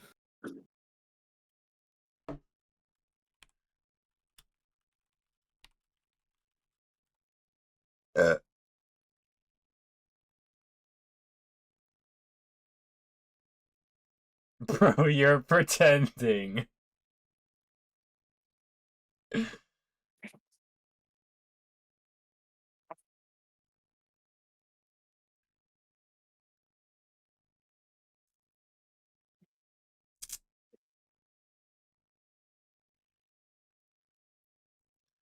Also, Gamaholics is back, so we can do this now.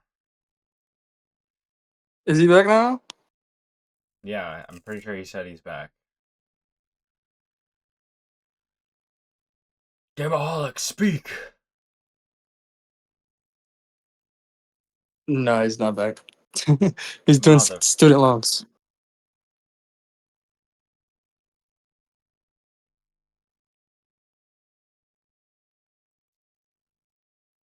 School loans. Acting like a straight up female.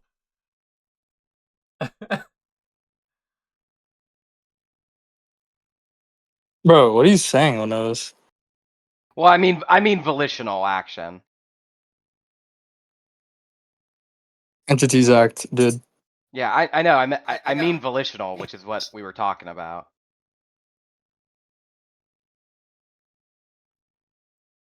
Entities are not remember volitional is just it's just what we call the yes, like the ways of existing, the ways of acting of living things, characteristic of living things, right?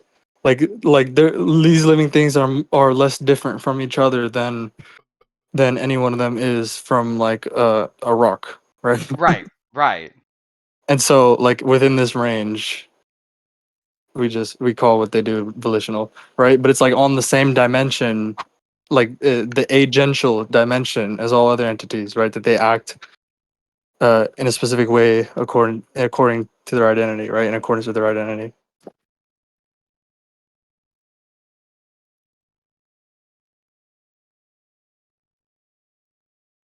Oh no, you really got to read this, bro. Voltiginal.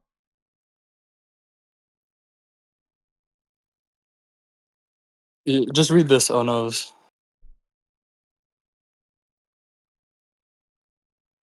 Yeah, I've read this. I think this. What I'm saying is that that's volitional action. Yeah. I clarified I meant volitional action.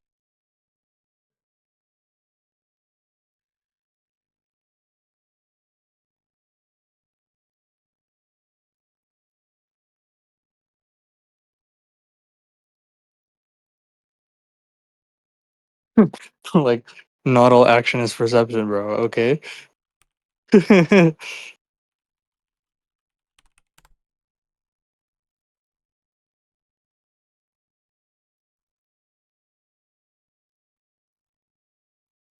Oh man, books is wrong too.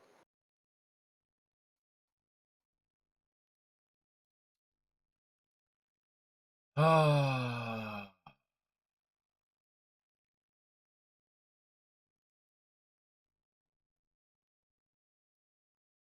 Goyant.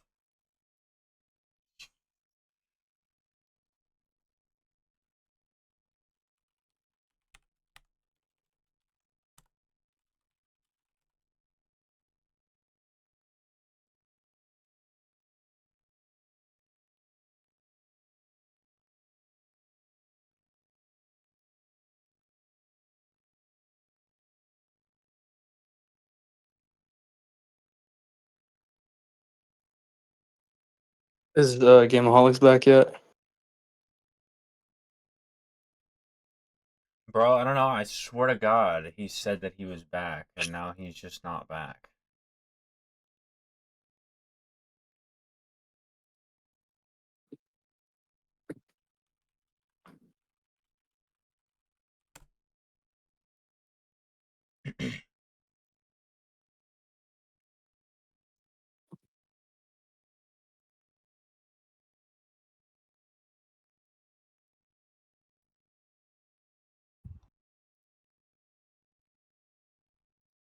Bruh, I have a fever. I will join soon. Bro, he has a fever, really?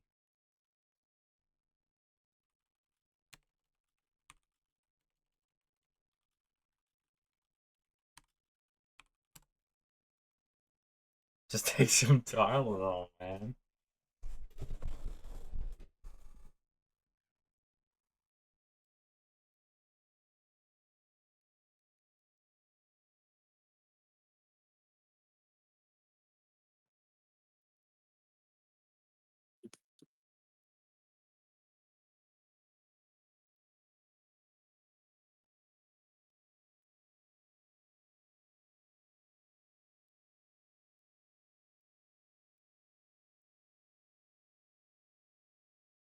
Getting a fever in 2026.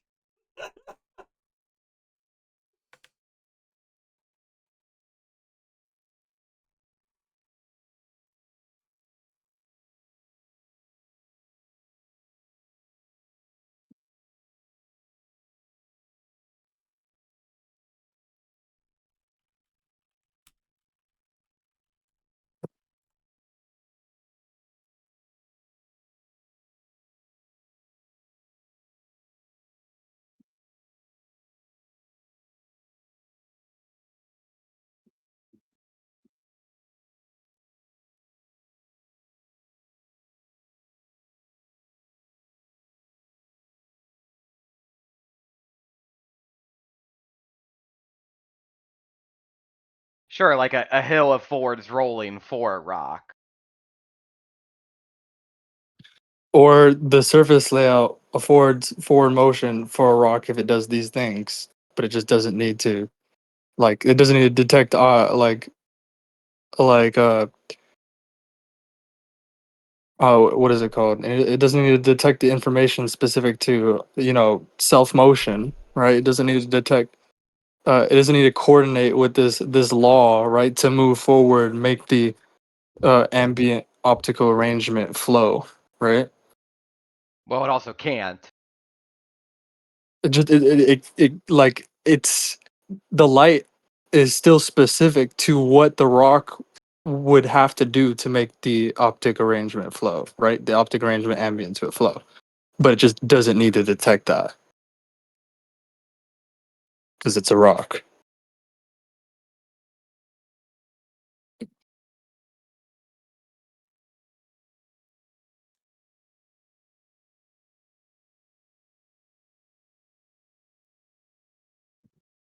But how do you know, man? How do you know it doesn't need to perceive it? Wait a minute, wait. Hold on.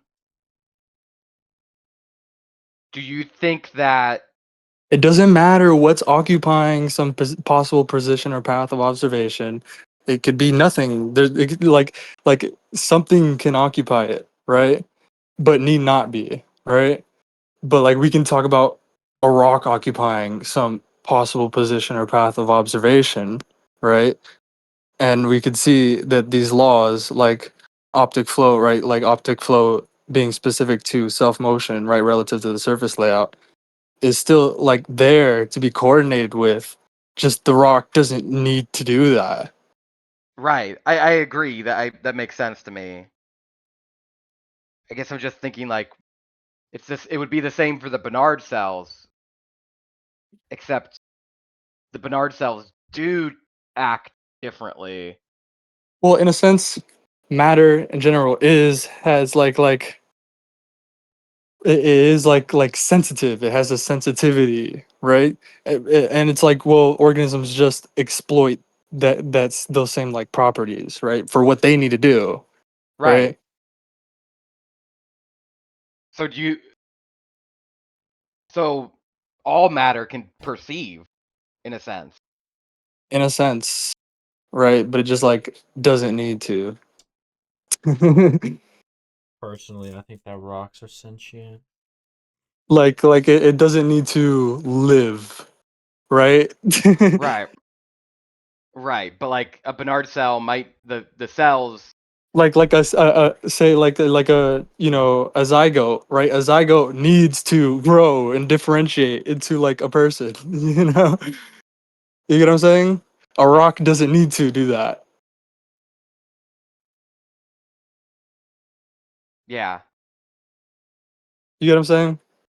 Yeah, I'm trying to think of a different example of something that's closer to uh, being an animate, being a living thing, but not. Well, look at autocatalysis, right? Any example of autocatalysis is pretty much indistinguishable from metabolism.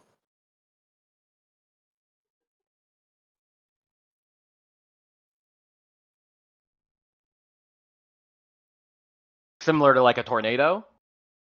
Hmm.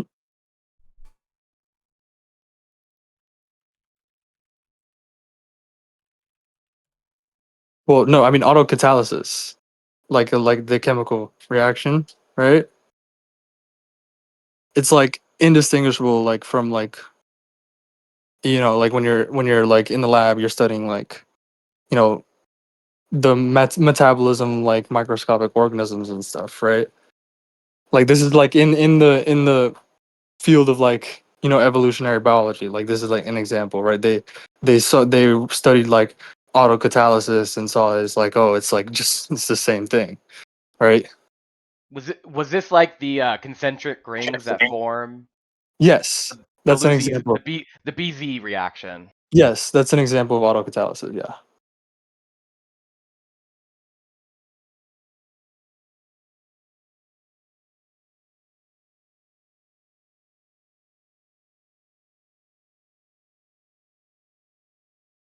But again, remember why. Remember what selects living things, right? It's the planet, the planetary system as a whole, right? You know what I'm saying? Mm-hmm. That's the unit of analysis when we're talking about like uh why life, right? Why these living things here, right? And why is that rock not living, right? It's because the planet doesn't need the rock to be living; it needs you to be living, right? It needs the rock to be a rock, right? You hear what I'm saying, Onos? I do. I feel like The yeah, the and planet the planet needs the rock to be a rock, and it needs you to be you. so you're saying the planet selected for certain Right. organisms. Like it's on that scale, like evolutionary time scales, right? That's where the selection is like happening. That's where it's trickling down right from, right? these geocosmic timescales, really. And then it's like when you narrow in, when you try and narrow, like remember the discussion I was having with Boots, right? Mhm. Right, if you try to just Yeah, like yeah. narrow in, you're not going to be able to distinguish an Ooh. autocatalytic reaction from like metabolism. You know what I mean?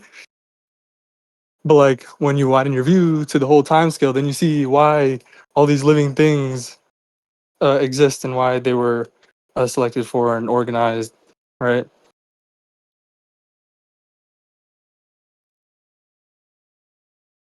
You get what I'm saying? Yeah, yeah. I have to think this. Yeah.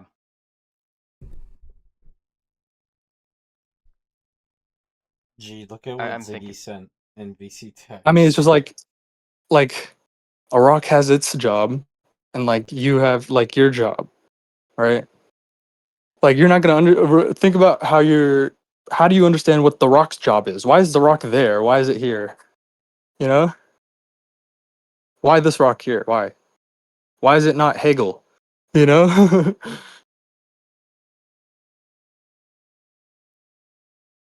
you get what I'm saying? Yeah.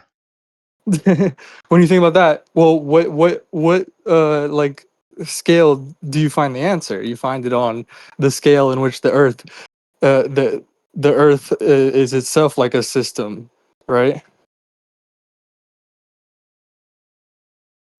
You get what Right. I'm saying? Right. Yeah. Yeah. Yeah. That's where you find the answer of why this rock here, right? So that's exactly where you find the answer also of why this living thing here, right? You're not gonna find it when you narrow in on just the living thing and the rock, like you put them side by side, man. Oh wow, why is this not that thing? Oh man.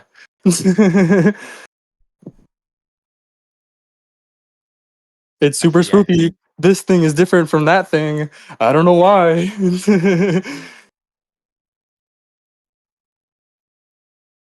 You get what I'm saying? Mhm. Mhm. But like when you widen your view, it's not so spooky anymore. You know what I mean? For real.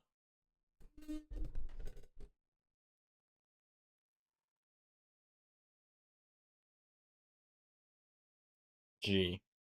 Because you Super know, a living duper. thing, right? I mean, I have to differentiate. I have to go through this process of growth, right, from a single cell in order to differentiate all the differentiation of my tissues and all that stuff. You know what I mean? Because I have to have all these differentiated tissues and all that, right? And organs and all these things. You know what I'm saying? Right. Like I'm Right. not just one homogeneous blob, right? That's why I have to go through this process of growth and differentiation, right? Mhm. And so, but it's also because I have to be able to my purpose here is to like be at the scale that I'm at right now, able to walk around among all these macroscopic objects at the at this macroscopic scale, right, and access otherwise inaccessible potentials, right? Move around and stuff, right, and eat stuff, right? Hunt fucking like deer and like mine for fucking All right. coal, Think you it's know. over. I should be here. You get what I'm saying? Like if I was I at mean, like I wouldn't be able to do that unless I was what I am at the scale I'm at, right? do you think that like well, also the ability to have final causality, right? Like you are end directed, Right. but a rocket isn't doesn't have end directedness. Of course it does. Okay, Gameaholic says he's back now. Right, yeah, but like of course it I does. am. It's and directedness, right? It's just it's the second law, bro. The physics is active and indirected across the board. It's just irreversibility, bro.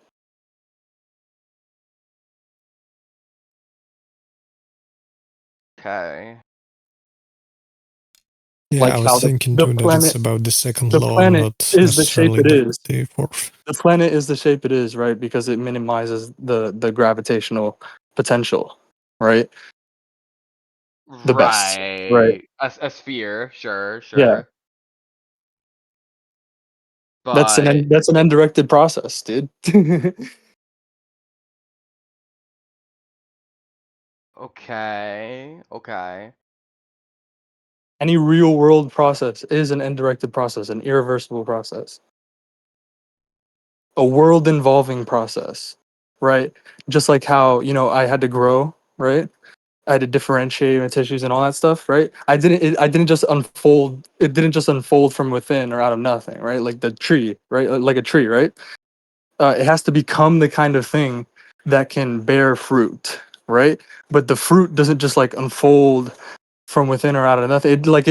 It was a sapling, right? And then it grew into this tree. It had to increase, right? Its biomass and differentiation and all that. Where did it get that, right? Thermodynamics, like the bookkeeping, the accounting rules, right? The bookkeeping rules, thermodynamics, right?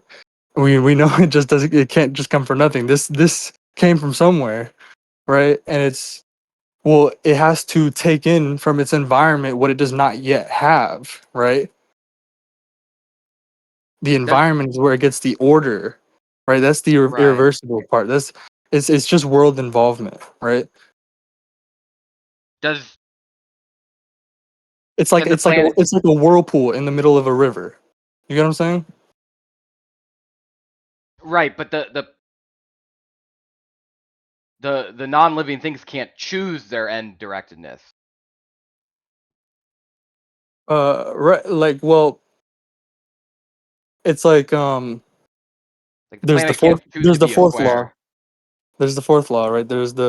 It's a physical selection principle, right? Selection is just a fact of nature again, like indirectness, right? But it's just again we exploit those principles for our purpose as living things, in our unique way, right? You're talking about law of maximum entropy, right? Yeah, yeah. And so Okay. like the examples of like the cabin in the woods, right? It's selecting, right, the path. Uh, it's selecting which path among available paths, right? Yep. It's going to transport, right? It's going to organize and direct its like as much heat as it can through it, you know? Is that the example of like you open up the door and the air comes out, the hot Right. air? Yeah, yeah, yeah. But it's like it has a finite like conductiveness, right? So you can only allocate so much towards out the door, right? And then the next fastest rate, right? The next fastest path, uh, the as much as you can allocate to that gets allocated there, and then the next fastest path, and the next fastest path, right? That's what selection is all about, really. Right. This ranking Right. Right. for the sake The of lightning bolt. allocation, The lightning right? bolt, you know? Yeah. Exactly. Right. Yeah, exactly.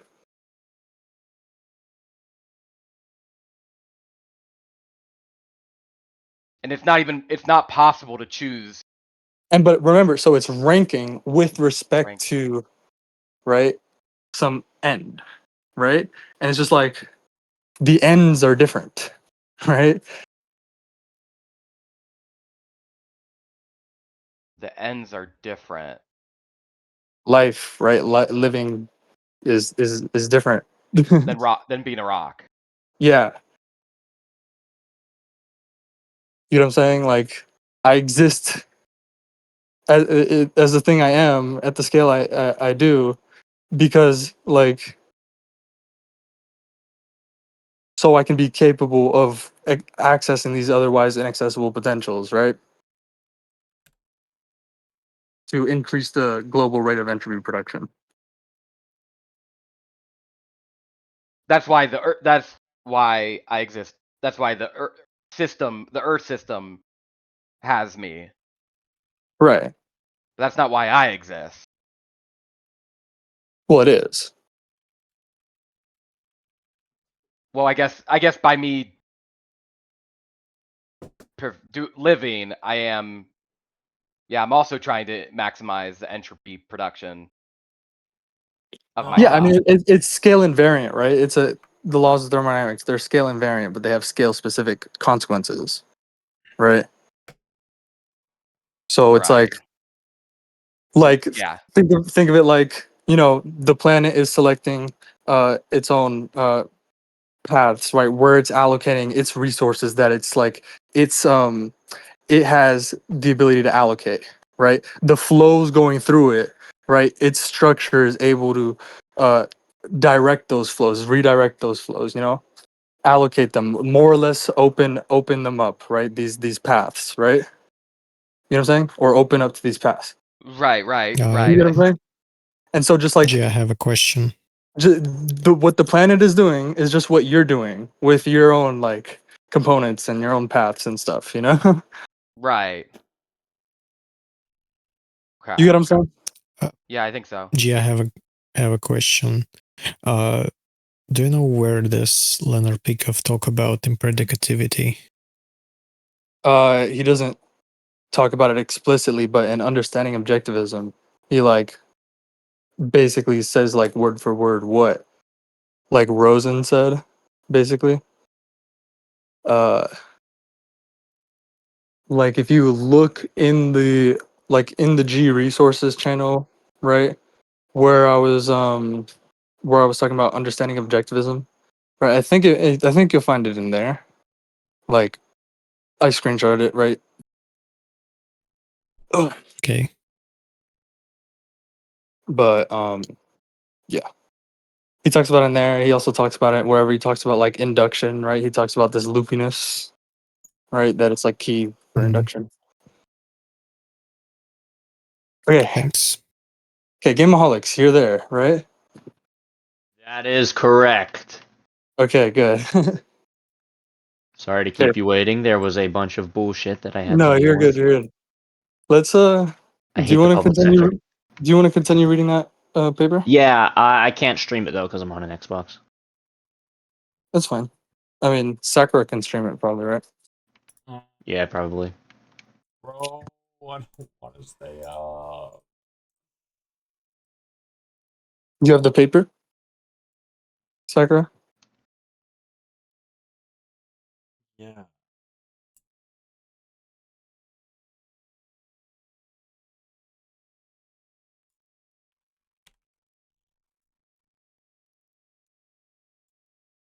Put it in VC text. Paper.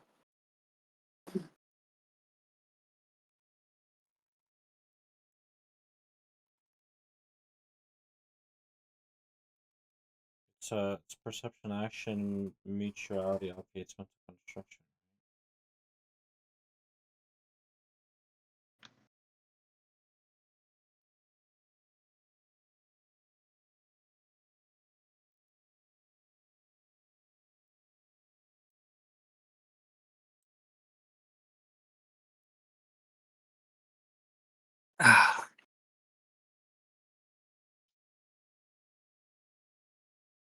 You have the paper?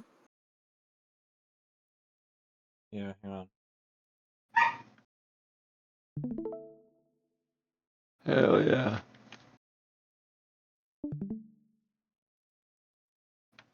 Do you remember what section we ended it We off were at? on like page 2. It was perceiving affordances is perceiving meaning. I believe we started that, and then we went off on a tangent and never came back.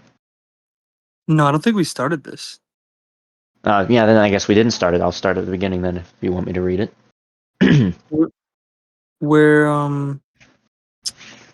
no, scroll down, scroll down.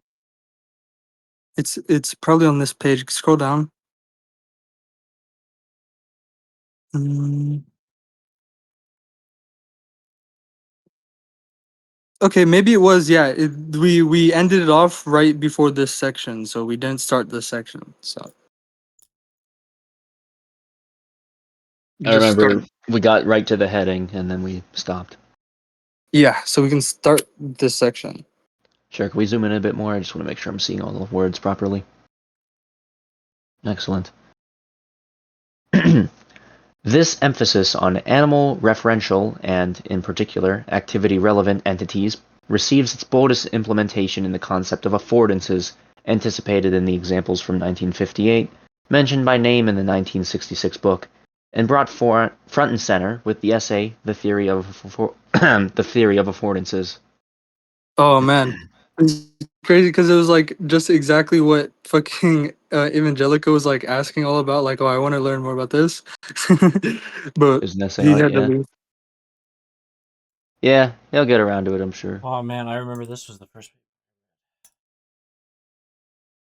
The affordances of the environment are what it offers the animal, what it provides or furnishes, either for good or ill. The term to afford is found in the dictionary, but the noun affordance is not. I have made it up. I mean by it something that refers to both the environment and the animal in a way that no existing term does. It implies a complementarity of the animal and the environment.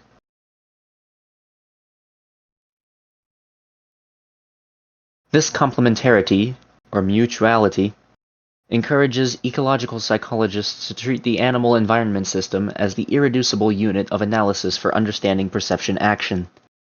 Within this treatment of the animal environment system, the regularity of behavior emerges from the generic thermodynamic principles. If, instead, one mistakenly ascribes a behavior to only one part of a system, its regularity may seem capricious. Oh yeah, we did read this part. We like, did read this, yes. We got down to, I think, right here to like God, I think is where we stopped. Its regularity may seem capricious and require regulation by some arbitrary power. For example, within the context of Earth alone, the ancients attributed the idea of the tides to the breath of a powerful god. Within the context of the brain alone, psychologists attribute meaningful perception to inference. Nonetheless, the development of the concept of affordance requires a serious consideration of the historically neglected part of the animal environment system, the meaningful environment.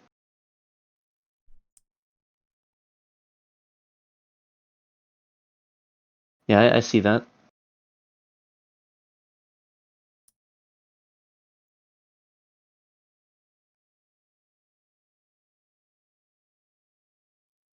The environment of any animal, and of all animals, contains substances, surfaces in their layout, enclosures, objects, places, events, and other animals.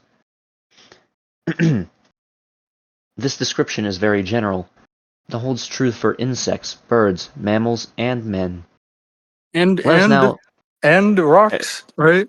and I And guess, well, everything, the anything technologies physical. that we develop, Yeah, right? all At this concrete, scale, you all the know. stuff, all the world stuff. Well, I mean, the things at the scale of which we encounter them every day, that we use them, right? This chair, right? For this chair, for this couch, for this, for these, for the technologies that we use. That's a very important thing for Yeah. me in my biotech stuff. You know what I mean? That it's like that, and I want to get into ecological chemistry, and and it's based off like these like ideas here, and it's um like the technology that we use, right? It's here, it's at this scale, right? Yeah, You know it's what in I the mean? environment. So it's also like we should be able to explain it like at the scale, you know what I mean? Like in reference to the environment, and actually probably develop technologies that way. You know what I mean? Differently. And that's just never been thought of before, or like you know. Well, maybe like something like a bike, you know what I mean? Or like a skateboard, right? Yeah. Right, but like I mean modern technologies.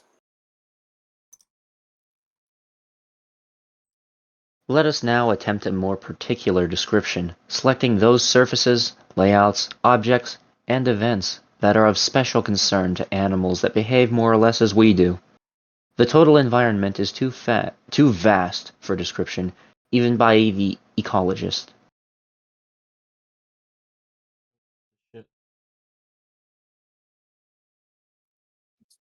Okay, you guys seeing the mess on screen, or is that only me? Okay, there we go, I see it now. It turns out that many animals behave more or less Yeah, as we we do. read all of this. I didn't read Man. this part. I didn't get to this part. I had to leave. Okay.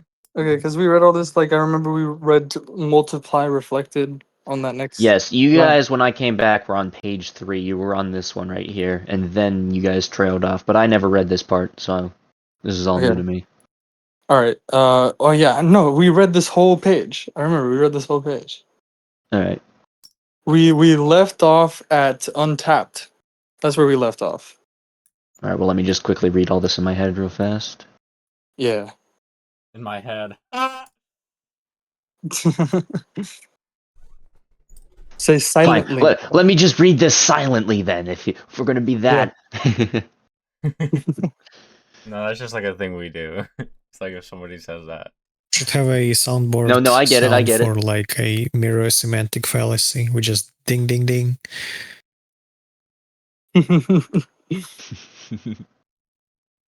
Yeah, mereological semantic fallacy. Yeah, I forgot. That's what it is. Taco Bell. Oh, that's what I somebody have the does when they soundboard. accidentally say it's in their Affordances are brain. what the environment We means should to the just animal. spam Okay. Taco Bell.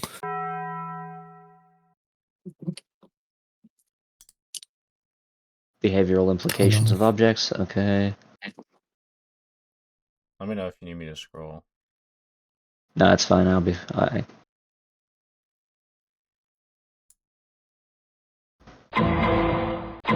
Well, I mean, you're cutting off half of the page, aren't you? Or you're reading it on your own, on your Yeah, I'm phone or reading it on my something. own real quick. Okay. Oh, you're reading it. Oh, you're not using the. No, I'm using the stream to read it whenever I read aloud. It's quicker if I don't have to have you hold the mirror up for me to read from.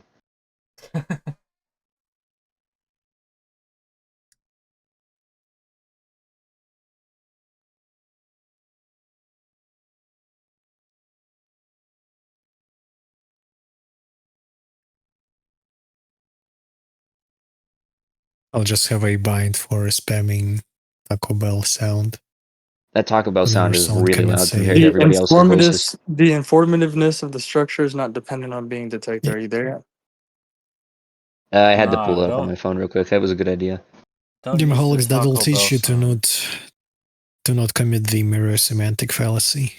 I have no idea what that could possibly mean. I'll have to look it up later. Attributing an That achievement means of the whole system to a part. Okay, so it's like a frozen abstraction. Yeah, mereological semantic fallacy.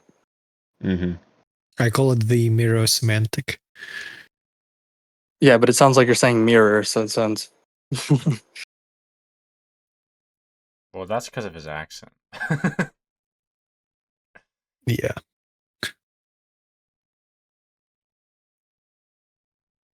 This is apparent in Gibson's development of the concept of the optic array. That's where I'm at right now.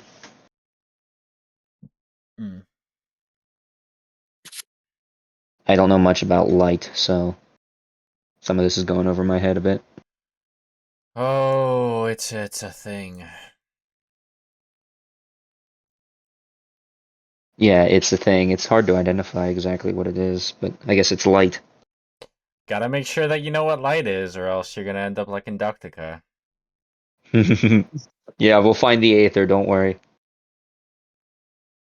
I know it bounces off of things. That's Well, pretty much all here. of it. Well, actually, no. Oh, damn it. Ah, got him.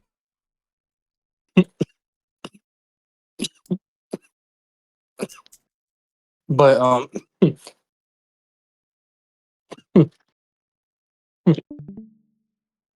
It scatters.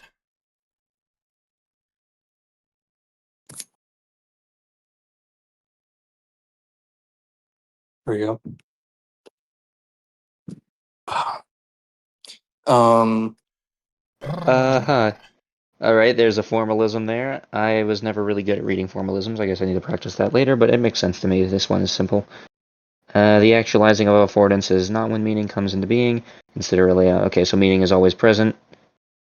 Oh, you're at the formalism? Did you guys read that far? I just went past it. I read most of it. Makes sense, yeah. Iteration X affords activity Y. Yeah, there's a figure, like a picture in VC text that I posted earlier. You can probably find it if you scroll up, like it's Yeah, like there was the arrow pointing both ways. precological No, there's the psychology. XYZO. There's the XYZO thing. There's like Okay, a I'll have to figure. find that one later. Here, I can point up to it for you. It was like right up here.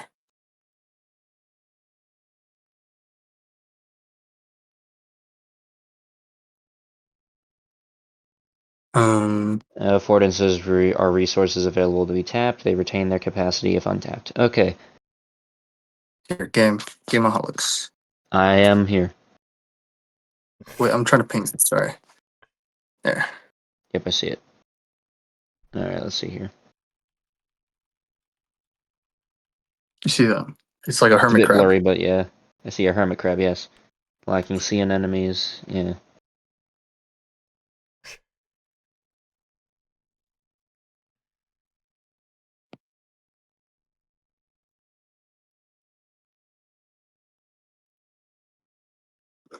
And I don't know if you were here, but we were kind of talking about this a little bit earlier, like about like needing a place to sit and then searching for like sittability. You know? Mm-hmm. Yeah, you check all the objects in the area, or at least the ones that you can see. Well, even more than that, it's like the thing there has to be like it's like has to be available to be selected as the goal, right? It's like I could have been walking for a mile and then I see like a flat like tree stump, right? It's like that's like the best resting spot I've seen in a while, and I'm probably gonna see like for a while, right? If I keep going, Yeah. I should take a rest,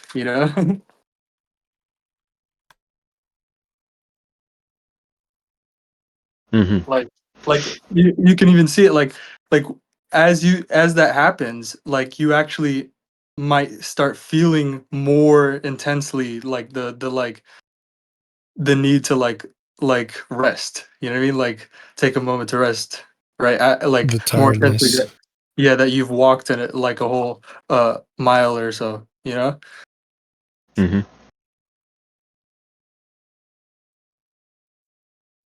and that might be really what emotions are even for, you know.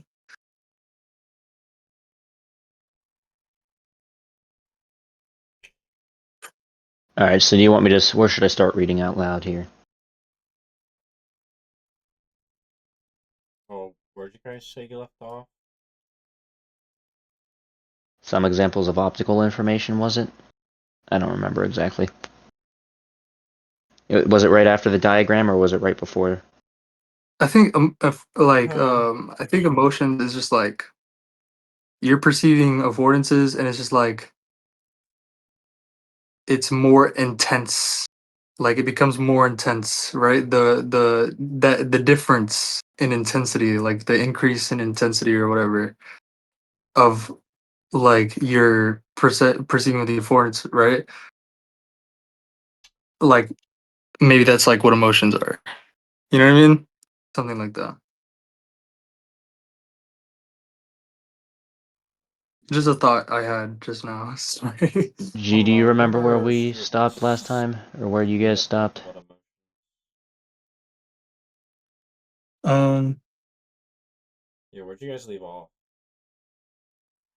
it was at untapped we left off. Oh yeah, Yeah. they Of retain their course, capacity also if untapped. Yeah. it's based on values, right? Mm-hmm. Like the why an emotion like manifests right in a given situation because We the should also affordances. point out that information about the affordance pass-throughable is the same for creatures of different sizes, even though the physical arrangement that allows passage may differ. The optical structure that is generated at a moving point of observation is scaled to the animal, for example, by the height of that point of observation and its locomotion influenced sway, both of which have consequences for the form of the optic flow and its rate of change. Generically, an ecological law of perception action takes the following form. An A through E relation lawfully generates information, and the information specifies the relation. I don't know if I read that properly, but Yeah. Some examples of the optical information befitting this formulation are provided in Gibson. An animal-environment relation such as the animal approaching a surface lawfully generates a particular form of the optical structure, global outflow, at the point of observation. Global outflow from the perspective of the Yeah, animal. I don't like the use of animal environment relation or organism environment relation. Right? I don't like the use of that. What would you substitute them for? Well, the problem there is that the organism and environment are not two things that are relating, right? They're not two systems with the relation among them, right? The environment is not an entity, right? Hmm.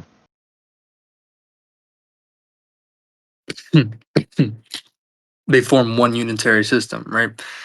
And Yes. so it's like I think it's just like units of the environment or like just like units of the system, right? Units of this conserved totality, just like you are yourself a unit of the same conserved totality, right? Those are like there's relationships among the entities. You get what I'm saying? The units, right? Like the afford Yeah, I like see. The it's not one entity, it's a bunch of entities as part of a system.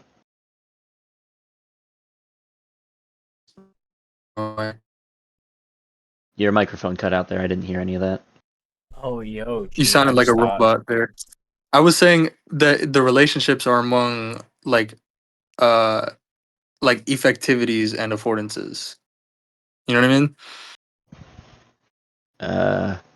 I Or guess. rather the organism as an entity and also it's like nested uh like the effectivities that it recruits, like the entities that it recruits, right? Its components, right, to its activity, right? Huh. Like a hand, my hand is a grasper, or like my Yeah. stick, like I can pick up a stick and And then like you use can it. mentally isolate the hand Yeah. from the whole, but the whole is always there. Yeah. Right, but it Geez. gets recruited, right? Yeah, it's Like recruited. synergy. Hmm. Remember synergies in intro Really. ecosystem? In I haven't intro read that. ecosystem. Oh man. Okay. Uh, Yeah, I know. Gotta read You know more. the stuff that you just said about emotion? There's this mhm. thing that I'm gonna forward it, something Stratino said. I think it's like a powerful point that it's like the fact that emotions exist is like evidence that like values like exist. You know, they're not like conjured. Because Mhm. then you wouldn't I have mean, emotion at all. you wouldn't have Yeah, for life example, at all. disgust. I mean, life is a value, right? You wouldn't have it at all. Like life is, you know, it makes every other value possible, right, for you. Hmm. So, I mean, just like life is evidence that values exist. You know what I mean? Like, I don't know what to say to that really.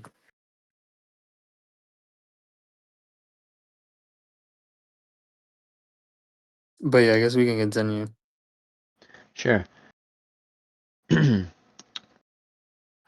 uh, Lawfully generates a particular form of optical structure, global outflow, at the point of observation. Global outflow from the perspective of the animal specifies or means that it is approaching regardless of who is occupying the point of observation. The animal retreating from the surface lawfully generates global inflow at the point of observation. Global inflow means that it is retreating. Approaching a closed contour generates different rates of optic flow inside and outside the contour. Those rates of flow distinguish openings from obstacles and distinguish openings that fit the animal and those that do not. The optical structure specific to pass throughable by me is the same whether the point of observation is occupied by a human, a cat, or a fly, even though the particular opening size that allows passage for those creatures differs. And of course, Yeah. other energy media This would are have been lawfully great for structured. Evangelion to read, right? Because like I mean, we were literally talking about this earlier, but like with lay on ability by me. Lay onable by me. Mm-hmm. I don't know if this is the best Rest example to use for somebody rest who's withable. unfamiliar with stuff like this, because it relies on you knowing a lot about how visual perception works, but I suppose this isn't an introduction. Yeah, but the pass through ability stuff, like there's a lot of research on it, like a lot of really cool research that like is discussed in introduction. It's like, right, Mm-hmm. like they go into a lot of detail there. Alright, you need to do the next page.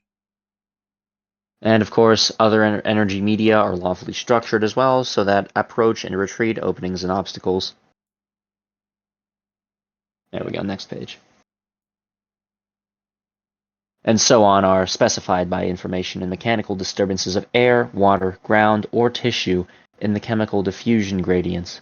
But once again, the informativeness of the structure, regardless of the medium, is not dependent on being detected. So yeah, you can always get information out of something. The information doesn't spontaneously appear when you observe it. Is that they're basically saying there? Basically, yeah. All right, yeah. The tree that falls in the forest with no one to observe it still makes sound, and all that. Mm-hmm. A generic treatment of agency.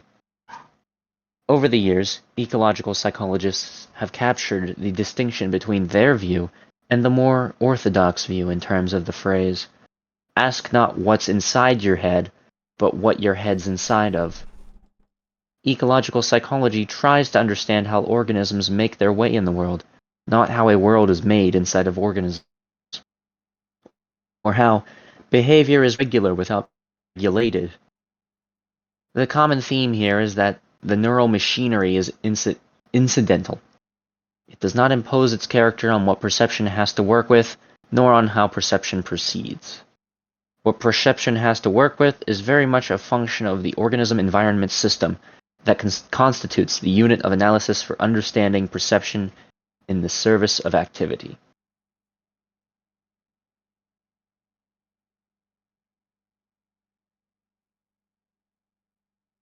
Okay.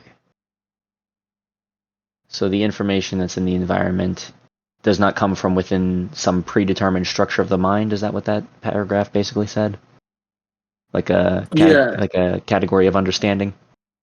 Well, yeah, you're not gonna find the information in the brain. You Yeah. know, you're not gonna find optic flow in the brain. You know what I mean? Because it's a fact. It's a fact of higher order than Yeah. brain dynamics. Yeah. Yes. Plato was wrong. Right now, this looks like an oil painting for me. I'm waiting for the stream to fix itself so I can And read. that's exactly what would have to be recovered. Like they start with some impoverished basis. Like what we don't have is optic flow, and then it's like the brain reconstructs optic flow. Like that's what we have to recover because that's what we actually need. You know what I Yeah, mean? yeah. I see. Like they have you build up the image inside your head or something like that. Bro, Yeah. it's actually so crazy how it's like every single impoverished theory, you can look at it and it's just like they're trying to recover the ecological scale from it. They're trying to get all the information back that they threw in the trash. Yeah, exactly, right? It's what they did, what they deemed unreal or whatever, too abstract to be directly perceived, you know? No, what we Uh-huh. have instead is all these even more abstract mathematical fucking like formal objects and formal quantities, you know? Like velocity and then we just like computed it in like into a 3D model of the world and then we predict Oh yeah. what Eat your we heart out, John Locke. and then we get the affordance, right? Yeah, then only then. After it is interpreted by the unknowable We- categories of you see understanding, how it's a then we can double finally standard? think. You see how it's a double standard? Like, no, Yeah. that's too abstract, right? Affordances are too abstract, but like this is not too abstract. All this inferential machinery that's unconscious inference, right? Yeah. 3D You can't just have the internal models information of be the sitting there. That's too easy. Well, yeah, I mean, I think the reason maybe they say that is because it's like it's that they view the world as a formalism. So it's like the Yeah, formalism seems more real. but like that's not giving you an experience. No, that's given you by the third grade of sense, right? Like, You know what argument Torvi gave in a presentation is that the diagrams would be too boring if they didn't include the third term.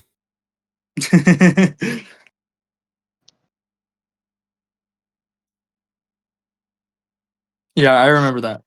But let's go continue. Okay, so the radical implication of this bias is that neural machinery may not even be necessary to make one's way in the world. Indeed, ecological psychologists have recently begun to tout examples of agency in plants, bacteria, and a variety of single-celled organisms, and their behaviors are not simple tropisms.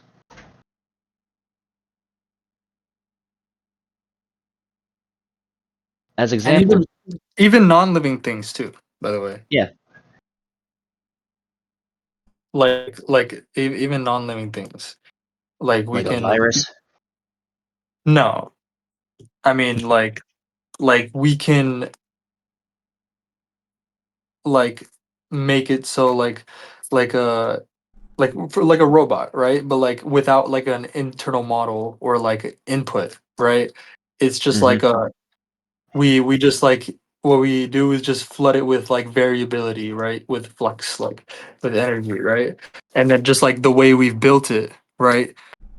It'll like self-organize, like it'll use the environment to self-organize, right? The constraints, right? Uh-huh. Right? So it starts walking, right? It starts walking more regularly, but like at first it's like flopping all over the place. It's just like moving every which way, you know what I mean? But then like Yeah. it then becomes constrained by the environment. I know It this is becomes a sort enslaved. of big abstraction here, but what is energy here? I feel like I need to understand that before I can continue. Uh, I mean, energy is it's really what we account for, right? It's how we account for the universe, right? Like we it's what we like it's what is what is it called? It's like it's what it's like the continuum, right? Through which Continuum. it's like a continuum through which the like discontinua, right? Which are like numbers that add up to one, right? Like Okay. it's it through which they exist, right, in their variable way. Like they're different,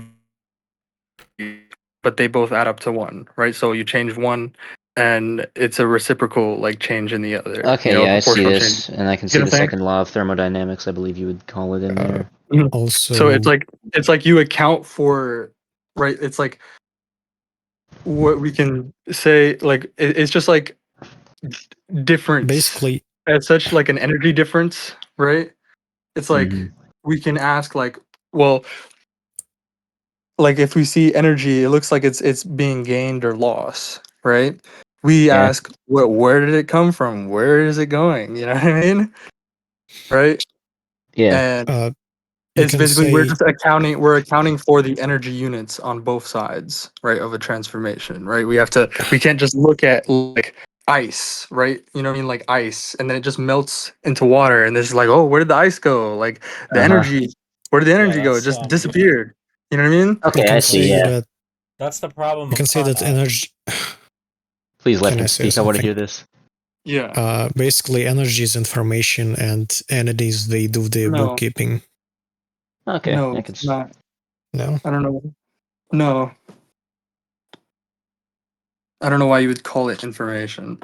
Energy, exactly. Like energy as such is not information. It's the structure of energy. Remember? okay. Like the need for the term energy really got its meaning for me when we were reading the notes about like the problem of Carnot. Yeah, the whole history of why like the concept was formed in the first place, right? Yeah. And like how we didn't really understand energy until we understood the second law. Yeah, read. I mean, no. Well, watch the video we did on reading like my notes, right? My Obsidian notes, my notes on ecological psychology. I think it's like titled the video. Mm-hmm. Or do you? I mean, I think I've linked like the timestamp a couple of times before where we start talking about the thermodynamic stuff. I Didn't don't know if I want I? to go listen for it. Well, the start of the thermodynamics stuff, I'm pretty sure the video is chapter for that. Okay, you chaptered it. Okay, nice. Yeah, so you should be able to find it easy because it's like chaptered. You know, it's like the timestamp is there in the video for you to see. Yeah. So yeah, yeah, like that helped Sakura understand it. Like, and I think that's like really the best introduction to those concepts. That whole like we went through the whole like history. Like I literally we my notes there are like me trying to give the whole introduction, like the best introduction of these concepts, right? To really grasp it. Right? Do you You get what I'm have saying? the like? Um, do you have the name of the notes? It's in my organism environment system. No. Okay.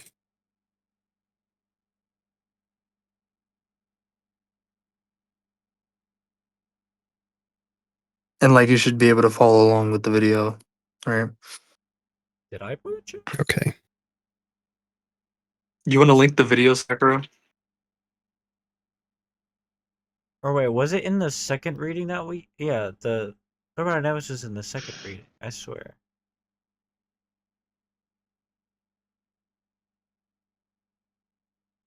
Oh well, I guess I could chapter it right now because I don't see the chapters.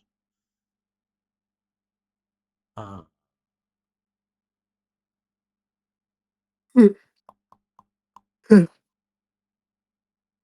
Okay, just link the video for now, bro. We're not getting through the paper. Yeah, let's get through the paper.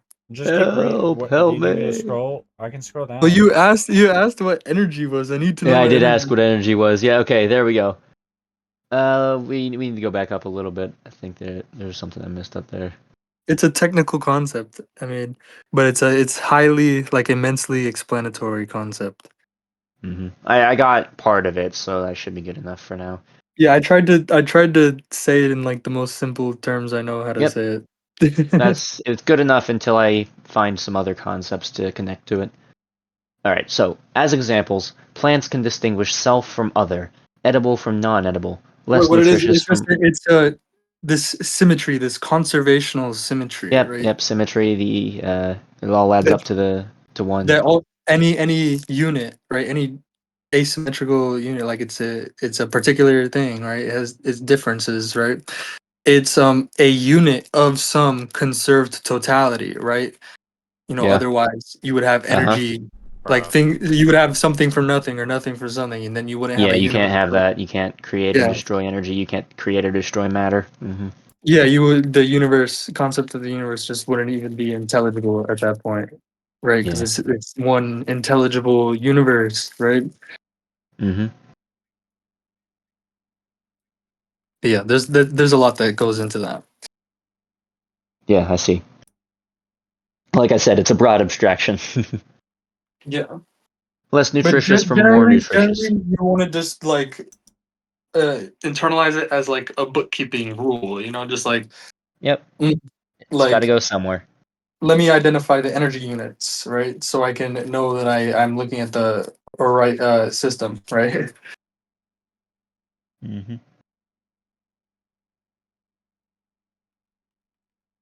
Less nutritious from more nutritious. Damage caused by predators from damage caused by mechanical means. And obstacles from openings. Success in making these distinctions is made apparent in the plant's behaviors, in the direction they extend their roots or tendrils, in whether they latch onto a host plant or bend away from it, in the kinds of volatiles they exude, and in the latencies with which they perform these behaviors. But while these behaviors are effective, they do not manifest introspection or contemplation, which Gibson considered not only uniquely human experiences, but, even in that domain, too sophisticated to serve as a basis for a theory of perception. Although Gibson considered himself a phenomenologist, his concern was not for awareness per se, but for an awareness of perceiving possibilities for action. Of course, just as ecological psychologists hold computational and constructivist theories accountable for assuming too uncritically the availability of... We have reached the end of the page, or at least the end of the part I can see of it. Sakura? He's probably in a different window. There we are. Let me find out where we were. I go too far. Yeah, okay. Theories accountable for assuming too uncritically the availability of knowledge and inference making to remediate the input's lack of meaning. We ought to address our own questions about origins. How do perception and action come into being? This may seem an odd question. Basic functions such as perception and action are typically assumed by scholars who jump in far upstream of their origin to investigate I thought of a way you can sort of generalize energy for yourself, like to integrate it properly. It's just like think of any property, right? Something, things are property things, right? Their properties have specific values, right? There's no shape in itself. You only encounter, right, this thing's shape and this other they thing's have different specific shape. measurements, they are particular. Right. And you don't differentiate like a thing's shape from its color. You differentiate this thing's shape from another thing's shape, right? Yes. So they differ in some common respect, right? Things differ only in terms of their symmetry characteristics, right? It's Yeah. as units of some conserved totality, right? It's like Yes. like numbers add up to The one. units right? have to match. Yes, like numbers that add up to one, right? A change in one side is a change in the other, right? That's why it's like think of like the spatial relation between two entities, right?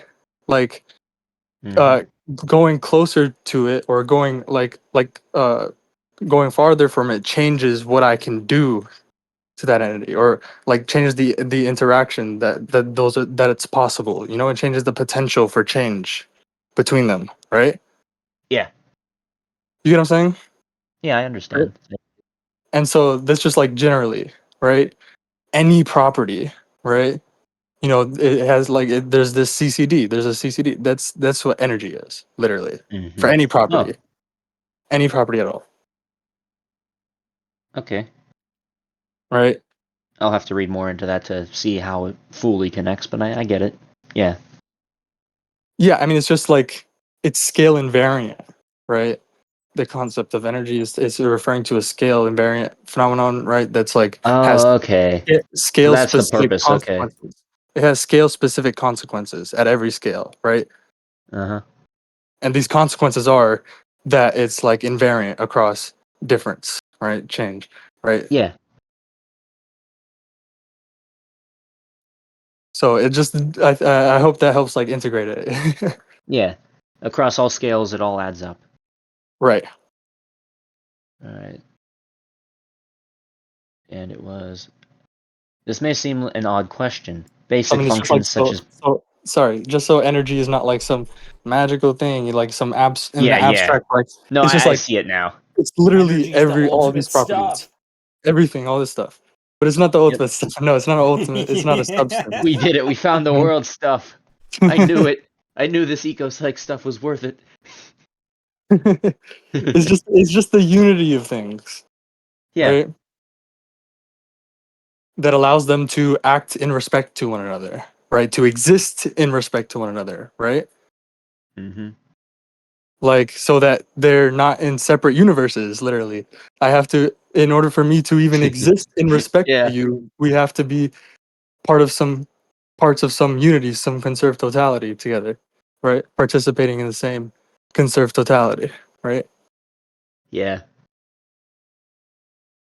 So that's like why it's super general, right? Super like highly explanatory, right? The concept. Mm-hmm. Yeah.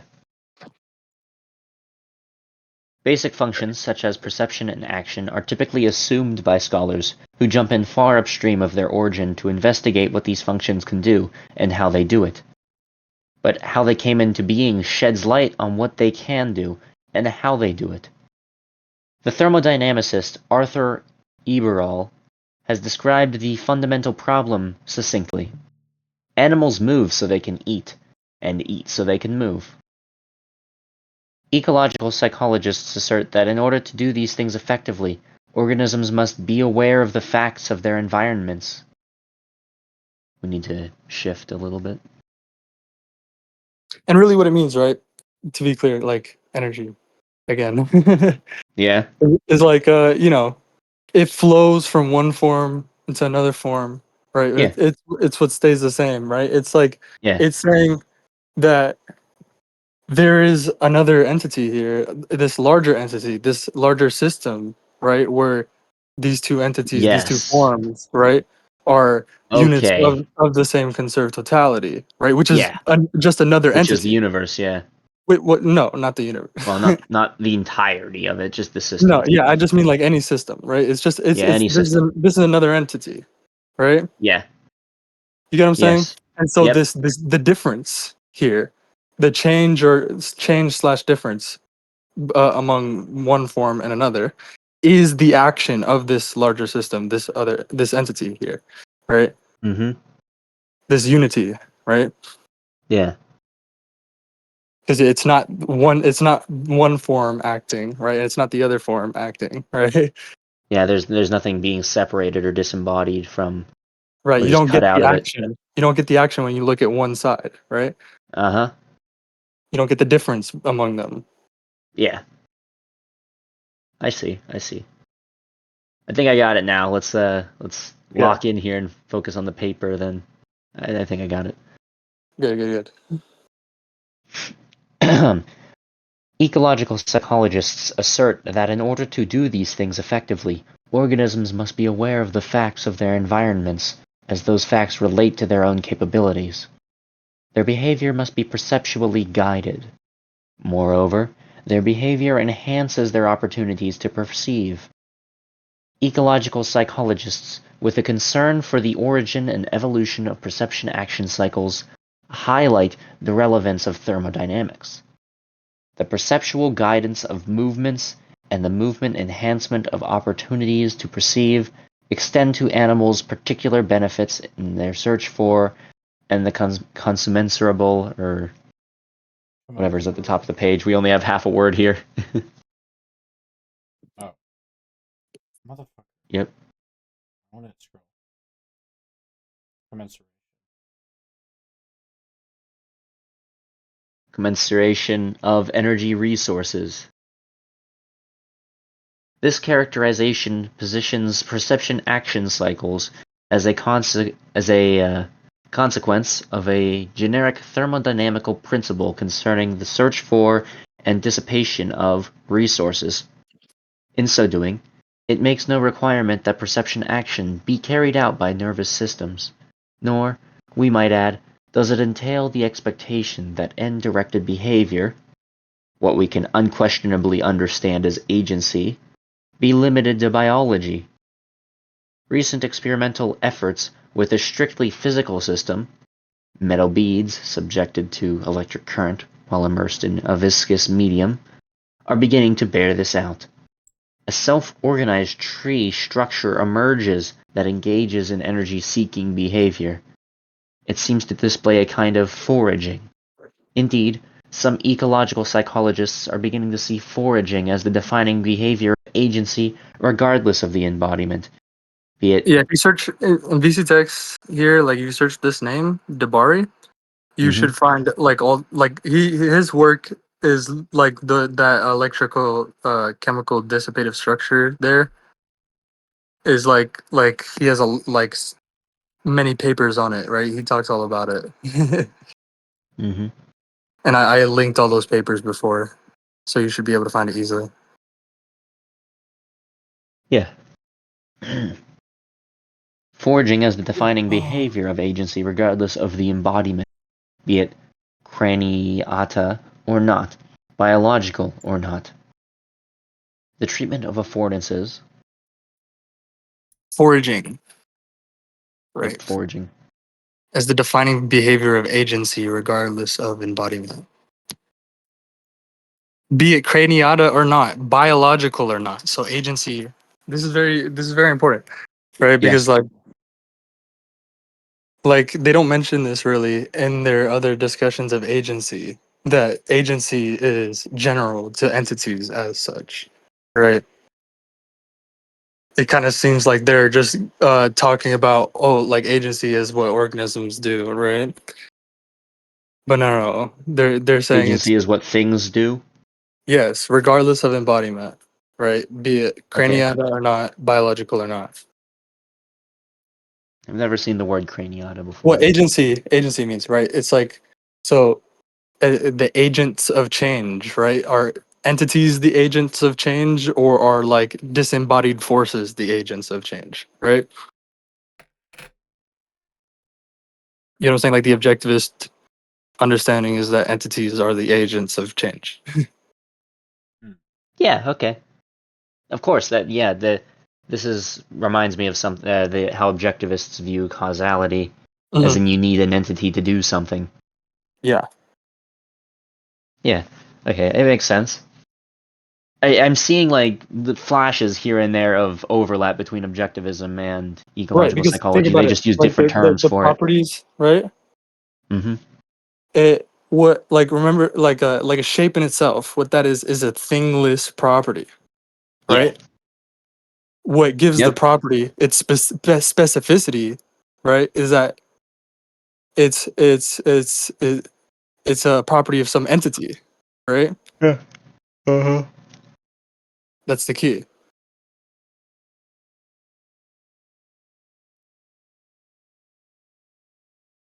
The treatment of affordance as a resource fits well with this consideration. Parrying the inactivist critique. We have tried to show that Gibson's commitments to perception-action mutuality and animal-environment mutuality were long-standing and thoroughgoing. His practical bent encouraged him to emphasize action and perception in his earliest experimental work and in the careful development of his theory. I need to scroll down here. Sakura. Sakura, we need you. Bro, you should zoom out. Then he can't read it. I guess I could do this. Can you still read it? Yes. Let me just stand a bit closer to the TV here. I got this on a big flat screen TV in the basement. Amazing. Basically burning his eyeballs. Yeah, light up the room. Alright, let me see. As he steadily moved away from theoretical traps set by the orthodox assumption of impoverished input to an alternative search for rich, lawfully structured information specific to its source, the emphasis on action became part of the solution. These moves obviate the need for mental construction. If the input is rich, behaviorally relevant, and lawfully structured, then it need not be elaborated. Pointedly, the emphasis on action brings the It shouldn't animal... be called input either, by the way. Really. Yeah, just... There's no input output separation. Yeah, there's no, it's just, there's just knowledge, there's just meaning, information. It's just activity, right? It's like Yeah. the input output understanding is like it's like actions are like triggered, right? Rather than like constrained. Like the system is not like the system is always active, right? It just um is organized with like it self organizes with respect to constraints, right? It tweaks its dynamics, right? So it's like constrained. It like constrains the possibilities, right? It squeezes out the possibilities of the system, right? The possibilities of behavior, right? Mm-hmm. Ah. But yeah, there's no like input output there. Yeah. Pointedly, the emphasis on action brings the animal and environment together in defining the system.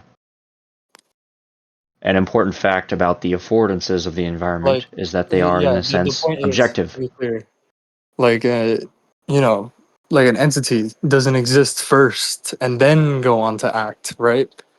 Yeah. Acting is existing Existing, yeah. for Existence for is an entity. identity, and then, yeah. You know what I mean? It's how it expresses its identity, right? Yeah. With respect to other things, right? Uh-huh. Other entities. But Alright, 5 more pages. Action as an expression of identity. I can see that. Yeah, that makes sense. yeah, and existence is identity, right? Yeah, existence is identity. Of course, I say that a million times. Yeah, so it doesn't exist first and then go on to like realize its characteristic function, right? Mm-hmm. It exists in order to realize that characteristic function, right? Yeah. Real and physical, unlike values and meanings, which are often supposed to be subjective, phenomenal, and mental. But actually, an affordance is neither an objective property nor a subjective property. Or it is both, if you like. An affordance cuts across the dichotomy of subjective-objective and helps us to understand its inadequacy. It is equally a fact of the environment and a fact of behavior. It is both physical and psychical, yet neither. An affordance point ways to the environment and to the observer. This is not a theory that resides in only one part of the system. It is somewhat surprising, therefore, that Gibson's ecological approach has not been embraced by inactivists. On the contrary, Gibson has been dismissed by inactivists because, they claim, he emphasized the environment to the exclusion of the animal. This is clearly stated in what amounts to the defining manifesto of inactivism. I mean that's pretty I mean ironic. Like that's like That's pretty funny. Because he's been doing, so far this paper has been going over the animal and the environment, Oh just my god, constantly. dude. Gee, it's literally the same thing as what they were saying in that debate. How it's like, oh, nobody's talking about the brain, man. You're forgetting about the brain. It's like, no, Nuh-uh, we're it's right not. there. We're putting the right amount of emphasis on it. It's there. What do you mean? It's right there. It's a part of the system. It hasn't No, gone no, dude, you need to unnoticed. break apart the system. I want to see you just, like, rip apart the system. Isolate it. Isolate one piece. We believe Gibson's approach leads to a research strategy in which one attempts to build an ecological theory of perception entirely from the side of the environment. Such an attempt neglects not This is a only the straw man. structural unity of the animal. they're saying that like we're behaviorists, right? We're just environmental Yeah. determinists. Yeah. Yeah. But also the co-determination of the animal and environment that we have gone such great lengths to stress. Did they read it? Did they read it? I mean, it's like watching a communist try to critique Ayn Rand. Did they read her? Yeah. I don't think they I mean it's like they read it with their own like preconceived frameworks, so they just like they have blinders on to a lot of it. Yeah. You know? 1991? It's just like oh yeah, it's just like what's their names? Full fuck. Are they Fodor and Pilishin. never Pilishin. heard of them? Fodor and Pilishin. It's the in Ecological Foundations of Cognition 1. That's one a Turvey paper. in the collection of Turvey's papers, right? Mm-hmm. They go over like Fodor and Pylishin. They're like the computationalist guys at the time, and really like the computationalist guy is Fodor, and so they gave like a whole like critique of Gibson or whatever, and then Turvey is like talking about what they said and like how they just didn't understand Gibson at all. That's what, yeah, it's a very common thing I've noticed. People just don't read. Yeah, people just have like their own But it was preconceived like views. what was happening is that they had their own preconceived framework that they were trying to fit what Gibson was saying into, right? Yeah. Yeah, and Yeah. then when it doesn't go their way, they like say like, "Oh, ecological This psychology is doesn't fit not the giving framework, enough. dude. You're wrong. They're not giving enough love to this. We need to talk about this more in this specific way." I found And the you see, it's objectivist like they account already of had that. reality. They already started with that, right? And then they just like now they're trying to parasitize, like they're They're trying trying to to fit be it in. Yeah. they're trying to feed off they're trying to leech off of ecological I psychology. Like, found the hey objectivist guys, account of reality and it sounds like what you're doing sounds pretty good here and there, but you're missing this thing. Like they're trying to sell us Where on are it. the You know what I mean? brain dynamics? Guys are not putting enough love on brain dynamics. It's in the environment, man. Go look for it. It's right there. It's in the They're system. just trying to parasitize us. Yeah. You know? It reminds me of certain people who are like, yeah, the objectivist account of reality and concepts was cool and all, but it didn't really give enough attention to the categories of understanding, you know? Just I didn't think there was enough of that in there. Yeah. Like they were already coming at it with like just trying to fit what Ayn Rand was saying. Like, oh, here she's talking about this category and this categorical deduction or whatever. Yeah, she clearly Ayn Rand and Immanuel Kant were like, see, Ayn Rand thinks of the categories of understanding right here. Oh, that reminds me of that one quote some Kantian gave me about like freedom or something, and they Yeah, like put you've it side by encountered a side with a lot of those Rand quote. guys. And what Mentis is server, right? You've encountered a lot of those guys. Yeah, they were like, oh look, they're pretty much the same, and I'm like, there's a lot of more words here that Kant uses that completely just mutilate any relation it could have possibly have had to what Rand was saying. Oh god, you debate in Discord? I used to before I left. Actually, there were some people who know me from Discord, which is funny. Like in Condolences, Argentum, man. I was known as like a Discord guy, but I wasn't. I was always in Zulus first, I think, or at least as soon as he opened it. I would hate to be known as a Mentis Corn. Yeah. It sucks sometimes. They were like, "Hey, you were from Discord. I remember you. I don't see you there often anymore." I'm like, "Yeah, it's a shithole."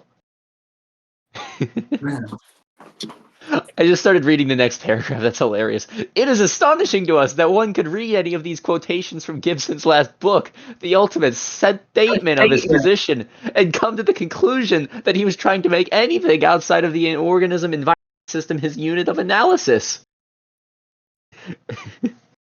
To reiterate, I mean by affordance something that refers to both the environment and the animal in a way that no existing term does. It implies a complementarity of the animal and the environment. Like, what do you think? Yeah, but I Like, don't. read Gibson's book. Just like, did you see Yeah. how much like he stresses it from the very beginning? Like the way we But give dude, a I don't think serious he stressed the animal enough. I could have put the words in the way the more That's serious how time. you treatment of the know. environment. That's how you know for Like sure that they he were coming was into it like contrasting that. his view with like he was trying to give a serious like treatment of the environment, right? And what he took that to be was the environment with reference to the ways of living, right? Of living things. Mm-hmm. We can only imagine that the false impression arose because, unlike others throughout the history of psychology, Gibson took seriously the challenge of describing the environment. He wrote a Yeah. great deal about how it should be characterized rather than simply accepting a physical description as pre-given. Mm-hmm. Wow, the focusing on building something, yeah, that doesn't mean you're neglecting the other thing. It's still there. It's like what? You don't take the privileged description of the environment from somewhere else, from like some inadequate description from contemporary physics or something, you I know? think Atlas Shrugged is a flawed book. It doesn't really go into the economics of selling copper as much as I think it should. But you see what I Ayn mean? Rand It's is just like wrong you see because what their strategy is just like yeah, they take some impoverished description of the environment, right, as given. And then they're yeah, like, yes, you know, it's like let's emphasize the organism and the activity of the organism. That's how we overcome this impoverishment. and, yeah. We're just gonna and fill a like bucket by putting then more they're just air like in. critiquing Gibson for trying to find the adequate description of the environment that doesn't give you this impoverishment, right? Yeah, they're just filling it It's up like with their more whole air. research They're program trying to is put dependent on the impoverishment, right? It's yeah. driven by it. It's like the only reason we're discussing the fucking organism is because the environment doesn't it's not sufficient, right? It's not adequate. So the organism's job is to recover, you know, of like overcome this impoverishment, you know what I mean? Yeah, you see the glass. It's not half full. It's completely full. You see, there's nothing in the second half. That means it's full. Yeah, it's like But they he also open wrote up a great Gibson's deal. book. It's like they open up Gibson's book and they're like, okay, so how is Gibson gonna account for the retinal image or something like that, or The the categories of brain understanding. dynamics? Yeah, how's he gonna do that? And then they look at it and they don't see that, and they're just like, oh well, It's not there. that must mean that like he's focusing on the environment too much or something. Oh, I just got a flashback there when you said that. Okay, so back in high school, I think there was a Kantian in Ment Discord, and he did well, the first time I debated him. It didn't hit me at first what he was doing, but he was basically doing that for objectivism. He's like, yeah, you have all this stuff about like perception and how you form concepts, but you're not really taking into account the categories of understanding. I didn't see you mention the categories anywhere, man. Like, how do you account for this? How do you account for the category of this? How do you account for the category? It's like, dude, you just look at it. It's right Well, there. yeah, I mean, it's like it's like what me and G were talking about a while ago about like claim to defiance, where like they'll try to push you into like an impoverished standard so that they can like capture you, right? They can like get you to talk about this like on the same level as them on this like impoverished standard. And the whole Yeah. goal is literally just to be like, well, why should I account for this? Like, this There, is now not we're even like a both thing. ignorant. Yeah, like they're trying to If get they you to reduce be a both of you to rationalist with ignorance, them. yeah. And like you just have to like Equality, shut man. down. That's the goal, man. Equality. Equally poor, right? Equally Yes, rationalistic. equal. We're all equally poor when it comes to knowledge. Like their goal is to make you as poor as them, you know, epistemically. Yeah.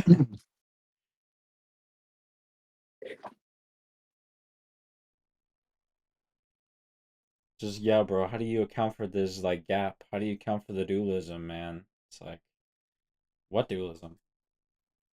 It's what you gotta say. What categories? What categories? But yeah, let's keep going.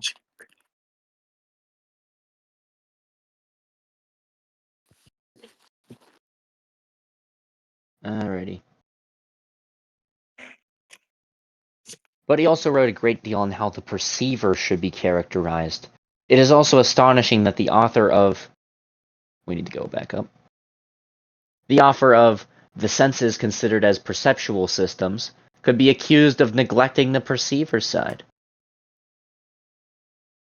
Not to be too churlish, the great lengths traversed by Francisco Varela, Evan Thompson, and Eleanor Roche to stress the co-determination of the animal and environment came 25 years after Gibson provided his revolutionary alternative to the characterization of the anatomy and physiology of the senses.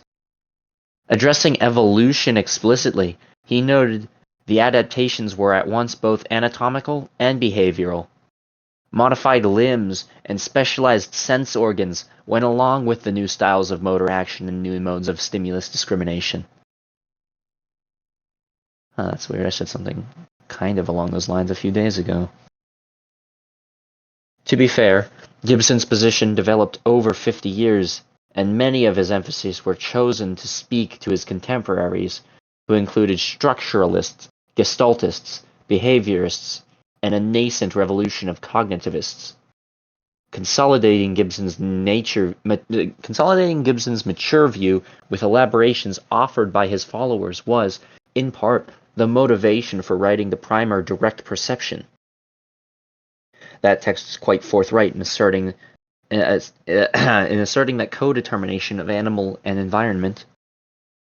Finally, there are other contrasts that set ecological psychology apart from other approaches.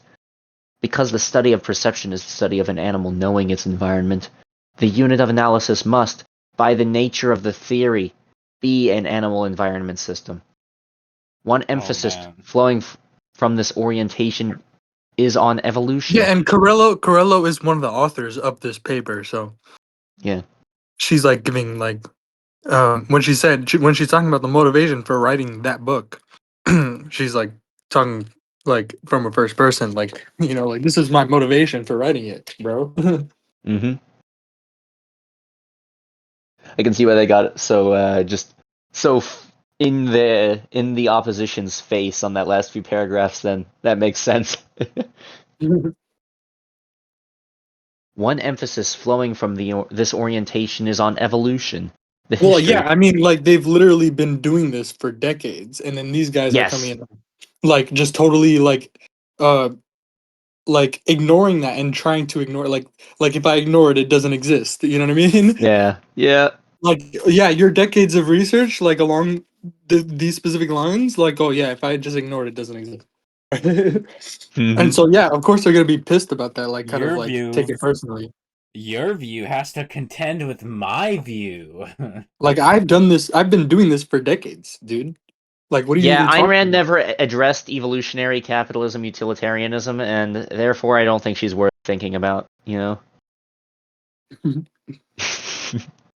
We did a watch party of all of his videos in Zulu's server. It was hilarious.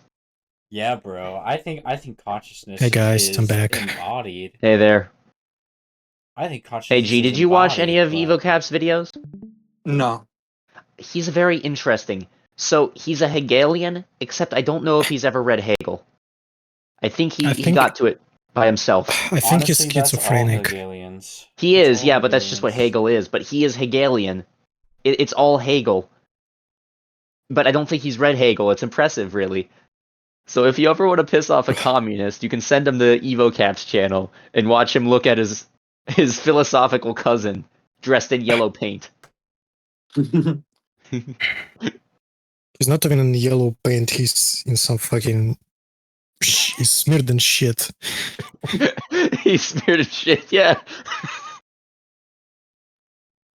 Alright, yeah, continue reading, bro. Yep. I don't care about EvoCap. I never cared about EvoCap. Yeah, no, one does not consider the Hegelians in the discussion. But I don't think I thought of it was you. very funny that. But I don't think of you, Zulu yeah. compared us to him, though. Yeah, that was stupid. That was real stupid. Who did, Zulu? Yeah, Yeah, you don't Zulu. remember? Zulu said we were like EvoCap or something. You guys were. When? During that whole discussion you had with him. Yeah, where he was strawmanning us. Where he was strawmanning the shit out of you, and then he called you like EvoCap. I think it's in general. Let me see. I didn't see that. I'll forward it right now. I'm surprised you didn't. I'll forward it right now. Yeah. Well, yeah, I wasn't gonna entertain any of that, his rage baiting, you know? Yeah. Yeah, exactly. I just, like, literally just like with just totally ignored it. Like I didn't even remember it. Like not even consider it. It wasn't even worth responding to. It wasn't worth remembering. You know, It wasn't wasn't. even. Yeah, he's Oh. he is the way EvoCap works about this stuff is his absolute, Hegel's absolute, his version of that is evolution. Just capital E evolution. He's very, very upfront about this. And everything is just trying to get to evolution. But like, yeah, And like if because you you wanna, guys like if you wanna do like a serious Actually experiment, understand evolution. yeah, if you wanna do a Yeah. serious experiment, go watch like an evolutionary capitalist video, and then watch like one of our videos, and it's like those are Yes. not the same at all. We are clearly like EvoCap isn't subsuming any concepts with his words. He's just saying shit and making noises. Right, and you're Like just when he not says gonna evolution, find he's that. talking about something completely different from what these guys are Zulu, talking about. here's an experiment, right? Where Zulu was telling me, saying I'm EvoCap, right? That experiment is for Zulu, right? Watch one of Yeah. EvoCap's video, watch one of our videos, and like you can see the stark difference. Actually, Yeah. EvoCap's position, it's like ours. No, I mean, What? it's like the fourth law, except you should like it's an ethical principle. You should be maximizing entropy at all times. Except he's a determinist, so you don't. Yeah, exactly. Yeah. I don't know what it Evolution is. does Like, it. I don't know what he does. Like, I don't think he understands evolution at all. Like, not even a little It's bit. not. Evolution is a stand-in for the absolute under his system. Yeah. It's like Tick. He's talking about Marx and like how he's like dialectical materialism is still like idealist. You know what I mean? Like Yeah. it's just saying it's just using words. You know what I mean? Yeah. Like to stand in for something else. Yeah, to stand in for the absolute. That's what he's doing. Except it's stupid. Let's not dwell on And it that's any longer. We can come back to him later. Hegelianism, right? Yeah. It engenders that, right? It's like Yeah. the evil, right? That's Oh, you're lagging. You're lagging heavily there. I can't hear you. I said the idiobabble. Yeah, the ideobabble. The idiot. Yeah. Yeah, I wrote an article on this. It's like it's obfuscated and like meaningless under the hood because it's like it's to take advantage of the sunk cost fallacy. Mm-hmm. So that they you get into it and then you can justify going back because like, oh, I already got into it, so might as well like continue. I mean, I've already waded like waist deep into this pile of shit. I suppose I just got to keep going at this point. I already like read 10 pages of phenomenology of spirit. Might as well do the whole book. And try Might to as well read understand the it. others. Amazing. And like it's also about arbitrariness, like letting the arbitrary and they're connected sunk cost and arbitrariness. Mm-hmm. Bro, I wanted to get through this paper. All right, let's. I want to go Time to to bed. lock in. One Time to lock emphasis in. flowing from this orientation is on evolution, the history, so to speak, of the animal environment system. That's nothing like what EvoCap is saying. In order to know how perception works. If you look at like Lombardo's book, the history there, one of the key things that was like one of the key shifts, like one of the key moments for Gibson was I forget exactly, like there's like this one book or something by this one guy that he went to see at some school, this guy, and then he like read his book or whatever on like the evolution of like different eyes, how like different like animal eyes like evolved, and like it's like uh like he was already had decades of work like working on like the retinal image, Mm-hmm. trying to explain that and stuff, right? And it just totally like it was like a big shift for him to be like for like going towards the ecological approach, right? Was this evolution, right? This evolutionary understanding, right? Yeah. In order to know how perception works, the scientist has to appreciate what perception has to work with, as well as Like who is the doing the way perceiving. Lombardo puts it, right, is like perfect. I mean the way he lays out the history there, you know, like how Gibson uh what how it impacted Gibson, right? Reading that, I think is really worth checking out that history there. Mm-hmm. The who, what, and how are reflections of each other. All three, in turn, constitute a minimal description of an animal environment system.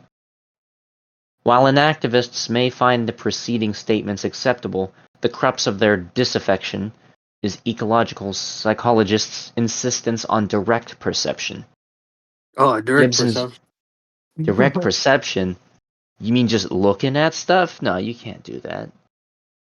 There's no way. Direct perception. Not my world of You're telling me forms. like I don't have to enrich the impoverished information. I can just look over here and gather what I need. I can just like they isolate it like the perceiver just like movement stops here. Like this is the sample that he has, right? And then it's not sufficient, right? Yep. But it's No, like it couldn't be. now he has to supply them mentally, right? When it's He's literally got to just get the like special sauce. I can look over here, right? I can turn my head, I can move my eyes, I can walk around the room, you know what I mean? I can walk around an object, No, you know what I'm you're saying? not actually looking over there. You can't see actually, because No, you it's have all eyes. subjective. That's not the real world. The world of It's forms. not. You're not looking at the real world, gamer. You're looking at the world of the phenomenal world. The Minecraft world. You're looking at World the of forms Minecraft is the world, man. real You're world. playing in another Yeah. Yeah, but world. that's the key The difference chunks are between loading that's as the long key as you're difference seeing between them. that's the key difference between the differentiation theory and the enrichment theory of perceptual learning. Mhm. Like this is something that Eleanor Gibson and JJ Gibson like they wrote a paper on like in the 60s in the 60s or something. Right. But yeah, it's just like the organism is like an agent in the environment. It can move and looks over here. It has these capabilities like that are perceptual capabilities, right? These are Yep. perceptual capabilities. You know. Gibson's view is rightly described as the pickup of invariants that directly specify their environmental sources. We need to scroll back up top.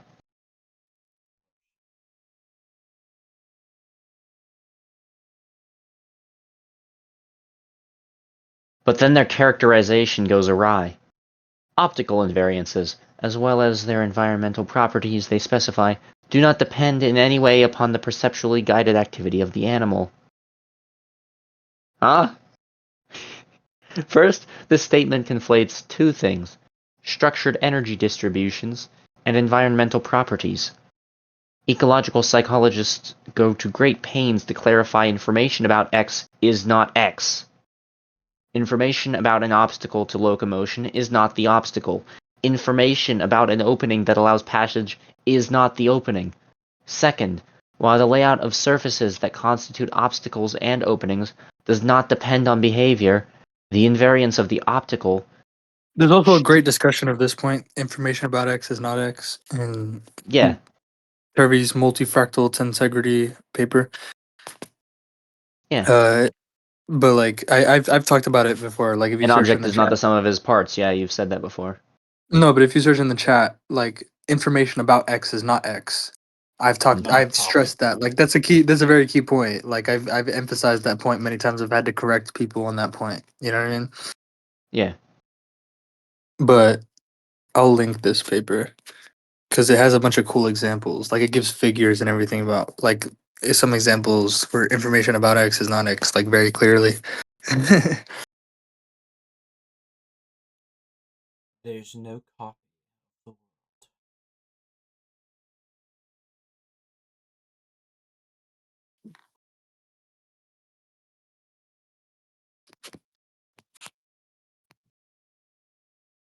All right. Second, while the layout of surfaces that constitute obstacles and openings does not depend on behavior, the invariance of optical acoustic, chemical, etc., structure that scale them to the organism are made available in behavior. In short, whether or not a potential stimulus becomes effective depends on the individual.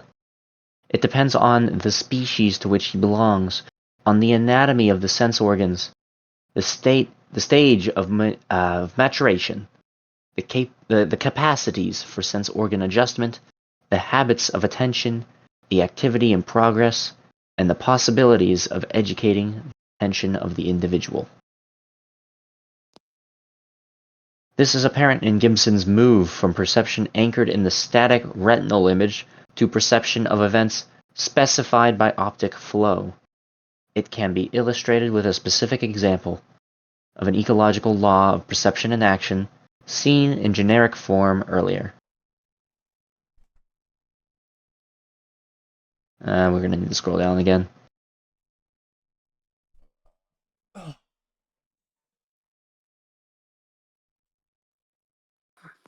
Walking towards a brink lawfully generates discontinuous optic flow at a horizontal contour, which specifies walking towards a brink. The particular flow morphology that is specific to a step-downable brink, as opposed to a fall-offable brink, remains to be discovered experimentally. But it is not difficult to suppose that the degree of discontinuity in optic flow generated by approaching a particular brink would be affected by the walker's being short or tall, and that a step-downable brink would be specified by an invariant of optic flow morphology. Other aspects of optic flow would be colored by whether the walker has a biped or quadruped, whether its gait was vigorous or feeble, whether the ground was slippery or, I guess, dry. I don't know, it's on the next page. Or secure, and so on. A brink in the substrate exists independently of the perceiver. The structured light specific to a brink is available at all of the convergence points within the structured medium independently of the perceiver. But the information about step-downable is an invariant fact of the animal environment system. The availability of lawfully structured energy distributions is a necessary grounding for perception. Ecological theories are not only assume that organisms exist in a rich sea of information about their environments. The organism environment system is a methodological principle, not how we identify it with the system. You know what I mean? It's like we define systems really like functionally, right? Like the cutting system. You know, like the organism here is what it does. specifically like parameterized, like as a cutter. You know, it's trying to realize this cutting function, right? So it's not like, yeah, you get what I'm saying? It's like it's able to enter into such systems, right? Mm-hmm. And take up this role, right? This role of the cutter. Right. It's able to fit into this role, right? It's yes, open. The entities it interacts with afford the role of cutting, you could say. Yeah. Rich sea of information about their environments, but also that they evolved in a rich sea of information. Consequently, it is supposed that the structure and function of the perceptual systems have become tailored to the available information. Yeah, that makes sense. I mean, yeah, how else would it work? Makes no sense to exist otherwise. The information about what the environment means to the organism in terms of its behavior is available to... hang on, the paper is a bit oil painting on my screen right now. I can't really read. Internet. Yeah. Should fix itself in a second.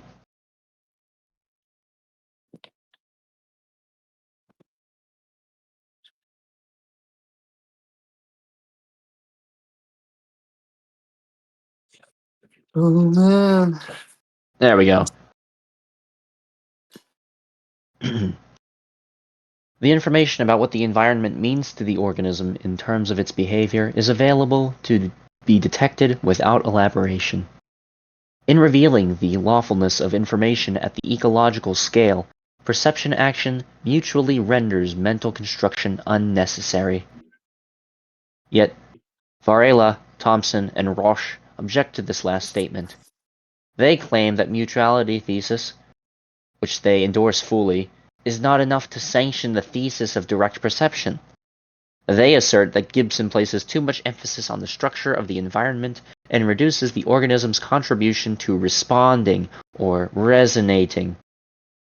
As a consequence, they argue that such an attempt neglects not only the Behaviorism? structure. Huh? Behaviorism? Yeah, you see how they're just characterizing us as behaviorists, that we're just responding to the environment, you know. Nowhere in Gibson will you hear him say this. Yeah. It's not determined at all. You'll see him explicitly argue against this. Like, What is an affordance under a determinist view? It makes no sense. Mhm. Opportunity, well, that doesn't exist if you can't choose. Right. They claim that the mutuality thesis. Oh wait, hang on. As a consequence, they argue that such an attempt not only neglects not only the structural unity, autonomy, of the animal, but also the co-determination of animal and environment. Yeah, you're right. Opportunity doesn't exist without choice, without selection. That's why the fourth law is a physical selection principle, right? And it's like it gives you, physics is opportunistic, you know. Uh-huh. All I right. thought I just thought that was a cool connection I just made with what you said. Yeah. We will see in the next section that their understanding of co-determination or mutuality rests upon a conflation of two meanings. But to conclude this section, we shall simply address their objection to Gibson's neglect of the animal's autonomy. It is well known that we need to scroll down.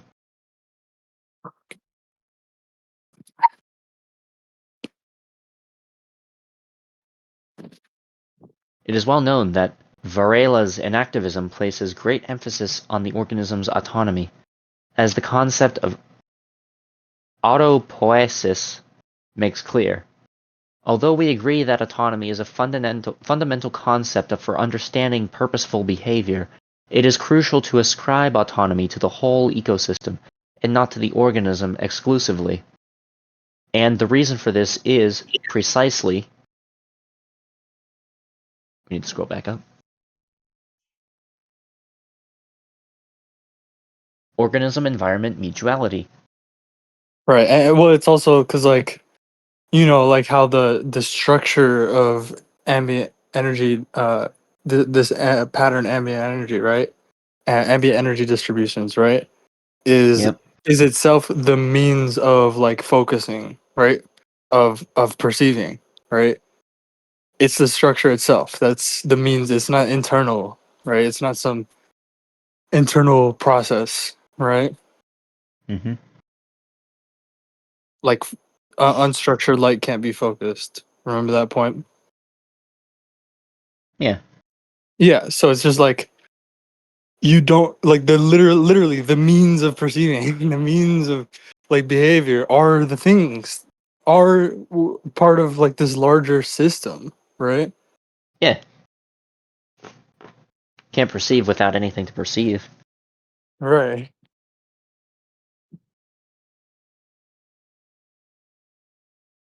The reciprocal transactions between organism and environment And but well, you cannot be. can't perceive without a means to perceive it, right?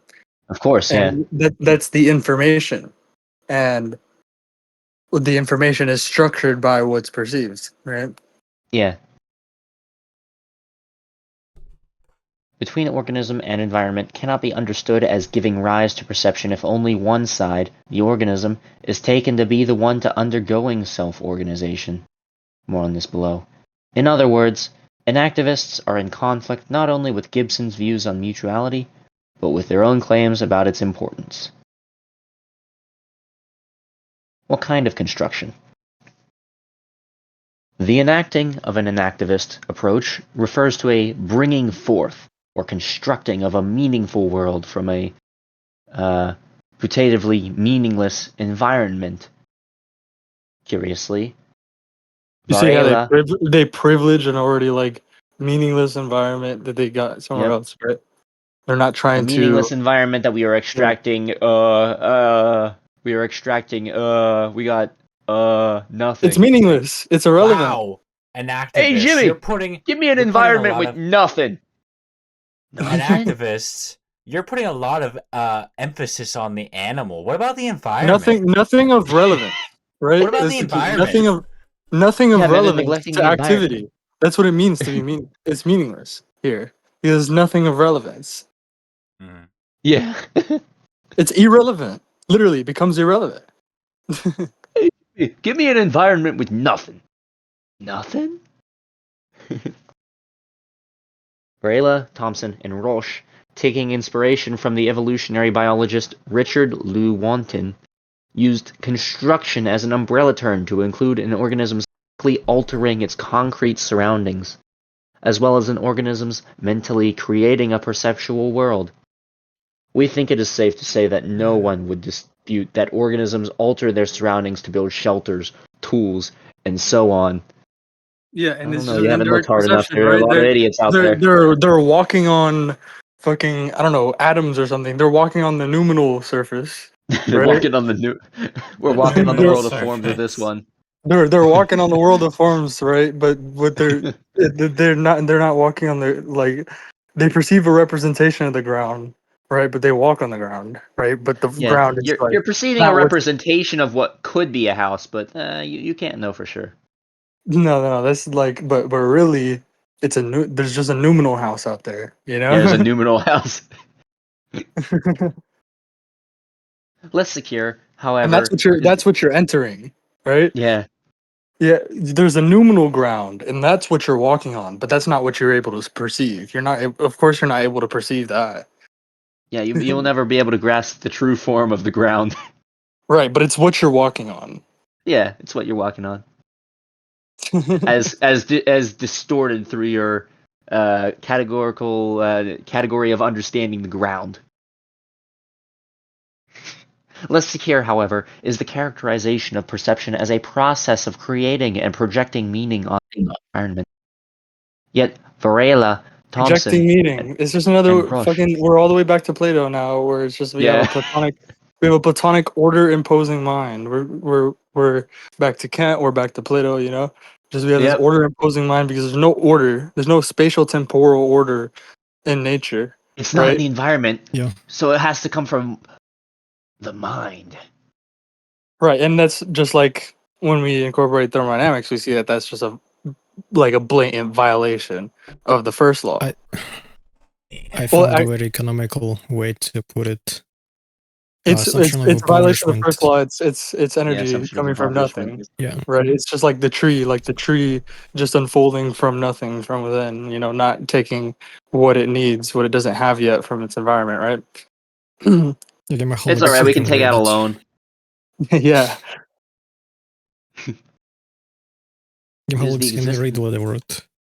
Can read what I wrote in this Yes, text. here. Let me just pull up my phone here. But you know, a violation of the second Oh. law would be something like the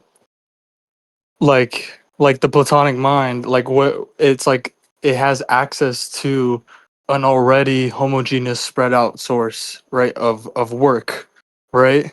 And that's just like that's a perpetual motion machine of the second kind. You know, right? It's getting work from, right, it's extracting work from an already spread out homogeneous source, right? So it's Assumption of infinite, impoverishment is basically squish infinitely, meaning to zero and stretch it back into without something. cost, infinitely. It's just extracting this work from the world of forms. You know, it's extracting this order from the world of forms, right?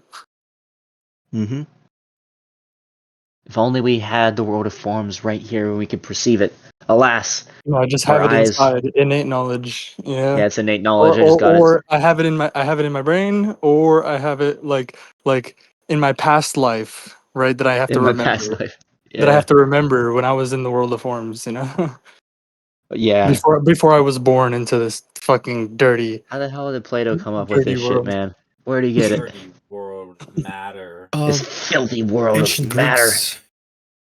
Greeks like to do shrooms and stuff. Oh, okay. Well, that So, makes you sense. know. Well, then that makes sense. Yeah, that checks out. Yeah, the world of particulars that change. That can't be the real world, man, because Let's that's the keep world we going. perceive. Yeah, man. We're looking at it. That means it's wrong. Because man is inherently flawed because he's not a god. The answer Yeah. would be too obvious, guys. We gotta complicate it. It can't be that easy. There's no way it could possibly be that simple. It's too abstract, man. The demon is Use playing the tricks on existence of us. concrete construction to rationalize perceptual construction because they claim the former rationalize. demonstrates that the environment is not pre-given. In contrast, ecological psychologists see the built environment as enhancing the perception action capabilities of organisms and refining the affordances. My mic cut out. Refining the affordances of the natural environment. Rocks and hammers, for example, are detachable objects that can be used for pounding. Both are tools.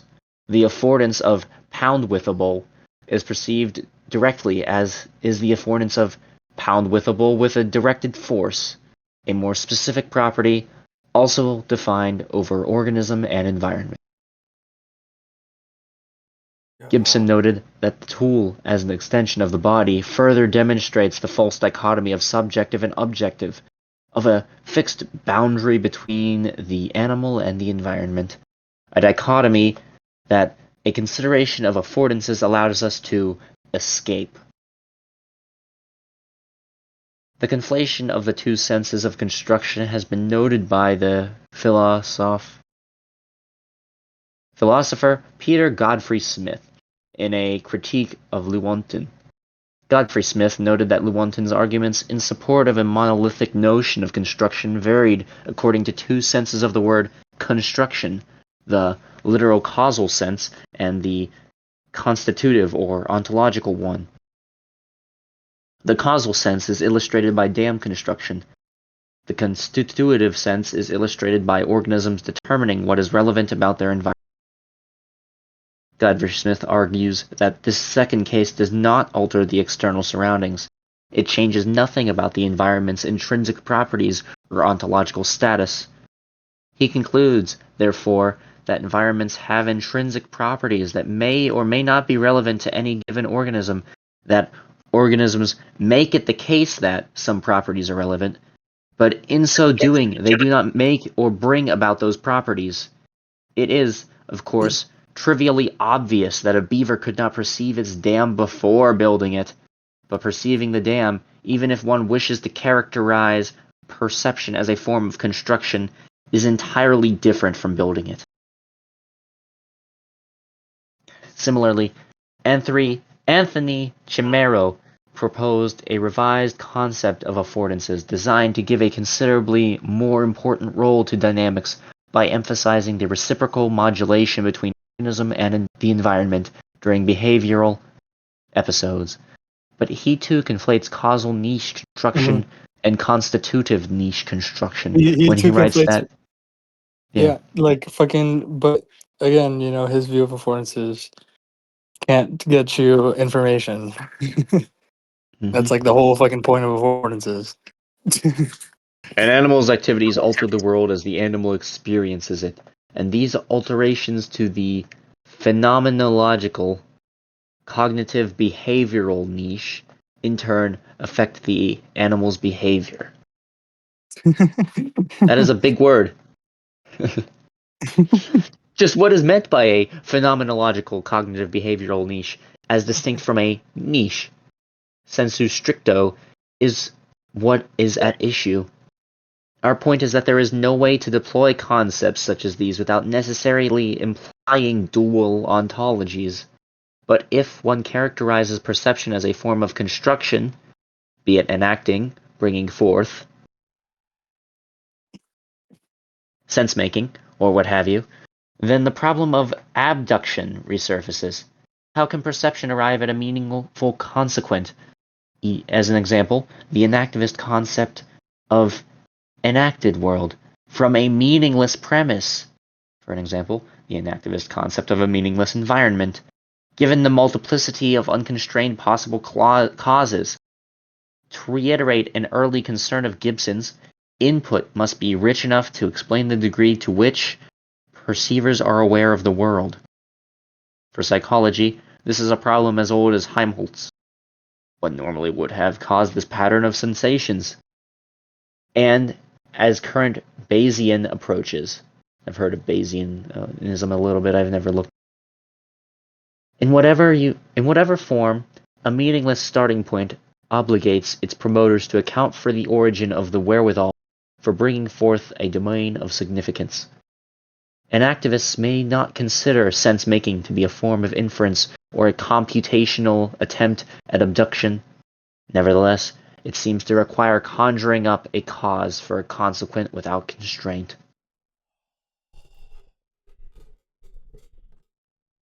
Bro, can I go to bed? Embracing the environment. Okay, that's fair. We can stop here and pick it up some other time, I suppose. I really want to go to bed. Like, you Okay. guys That's fair. keep reading it if you want, but No, for I can sure. just pull up my phone here. That's fine. Do you want to say anything? me or Gamaholics? Yeah, Gamaholics. Say anything? I could read from my phone if you really need me to. No, I mean like you want to like take a step back and be like, like what did we get today? All Hmm. right, so we covered a lot today. We covered the relation of we just went into energy a lot as a means of accounting and just making sure that you have the same amount of things that you do going into an action as you do when you come out of it. We covered that acting is a way that entities express their identity and how this connects to causality a little bit. I We have a went. question for G. Are the entities the ones that do the accounting? What do you mean accounting? The accounting is what the dynamician does. Thermodynamicist, right? That's what they do. Okay. It's explanation. Accounting is explanation. It's like an epistemological achievement, Okay. Okay, right? I see. But it's like We these accounting, like it's like, I mean it's like it's physical like laws, you know, that are accounting. Like it's just saying that things of nature are accountable to every other thing of nature. You know, facts of reality are accountable to facts of reality. Right? Hmm.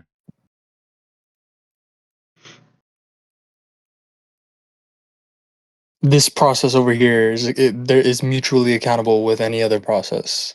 Right? Yeah, okay, I got it.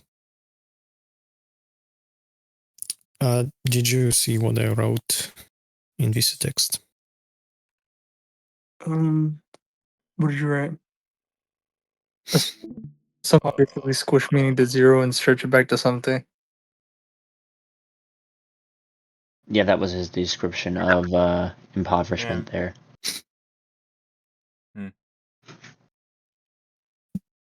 Well, I mean, What did you G likes to characterize it now as like a move to impoverishment. But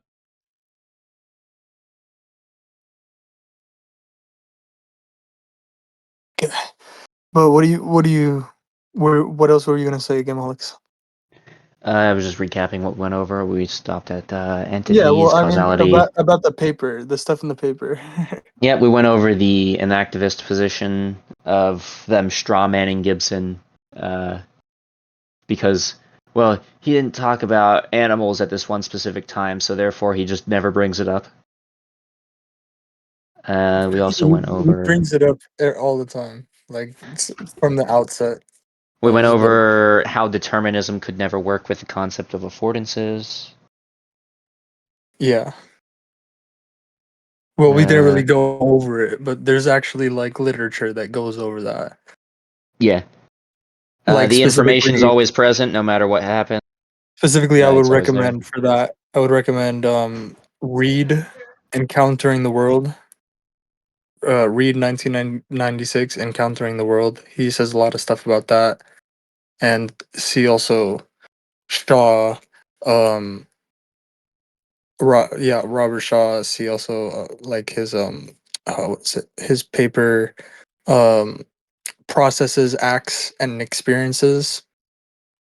Three stanzas on the problem of intentionality, and yeah, I think he also talks about it in Agent Environment Interfaced, another paper. Like he has a bunch of like he talks about it in multiple of his papers. Shaw. I'm Uh-huh. just saying for the recording. I don't know. Like, do you want me to post Shaw's papers here? Here's Shaw's papers.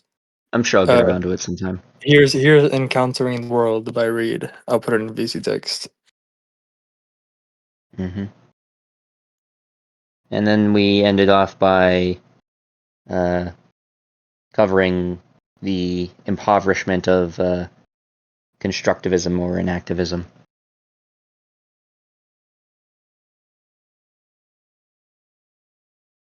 And how Plato is involved in that. Well, yeah, it's reminiscent of Plato. Yep. Man, I forgot how good this paper He never goes was. away. What, Sakura? I said I forgot how good this paper was.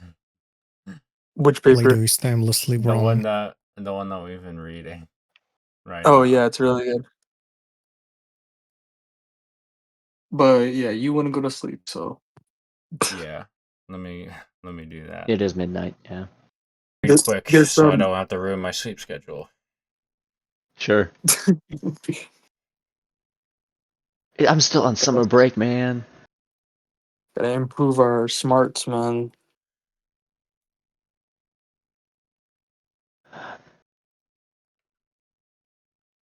Hey, real quick. The first law of thermodynamics is like the symmetry law, right? Hmm. Like for conservational symmetries. Conservate. Okay, right. Okay. Yeah, but like all of the laws of thermodynamics are symmetry principles. Uh, could you explain? Okay, I see how obviously the first one's conservation symmetry, but the Yeah, second one that says disorder it's about increases. no, it doesn't say disorder increases. Oh man. Okay, I assume we use a different definition then. Yeah, obviously. But it's like The one that they give it in like Intro to just Ecopsych is wrong.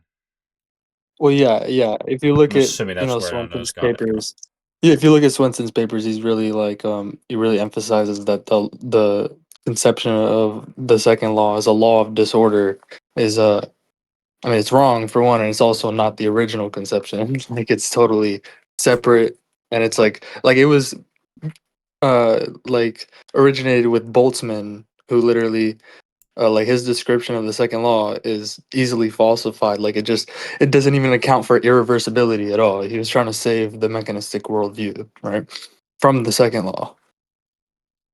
With the second law, like I the see. second law is really a law of availability, right? And like Could you explain that law of availability? like it's Like, basically um uh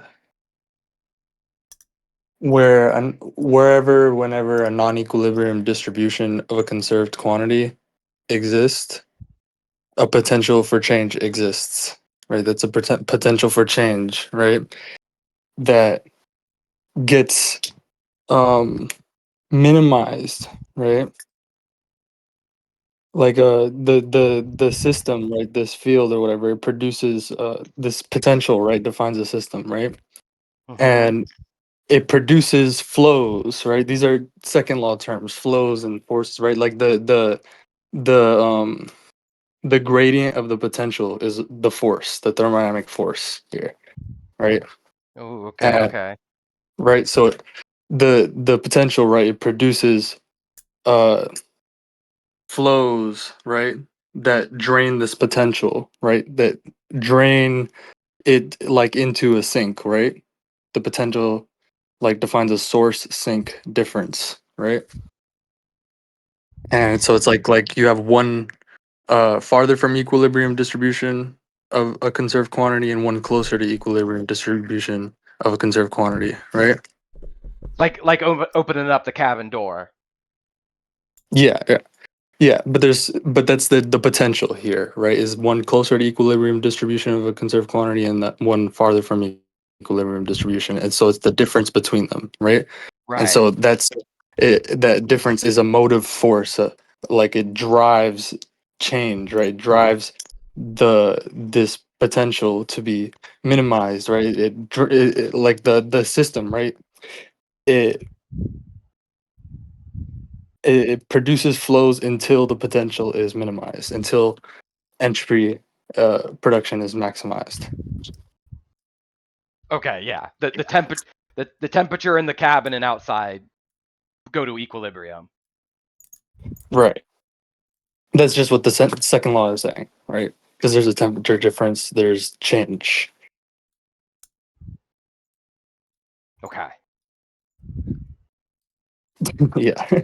So, but what it is basically as a symmetry principle. It's like it's it's a distribution, this distributional symmetry, right? It's an unfulfilled symmetry, right? Like the first law is like it's a it's a fulfilled like symmetry. It's always fulfilled. It's like uh it's what is it? It's unbreakable, you know? Universal time translation symmetry. It's unbreakable. Right. Uh okay. Right, and I'm trying to like explain this to you in simple terms, right? You don't really understand what symmetry principles really are, so it's like hmm, What like you like geometry, right? right. Geometry and group theory, symmetry group theory, right, is redefined like how like geometric uh concepts, right, are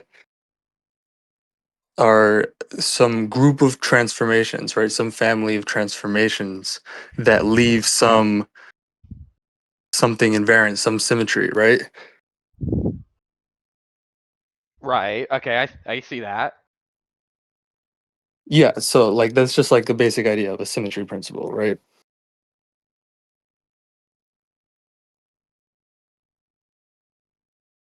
Yeah, I mean that sounds pretty similar to like concepts, right? Like Yeah. okay. But so like it's like I can like I can rotate a circle while leaving it remains invariant while under rotation, right? The circle, Right. right? The circle's geometry, right? It remains invariant under rotation, right? Right. So it has rotational geometry, Okay. Okay. right? So rotation, I mean, if you understand it thermodynamically, right? It's it's a process. It's and like well, it can be reversible, like in a like mechanistic sense or whatever, but like rotation, like actually, right, is it's it's minimizing some rotational potential. you know like if you're like in a like a hammock or something, right, and you're just like spinning. You know what I mean? Or I don't know, like you're like a combustion engine. You're rotating along some axis, like some handle, like some monkey bars or something. You know what I mean? Okay, yeah, yeah. You know what I'm saying? So that's like an irreversible process, right? That's like from one like a mill, like a water mill, right? It brings the water up and it like it has the potential to fall. You get what I'm saying? Yeah, Gravitate. yeah, You know what I'm saying? And yeah. it exhausts that potential, right? Like it doesn't it can't be reversed. You know what I'm saying? Right, Because right, it's right. it's once it's been used, right? It's on the other side, right, of the mill. Yeah, You get what I'm saying? right. Yeah, I So get that. right, that's like the symmetry going on here, right? There's something conserved, right? Well, the symmetry here, right, is like the means can vary while the end remains the same. Basically, is what the second law of symmetry is, right? Yeah. It's what Okay. it's like. It's insensitivity to initial conditions. Remember we talked about it before. I think you were here. Yeah. So that, I mean, that's what it is. It's a symmetry, right? The end remains the same while the means vary, right? The means change and the end is preserved under changing means, under variation of the means, right? Yeah. Hitting the anvil. Right. So those are distributional symmetries, right? It's the Okay. symmetry governing the distribution of the conserved quantity, right? Okay. Okay. Right. There's one closer to equilibrium distribution over here and one farther from equilibrium distribution over here, right? Right. There's a Right. non-equilibrium distribution, right? And so there's an irreversible flow right here. You know what I'm saying? From the farther from equilibrium distribution to the closer to equilibrium distribution, right? Right. That potential defines, right, the force, right? The gradient of the potential defines the force, defines, and that gives you the flow. Yeah. Yeah. Okay. Basically. Yeah. The mode of power, right? It's like the mode of power that makes the fucking the waterfall when it's brought up to the top of the mill, right?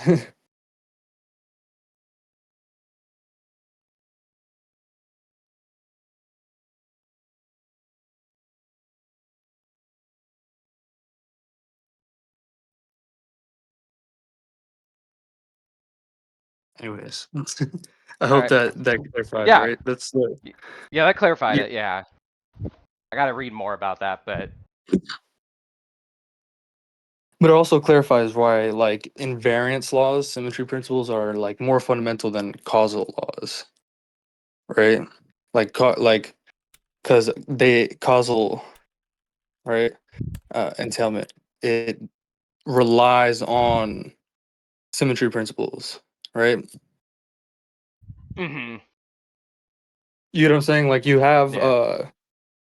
you know, cause and effect must a cause and an effect must differ in some shared respect, right?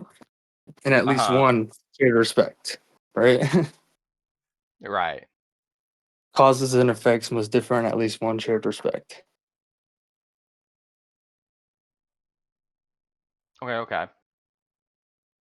Yeah, I think that makes a lot of sense. But like the Or point here is that the um the laws of thermodynamics are just symmetry principles. Like they don't refer to uh ca- causal principles where it's like the causal principle is like this cause causes this effect. You get what I'm saying? hmm It's much more general than that.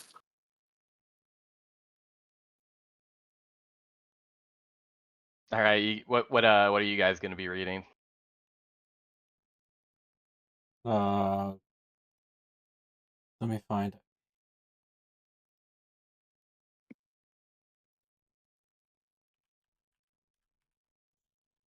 But you can see Perception, it. It's like action, mutuality, obviates, mental. to you can understand it sort of easily. Like the first law is saying energy always stays the same, and the second law is saying that entropy never stays the same. Okay. That's still a symmetry, right? Mm-hmm. It's just a different one.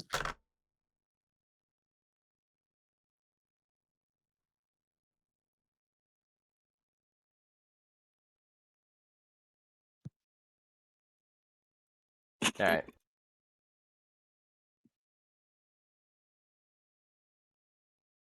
It's like yeah. Under variations and distributions, like there's a difference in these distributions, one closer to equilibrium, one farther from equilibrium, right? There's a difference in these distributions, right? So under this difference, under those variations, what remains the same is what's the symmetry here is the directionality of the change. It's going this way from one to the other, right? Mm-hmm. Yeah. You get it? That's why it's a distributional Yeah. symmetry. Yeah.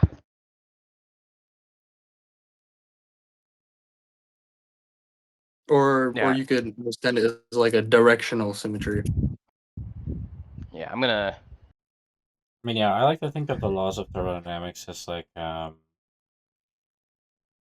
you're capturing the invariance of some real world process.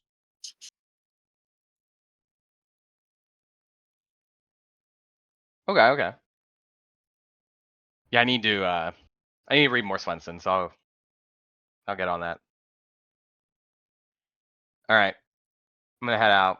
You're recording this, right? Maybe, maybe not. Yeah. How mysterious.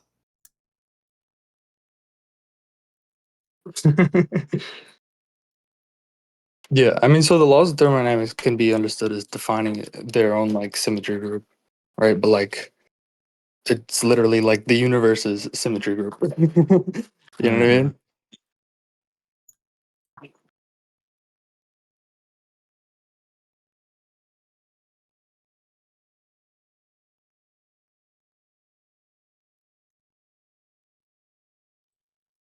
But okay, where did we leave off? Is Gameaholics here? Sure am. All right. I mean, it's pretty I'm right obvious here. what symmetry the law expresses, right? Sorry.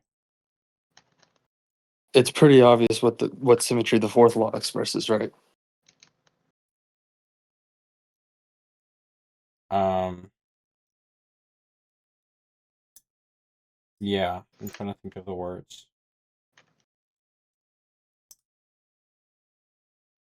That that a system will choose the paths or assemblage of paths that will dissipate the potential at the fastest rate. That would be what the symmetry expressed in the fourth law.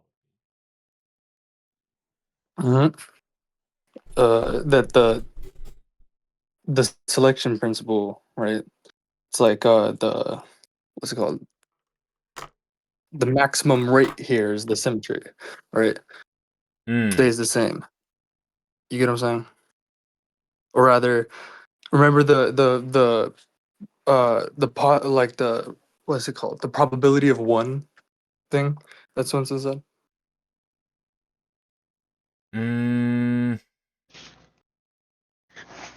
Don't recall that.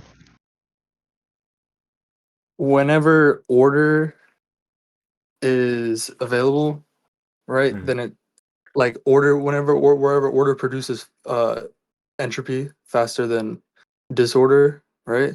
Like Right. relatively more disordered flows, then order is produced, right, with a probability of one every single time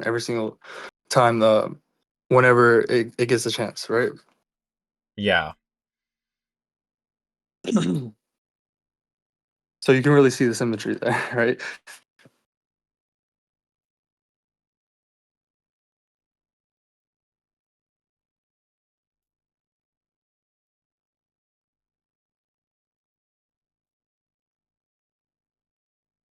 And Yeah, the rate. Yeah. Yeah, and the third law is just basically saying that like no finite rate process can like get you to infinity, right? It's funny actually. Like I think the your explanation of light the other day was like the first time we ever spoke about the third law in any like No, deep we've detail. spoken about it quite a few times. Really? The unattainability of absolute zero. Yeah. We've talked about it a lot of times. The symmetry here is just the limit. Mm-hmm. Zero is the limit on a finite world as defined by the first law. Zero is the limit. There can be no zero. And infinity is the limit.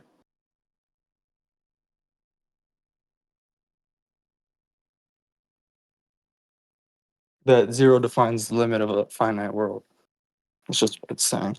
I mean, yeah, you said it was a definition of heat, but could it also just be Well, it's like saying that like that heat, well, not heat, but like temperature. It's a definition really of temperature. That temperature is uh greater than zero, greater than absolute zero. It's basically what it's saying. Temperature is always greater than absolute zero. I see. Because when you said like zero was like the limit on that, it's like it's kind of like getting rid of any kind of argument for like a zero sum world. Mhm.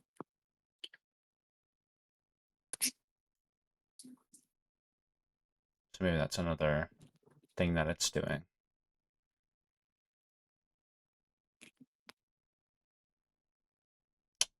But yeah, Gamaholics, do you remember where we were? Do I remember what? Where we were? I think we saw. Give I think me we read this Or little. rather, it says, well, to be clear, it says that uh, temperature is always greater than or equal to absolute zero.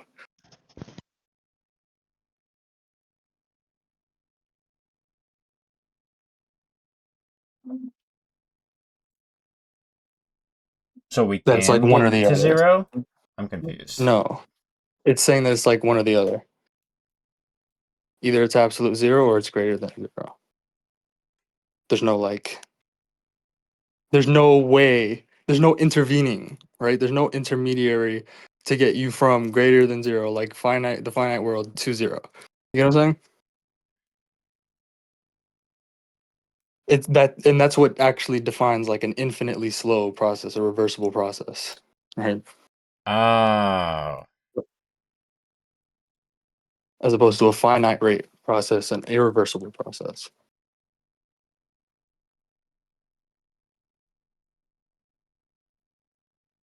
okay. But yeah, it's saying it's either or, like it's either greater temperatures like greater than absolute zero or equal to absolute zero. So there's no, it's like the law of excluded middle. You know what I'm Yeah. It couldn't be both. And couldn't be like below. think about like crossing a dualistic bridge, like crossing a dualism with a bridge. You know what I mean? Building Right, it it's out like of matter. You can't there's get to matter. nothing in between that dualism. Yeah, There's exactly. nothing to connect it. Yeah, you would just be building off to infinity. You know what I mean? Mm.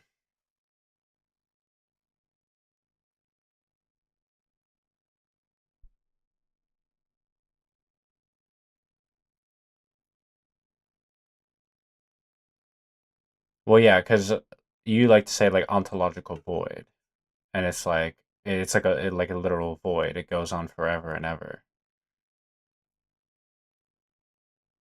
Yeah.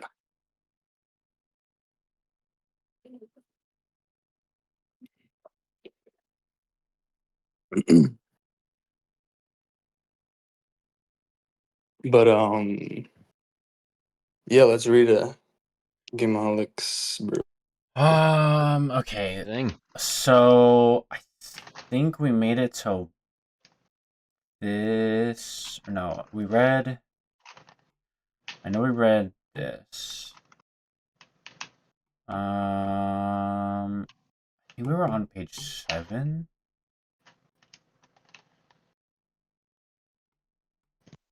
Oh yeah, we didn't make it to embracing the environment. I remember we didn't get there. Yeah, I think maybe we We- stopped right before then. You have the Yeah, we recording, got it right up don't to you? it. Yeah, because I remember you read Bayesian and you were like, oh, I don't really Yeah, know. Bays. I know Short Fat Otaku covered that one. Yeah, I mean, I guess I could just check yesterday's recording.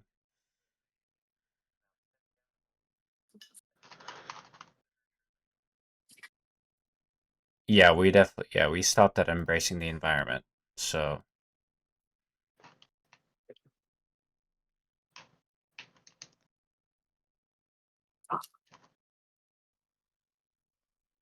you just start whenever you want to start. Let me know if you need it to Alright. be zoomed in. I'm gonna be I'm gonna try and get some food made and like I have something to do like in my room together. So I'm gonna be doing that while you're reading. So like I'm not gonna be jumping in. You know, As much? Okay, we like might you gotta, finish it today. yeah, you gotta ask questions. You know, if you want me to jump in, you gotta be like, If I yo, need you to G. define what energy is, I will ask you. Okay.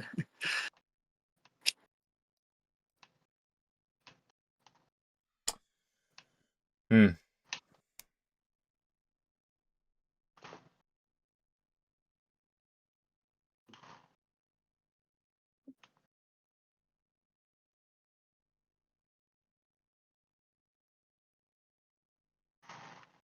Alright, so let me just take a drink first and then I will be right there.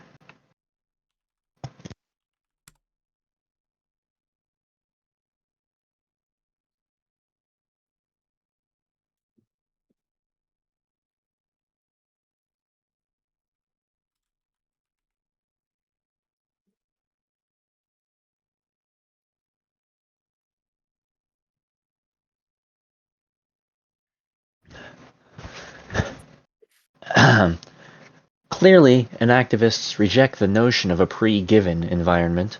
Moreover, they believe that their rejection is an original force vis-a-vis the other cognitive approaches.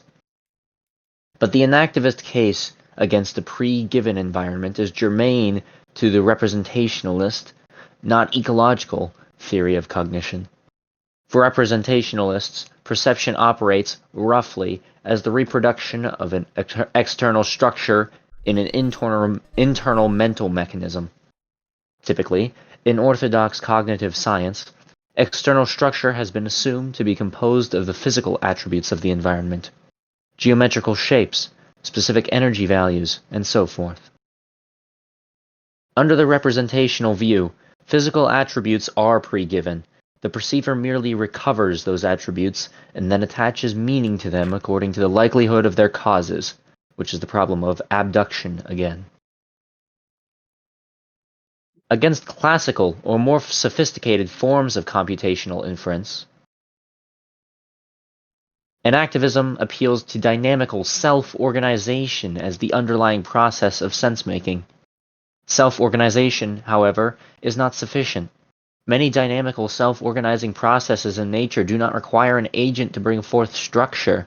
For example, the formation of solar systems, protein folding, etc.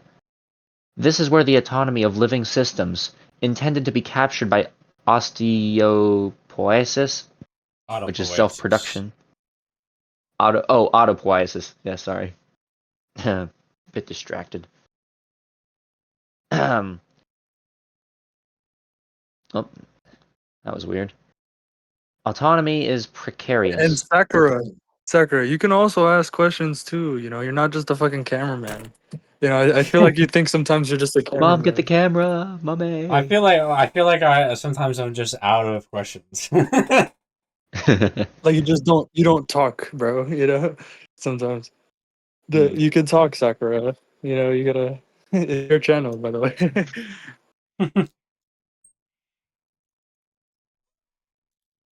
Autonomy is precarious. Hence, according to Enactivism, it is accompanied by a concern for which encounters with the world acquire value relative to their consequences for the living system's dynamic structure. Insofar as the concern and first-person perspective of autopoietic...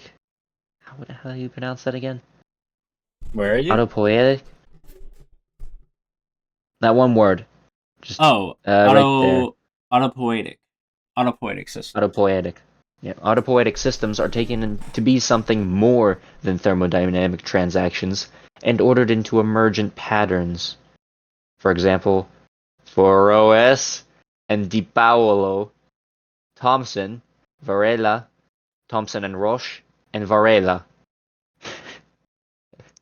This position constitutes a form of dualism, an animal environment dualism, considered by some ecological psychologists to be an even more fundamental than mind-body dualism. But apart from philosophical considerations and rather abstract arguments, no concrete model is provided that satisfactorily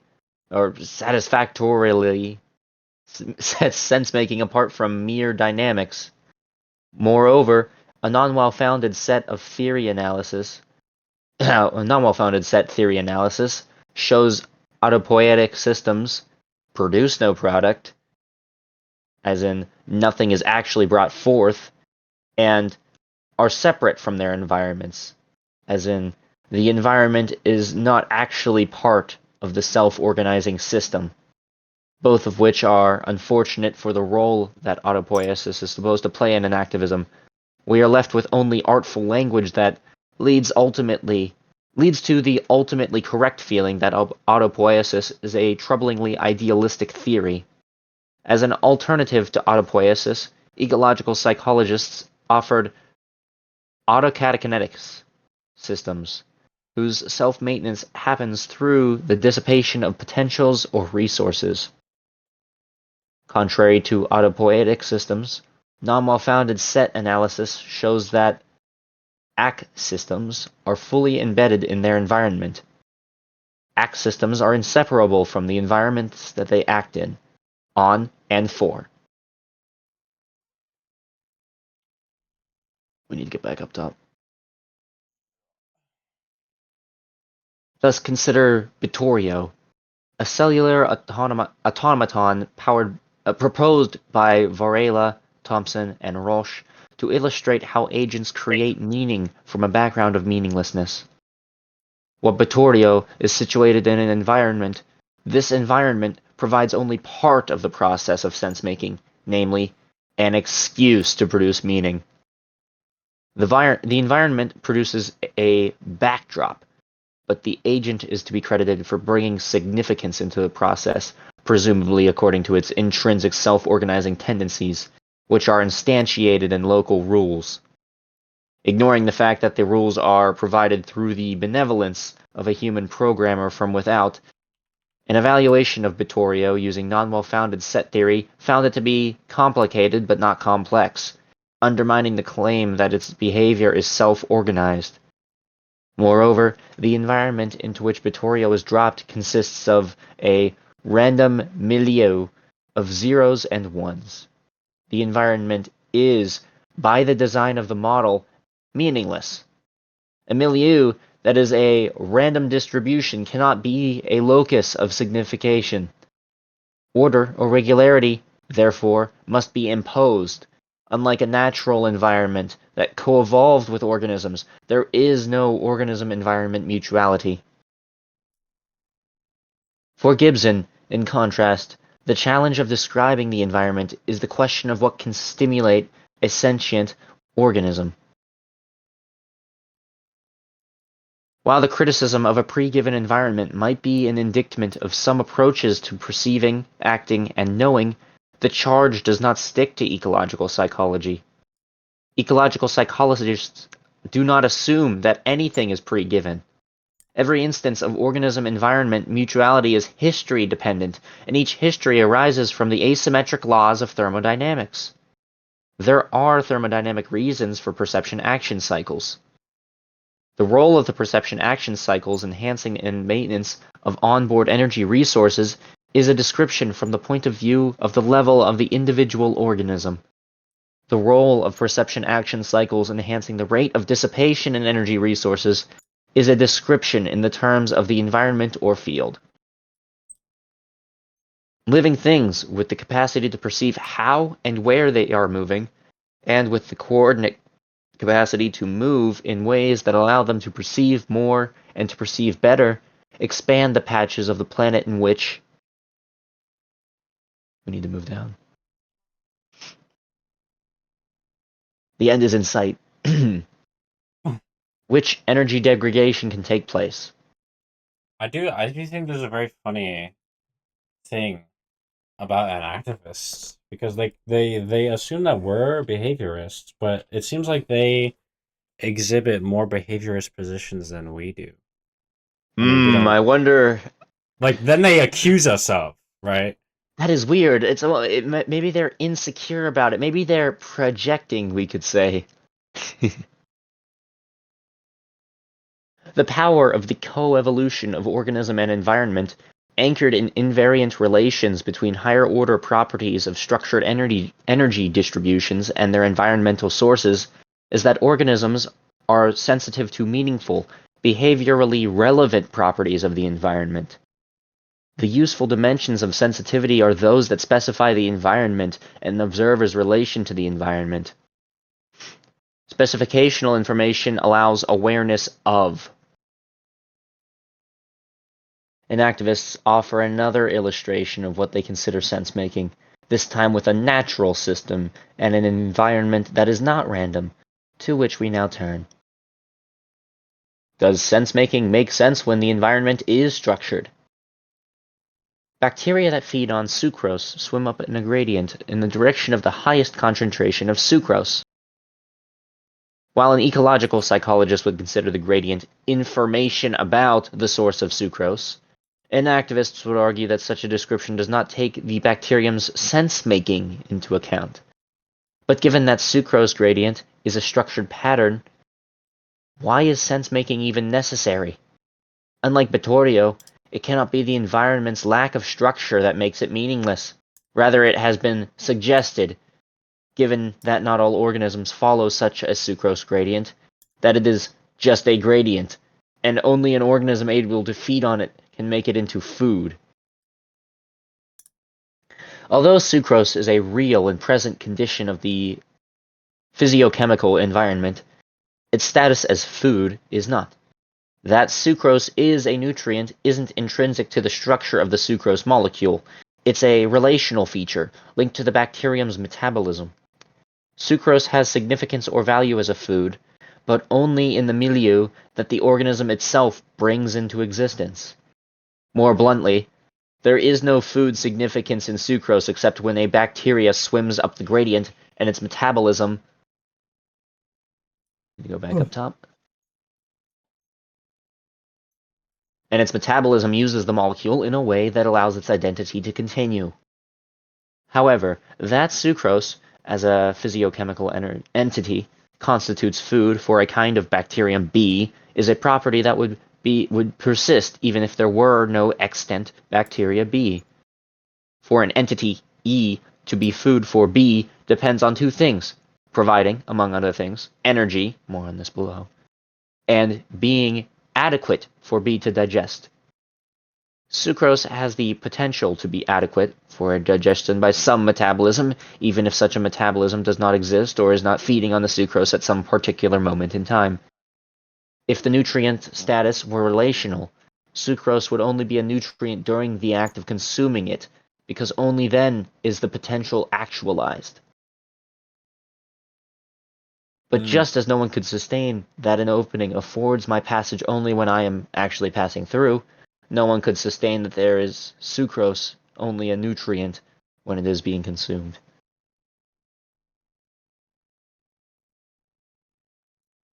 Just gonna... Moreover, Enactivists present us with a dichotomy where one has to choose between either a physiochemical description or a subjective, perspectival description. But this ignores the possibility of a description of the ecosystem. The latter selects among all the possible frames of reference through which organism-environment transactions occur, those properties that highlight their mutuality and their contribution to behavior. Thus, an ecosystem approach would study the sucrose molecule, the structure of the concentration gradient, and so on, not as physiochemical features that the bacterium needs to know, somehow as such, that is, under the reference frame, but as being adequate or not to the bacterium's metabolism for its constraining its gradient-following behavior and allowing it to digest the sucrose. Notice that although the act of choosing ecosystem variables to describe the gradient-following behavior is done by a scientist, this in no way means that the latter is constructing those variables either, as radical constructivism, from which enactivism drew inspiration from, would have it. The food status of sucrose is no more constructed by the scientist than by the organism. The scientist herself is but a perceiving agent transacting with the object under study. Finally, the status of sucrose, and any other form of matter or energy as food, depends generically on its capacity to allow the consuming system to do work in the thermodynamical sense. Although enactivists agree that autopoietic systems exist far from equilibrium, the ecological approach insists that the food status is continuous with the very laws of thermodynamics, and this is not something that can exist only within a given organism's perspective or by being constructed in perception as enactivists suggest. The concept of food occupies a subset of the more extensive concept of potential or free energy.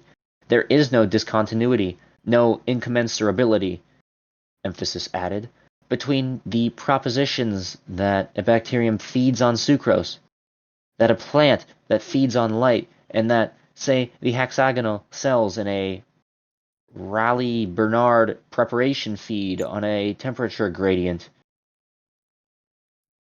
This implies, once more, that the actual grounding of meaning can already be found in thermodynamics. An ecosystem perspective has all the requirements to study meaning as rooted in the kinds of thermodynamic transactions that different forms of organism-environment mutuality afford, without having to commit mental construction or subjective perspectives. Some enactivists are starting to see the shortcomings of autopoiesis, and making adjustments that bring them closer to the thermodynamics at the heart.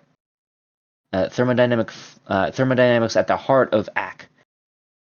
For example, considering thermodynamic flows as more than mere perturbations and as constitutive of the autonomy of the systems.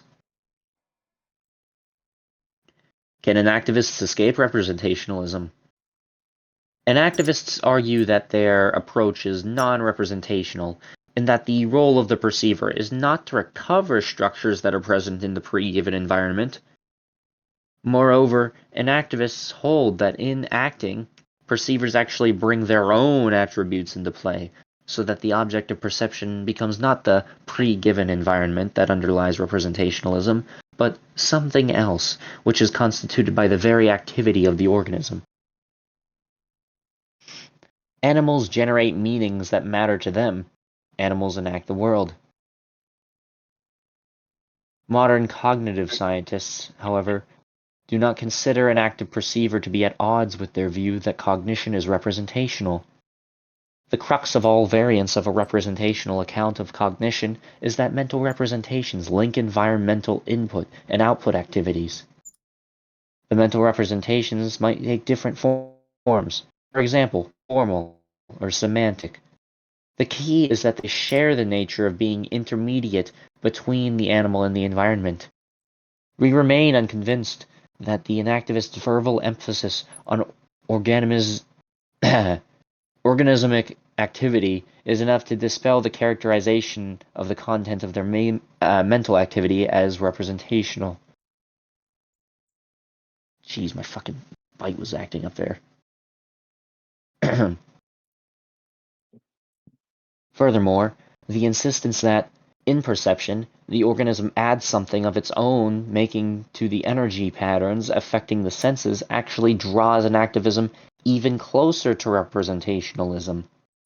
Indeed, they share the premise that the poverty of the environment, or poverty of information about the environment, renders it inadequate as a source of behavioral guidance.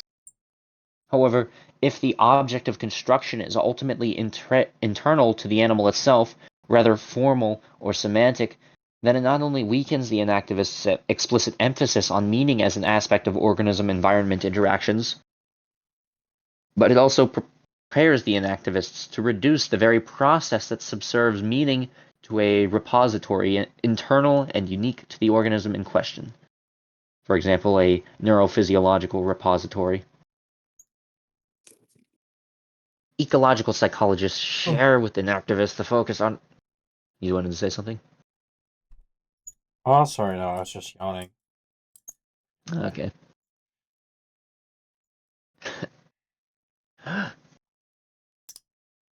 Ecological psychologists share with enactivists the focus on organism activity itself as the overarching purpose of cognition, and, therefore, the central material of experimentation.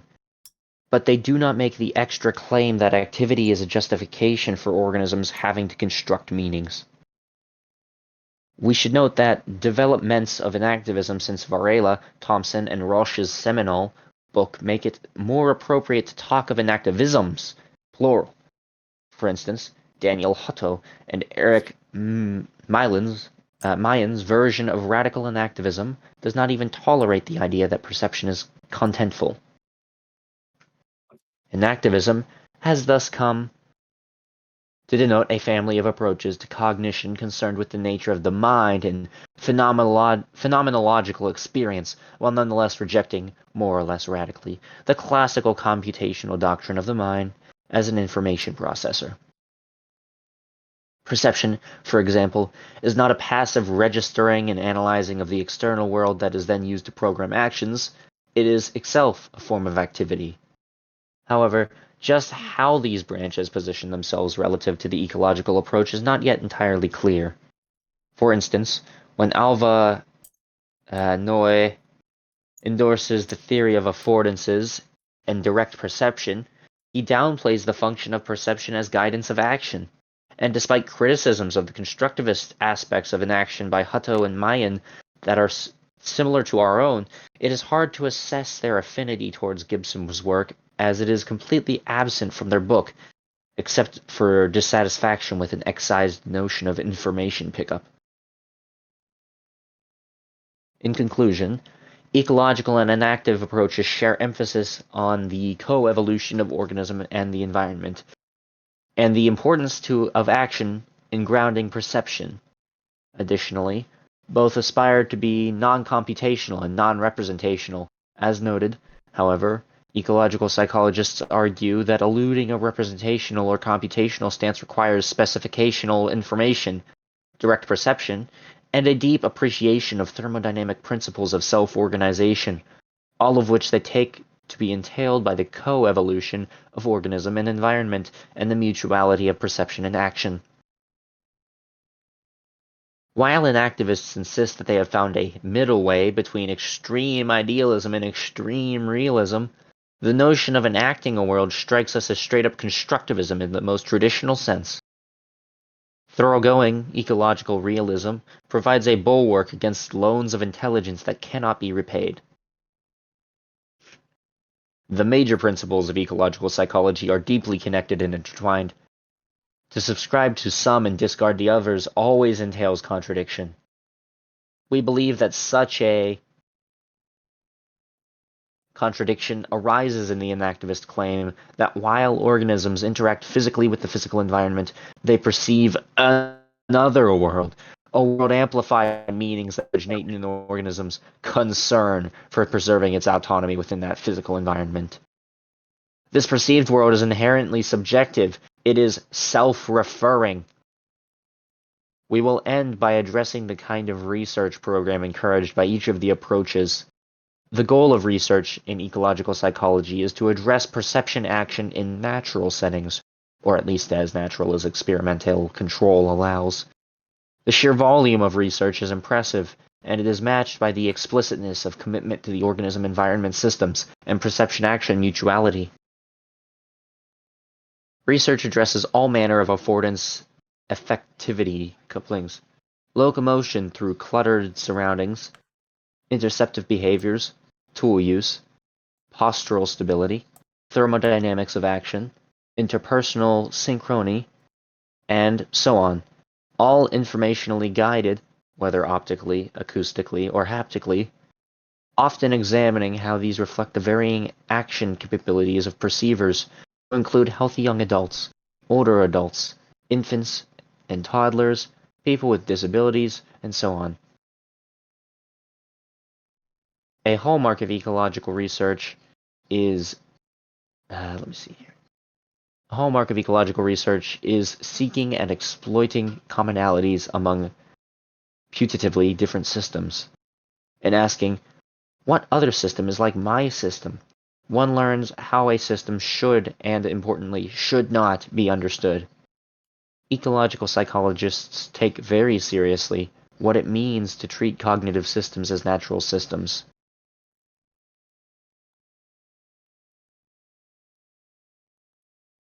In addition to the aforementioned work with cellular automata, a good deal of research conducted under an activist banner is in the domains of social cognition, mathematics education, and evolutionary robotics.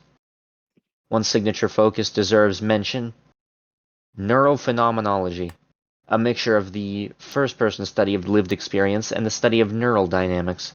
We have a few observations. First, its emphasis on conscious experiments seems to opt out of addressing organism environment systems other than those involving craniata. Only humans. Oh, does it end there? Surely there's more underneath it. Only humans, after all, are able to report linguistically on their internal goings-on. Does this mean there will be an eternal gap in knowledge about the overwhelming majority of organisms, which are incapable of reporting on their phenomenology? Second, it seems to us that the very practice of phenomenology is involving particular mental exercises, such as reduction, should lend itself to analysis from an ecosystem's perspective. In other words, the subject undergoing phenomenological introspection is still an agent carrying out perceptual and behavioral transactions with her environment. The fact that these transactions involve acute observation of some phenomenological aspects does not make them any less perceptual or behavioral, and does not reduce the explanatory and causal role of the environment in any way. Phenomenological reduction, for instance, is but one particular way in which the organism-environment coupling takes place. Thus, the possibility remains open that an ecosystem's perspective has the final word, even on the first-person study of lived experience. Third, in line with our second remark, it has already been argued that neurophenomenology, I'm going to get that right, neurophenomenology assumes too strong an internalist view of experience by focusing on brain dynamics as the closed operational area that constitutes where experience takes place. Although ecological psychology has so far remained cautious about elaborating on a position on the issue of phenomenal experience, we believe that a good start would be to look into the very thermodynamic properties of organism-environment transactions for answers, and in not what has classically been considered to be the seat of consciousness, the brain. In brief, we believe that the broad-based approach developed by ecological psychologists over the past 60 years provides a powerful framework in which to understand perception and action, not only for all organisms, but for agency more generally. The unified science we seek is a kind of natural physical approach to psychology, where the physics is at the ecological scale, a scale that is crucial for addressing the issues of central concern to enactivism. In particular, that science may provide a more principled way to characterize what enactivists hope to get from constructivism. And we are done. Please don't copy this paper at the bottom of the page there. Are we Is that what done? it says? Really? Yep, we're finished. I didn't It was even wow. see mostly just a this recap part. of what we've already been covering. I I saw a lot never of saw this Kantianism in part. there.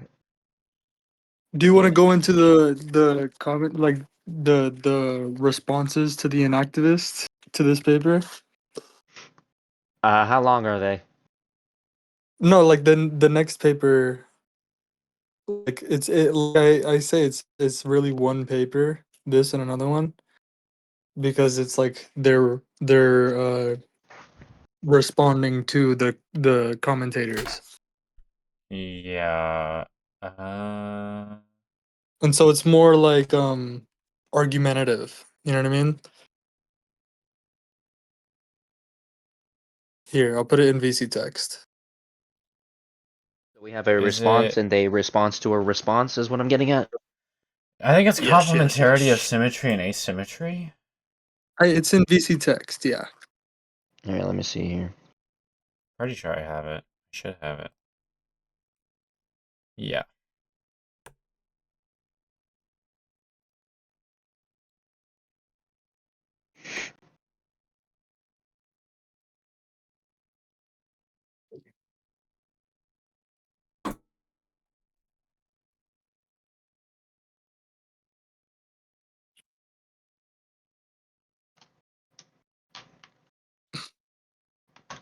Hang on a second, I need to reboot the stream so I can see what we're doing here.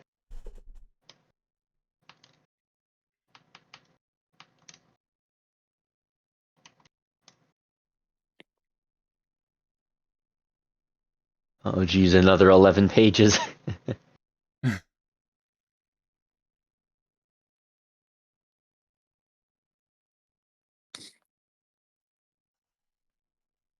You want to do it or what? I think it's gonna uh, be interesting because it's more argumentative. Like do we like a have to read debate. what the inactivists say, or can we just rely on what the response to the response was? Because I'm pretty sure I Yeah. already know what they're going to say. No, it doesn't. You don't read what the inactivists say. Oh, okay, cool. It's just their response. Can we zoom in a bit more on the text so I can see it a bit better? Is this All part of right. the upshot? I can't tell. No, I don't think it's part of the upshot. No, Oh, no, the upshot is just there. The introduction is at the bottom. All right, so the upshot. Gibsonian and inactivist thinkers appear to diverge primarily with respect to the emphasis placed on the contributions of the organism to perception action. Inactivists claim that a fundamental asymmetry in the organism environment should be credited for the existence of meaning in the world. Gibsonians counter that the theory must reckon with both the asymmetry and symmetry between organism and environment, as well as with the role of superficial information to be underwriting their coordination. Sorry, the role of specificational information. Well, I don't know if we'll be able to read. Superficial. Because I don't know if we'll be able to read a lot. Because I kind of want to go to bed in like 10 minutes. That is fair. I mean, I feel like it's getting a bit Let's late for just me. read So this first section or whatever, the introduction, Yeah, sure. that's fine. or maybe just like the first couple sections on this page, right? We can read like the page, that's fine. In the past decades, both ecological psychology and inactivism have grown and ramified to the point where it can be difficult to compare the approaches given their diversification and reappropriation by researchers in disparate fields. But this does not imply that either approach has lost its solid theoretical foundations. Not surprisingly, perhaps, core principles have been sharpened in the face of what might have been seen as peripheral adulteration. In this sense, it is correct, as Dobromir Doltov claims, what we assume the position of ambassadors form an ecological fortress. Judging by the commentaries, proponents of the inactive account show similar resolve. This strikes us a positive circumstance, since two approaches show commensurable conceptual depth. Our target audience was intended to highlight the rigorous development of perception act. Huh? Target article. Oh yeah, sorry. My vision's a bit blurry. Give me a second. Alright. Our target article was intended to highlight the rigorous development of perception action and organism-environment mutuality in James Gibson's ecological approach, and, further, the centrality of specificational information to that development. Whereas the mutualities are embraced by inactivists, the specificational information is not. We argued that this reluctance leads to inactivists' constructivist orientation, an orientation that seems at odds with their claim to be non-computational. While most commentators seem to defend a complementarity between the two approaches, their varied reactions press points more or less related to each other. More or less related to either the asymmetry of organism and environment, the origin of meaning, or the nature of affordances. Although these 3 points are linked, we have separated them for better clarity in our response. Beginning with the asymmetry of organism and environment, our target article insists on the mutuality of organism and environment, a mutuality that raises the level of analysis to the ecosystem. It is safe to say that there is a strong consensus in the commentaries regarding that fact. However, it has been repeatedly argued that our position fails to acknowledge important asymmetries between organism and environment that need to be accounted for. Namely, it is argued that organisms present some particular and special properties that deserve attention, and that inaction might just be the right kind of a non-cognitivist theory to account for these properties. Different commentaries see these organismic properties as sheer facts that require explanation, and thus they take special attributes of organisms as an explanandum. Other commentaries use these special properties to explain some of the facts of perception, and as such they advance the asymmetrical attributes of perceivers as explanans.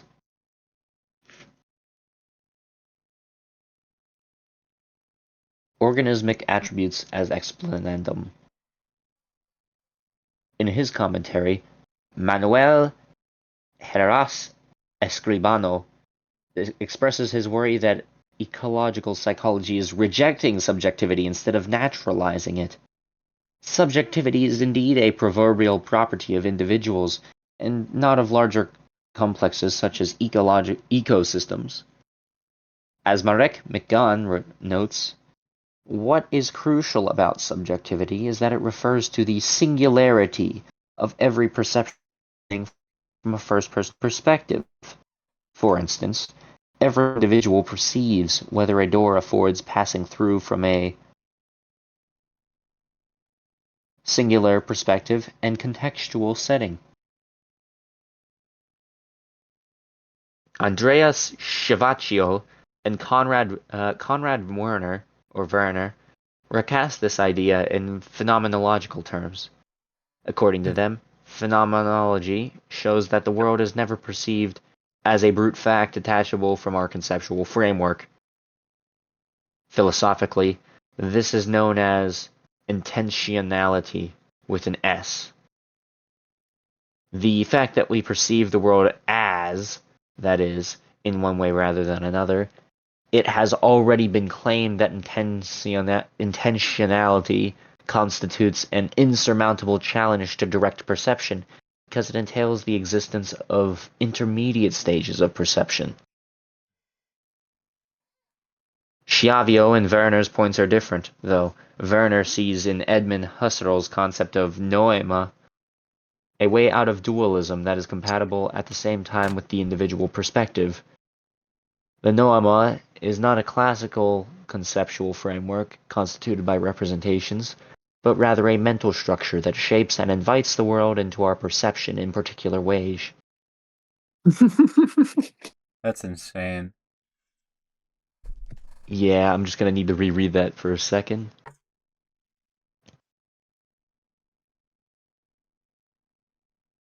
Yeah, that seems very Kantian to me. The categories, the only thing they haven't said here is the categories. Schiavio does not explicitly appeal to the representations of the world to account for intentionality either, but rather to active engagements, which of course depend on the singular properties of each organism's metabolism, neurostructure, and thermodynamic constraints.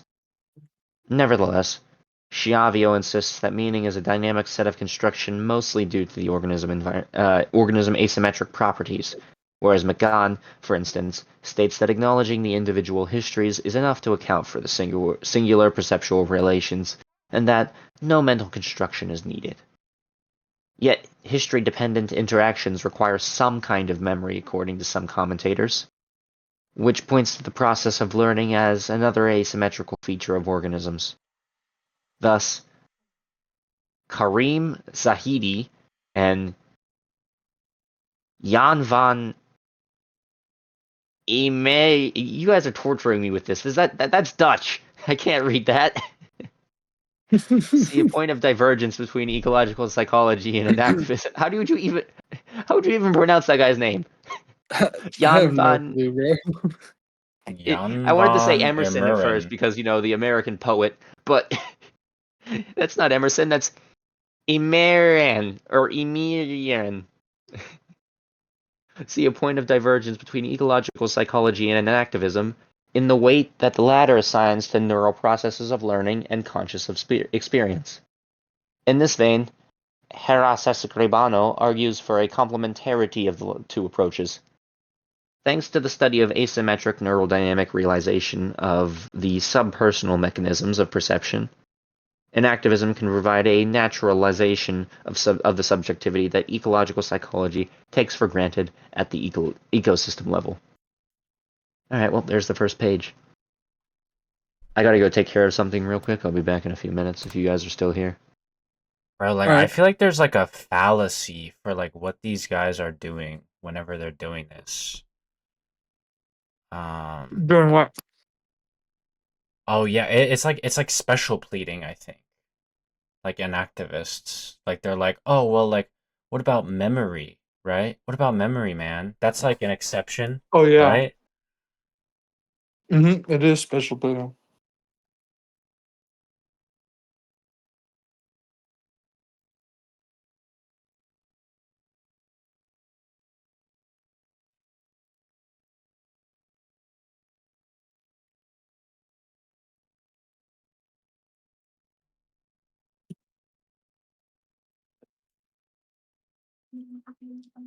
Just anything to recover. Like I don't like anything to recover like representationalism, even though they say it's not representationalism.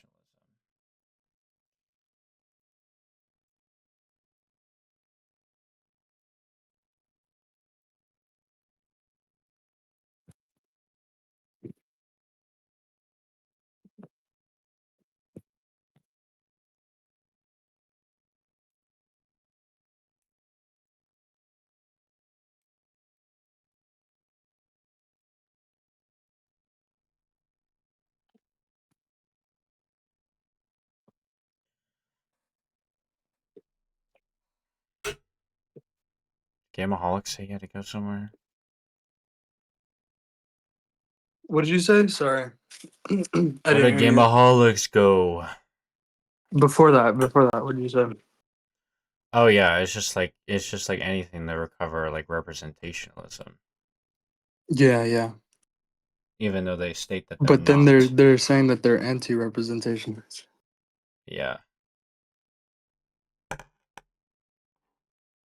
Honestly, that's probably where like those neuroscientist people are gonna get like way later down the line in like years. Mm-hmm.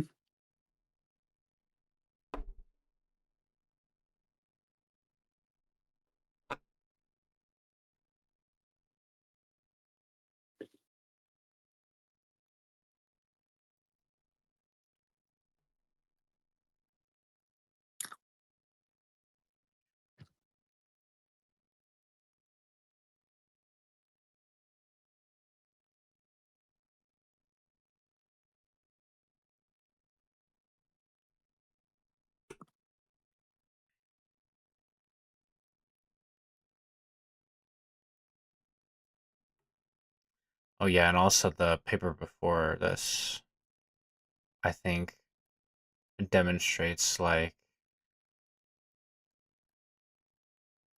like how it's like if you like just take some of the principles and throw out the ones you don't like, it there's just like no way that you can really do that.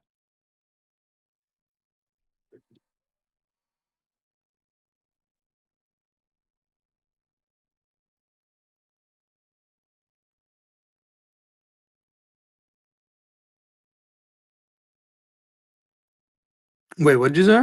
Sorry, The first I was paper, paying. I yeah, was the paying first attention to paper, something else.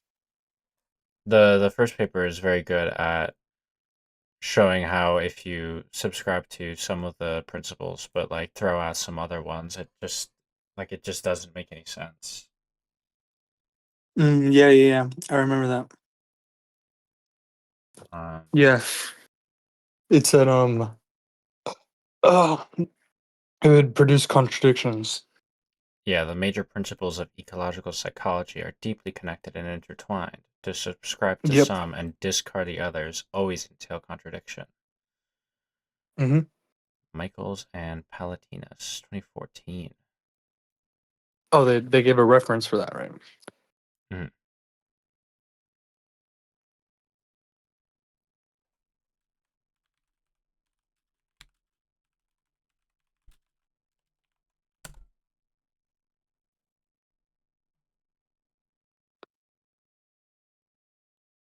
Uh, 2014 book chapter. Oh, it is. I think that's what you talked about before. 10 Commandments for Ecological Psychology.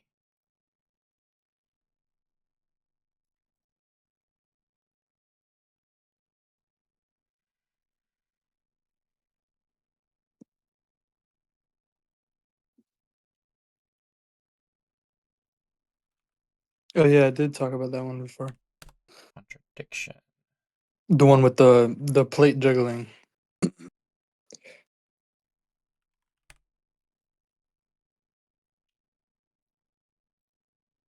Late.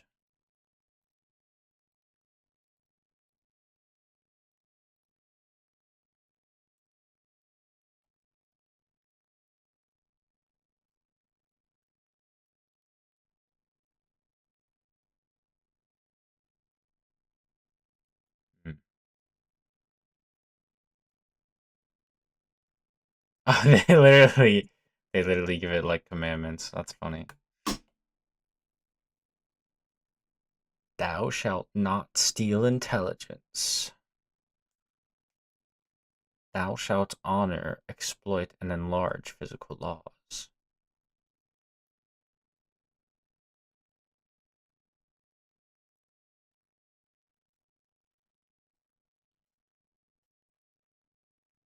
Thou shalt have only one science before thee.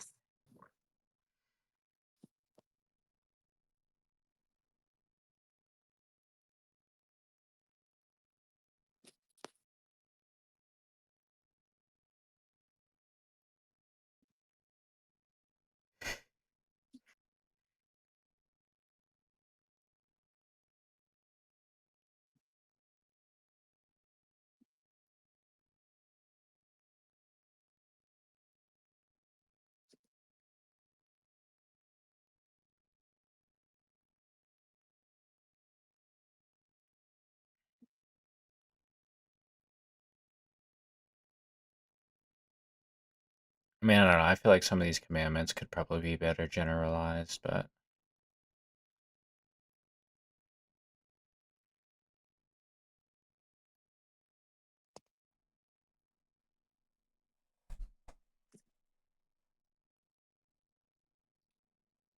Alrighty, I'm back.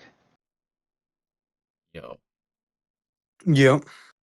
So what did you think, Gameaholics? That's pretty cool.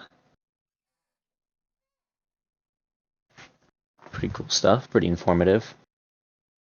It's interesting to see how Kant affected the psychology field, or the other way around. I guess they I go hand in. mean, I see some materialism in there and stuff like that.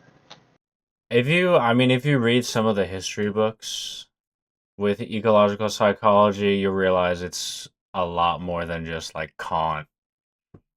It's like it's Newton, it's Descartes, it's fucking Yeah. we even get some Parmenides references, Parmenides mentioned, hell yeah. Plato.